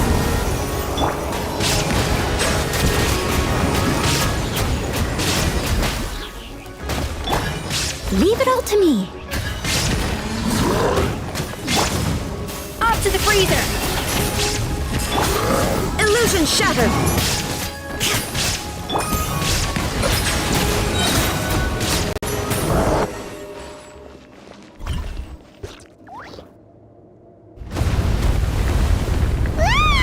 Why is this place still shaking? Either way, it's all her fault. Enough chit-chat. Let's get out of here, Traveler Escoffier, come on! Okay, I'm coming. Oh, no you don't. If I can't get what I want, neither will any of you. I've got nothing to show for my life's work so far. But if I can take another so-called genius down with me in my final moment, then it was all worth it. You're a psycho!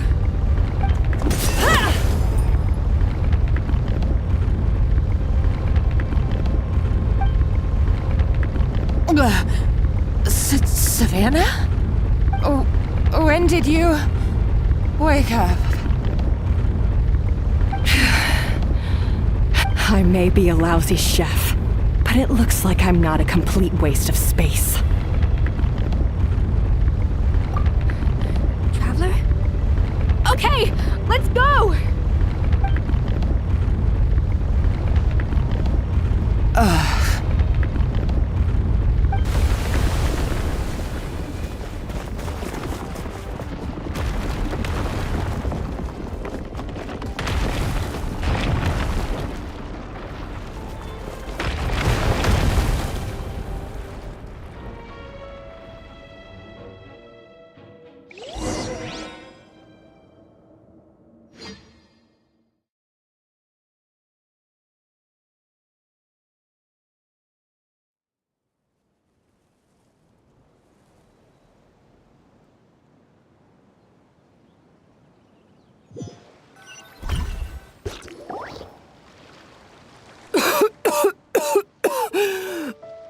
Escoffier! Savannah! Traveler! And Paimon! Venejem, what are you all doing here?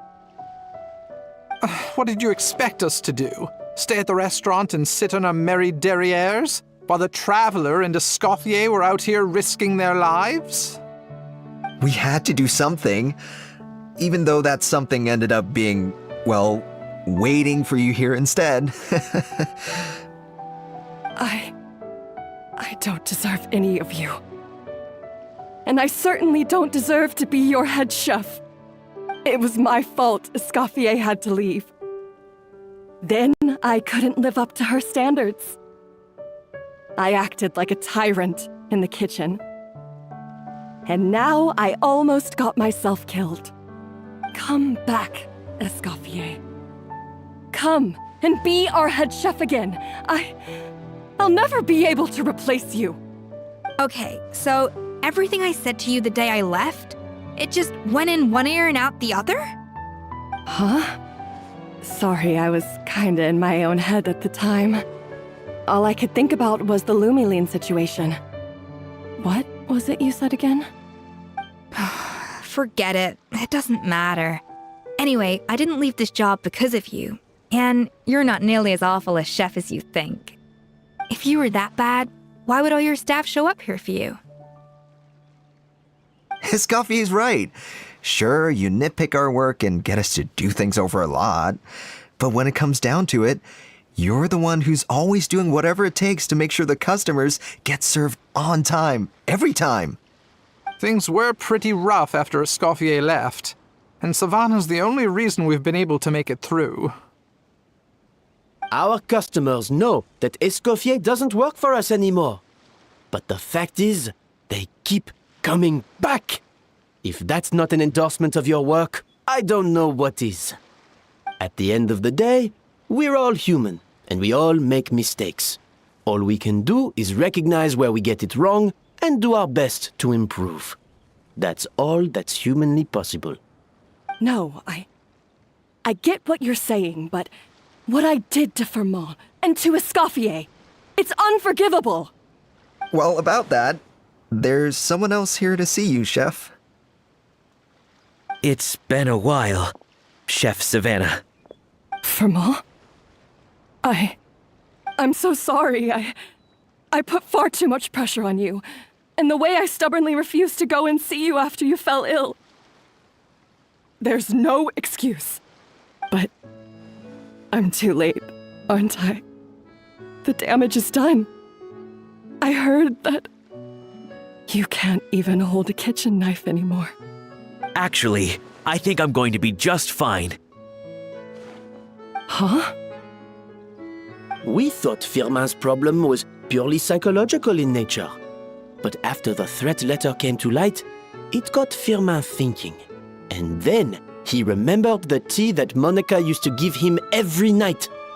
And as it turns out, she was lacing it with Lumiline the whole time. No way! Doesn't that cause nerve damage? It can. High doses pose a risk of serious nervous and sensory complications. But if you calculate the dosage carefully, you can control the extent of its effects. A small dose might simply make a person more emotional, whether that means more fragile or more hot-tempered. No wonder it seemed like you'd lost your edge.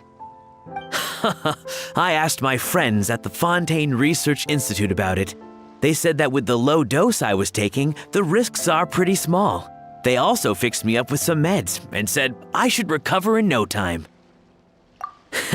Well, that's what happens when you give someone a little bit of hope to cling on to.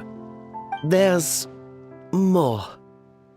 We believe that Firmin was likely not Monica's only victim.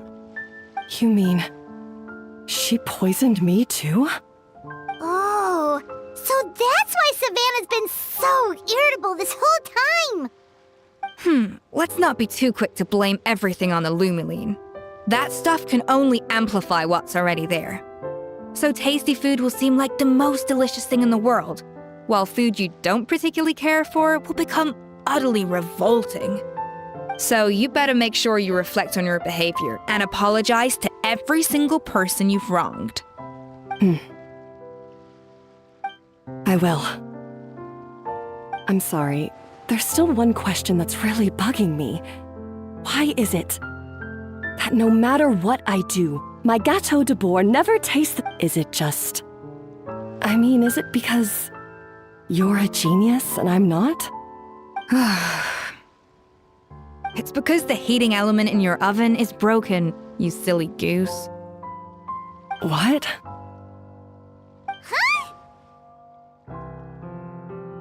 I felt like something was off during the cooking contest. Once I got around to checking all the equipment, I noticed it right away. There was a half-degree discrepancy between the temperature setting and the actual temperature. All the ovens in the whole kitchen had the same problem, which confused me at the time, but by this point, it's pretty obvious that Monica must have tampered with them. I would have figured it out the day of the bake-off, since the issue affected both our teams. But of course, Monica sabotaged mine so that could never happen. No. I spent so long trying to find out where I was going wrong, and then you pinpoint the problem in just one night? It all comes back to one simple, undeniable truth. You're a genius, and I'm just plain old Savannah. Oh, cut it out! Stop the woe is me act for a second and just think. I came up with this recipe. You don't think that might have something to do with it? Do you know how long I spent perfecting my Gâteau de Bourg? 3 years! 3 whole years! I know this dish inside out, back to front and upside down. And you've been head chef now for what, 6 months? If that? A couple hundred failed attempts, and you're gonna throw in the kitchen towel and declare you'll never be successful because you're not a genius. You clearly have no idea how many kitchen failures I've had under my belt, or just how long it took me to finally get my recipe to a level I was satisfied with. Genius or not, everyone makes mistakes. Modeste did, Savelli did, everyone does. You're only a lousy chef if you don't face up to your mistakes, learn from them, and then keep chipping away until you crack the problem once and for all. Surely you haven't forgotten all that. You were no lousy chef back when I handed you the reins. I haven't forgotten. And I'll make sure I never do. That's our head chef. Haha! Sounds like we won't need another changing of the guard in the Hôtel de Bord kitchen anytime soon. Huzzah! Aw, what a perfect ending to a crazy journey. Look how happy everyone is. So you got your mojo back now? Yeah. Thanks to you, Escoffier. In fact, no. Thanks to all of you. Aw, friends again. So nice to see them finally settle their beef. Good. So now that's out of the way. It's time for payback. You cheated in our last bake-off, and I demand a rematch right now. Huh?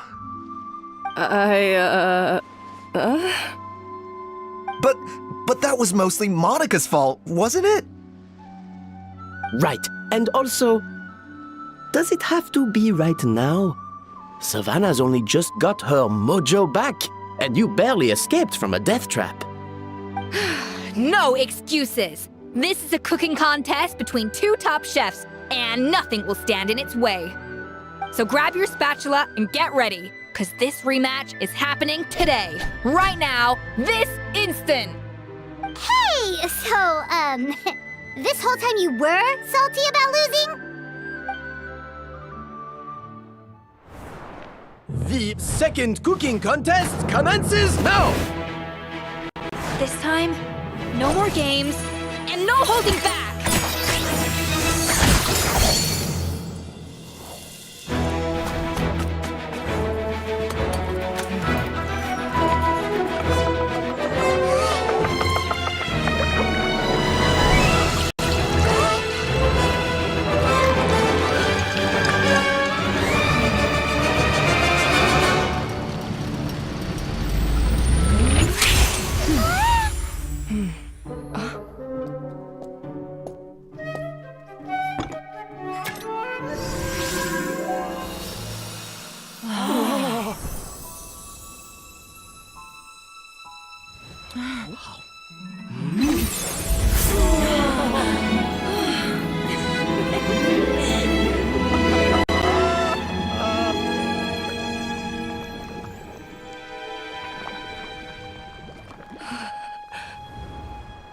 I feel like I don't have the right to be here.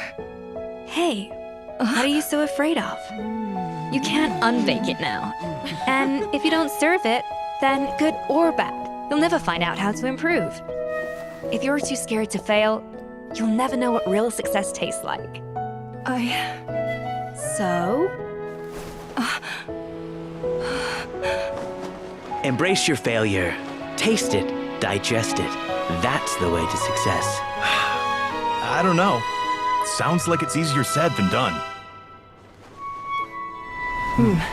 I'll do it.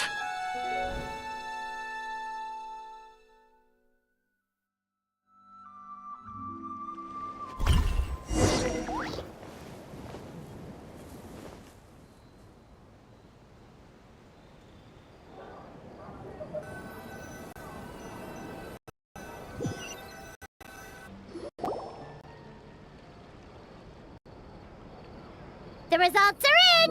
A landslide victory for Escoffier! Quite rightly, too. Piece of cake.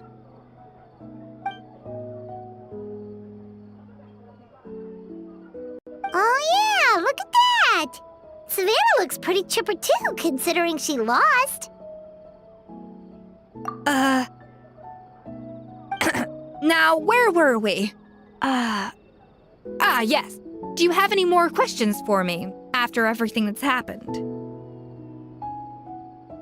I thought Navia would have filled you in. And actually, I said all this to Savannah before I left. Although, as we saw, I don't think any of it sank in. I had 2 reasons for leaving. One was the food safety incident, of course, but the other was that the Hotel de Boer had reached a point where it didn't need me anymore. So I decided to step down and look for new opportunities to improve myself. Improve how? Well, a while back, I got to know a fellow chef from Liyue, and in her, I saw so many new possibilities. She has that same adventurous spirit that Modeste and Sibeli had in their youth. Slime mucus, lizard tails. With her, nothing's off the table.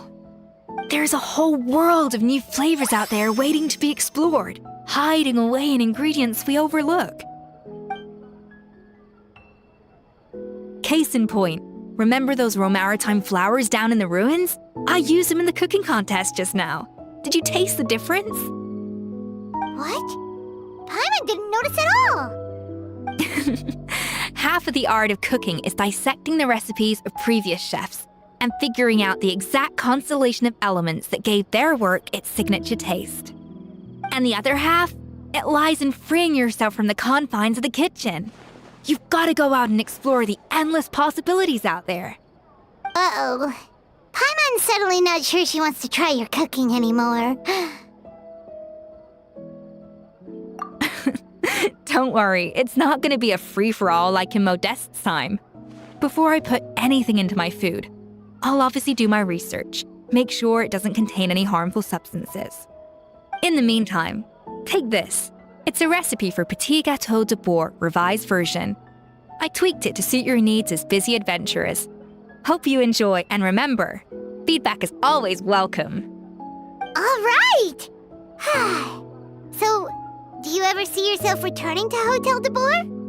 Oh, of course. I've already promised Vanishem that I'll come back every once in a while to make sure the quality of the food remains at an acceptable level. You know, Paimon's still a little disappointed that we never got to see the treasure of Remoria.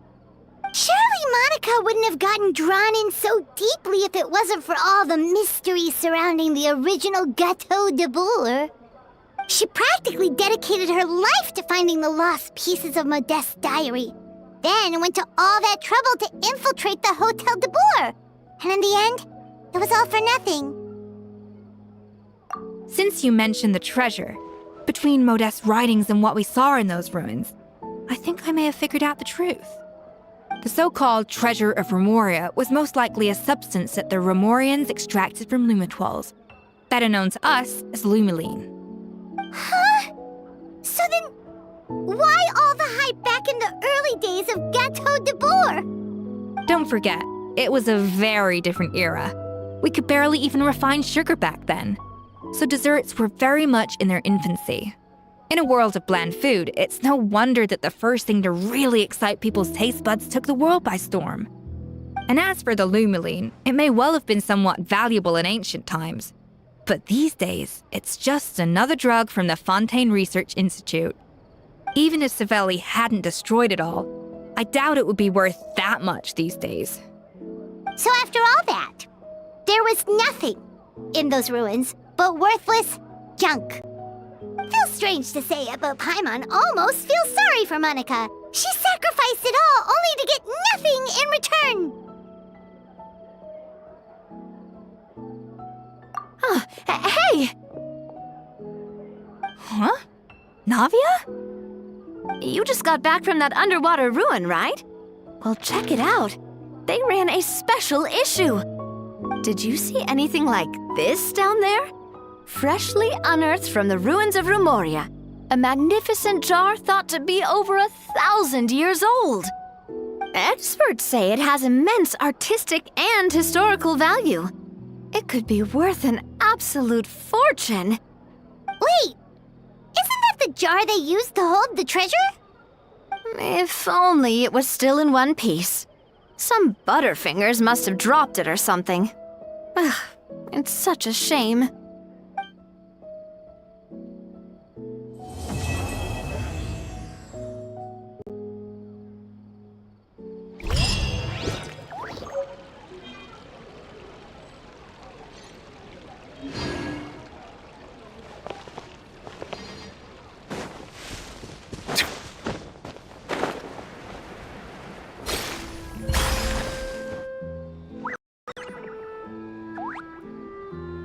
I've never seen anything like it. I simply could not believe it. It should be fine. I'm sure it'll get resolved.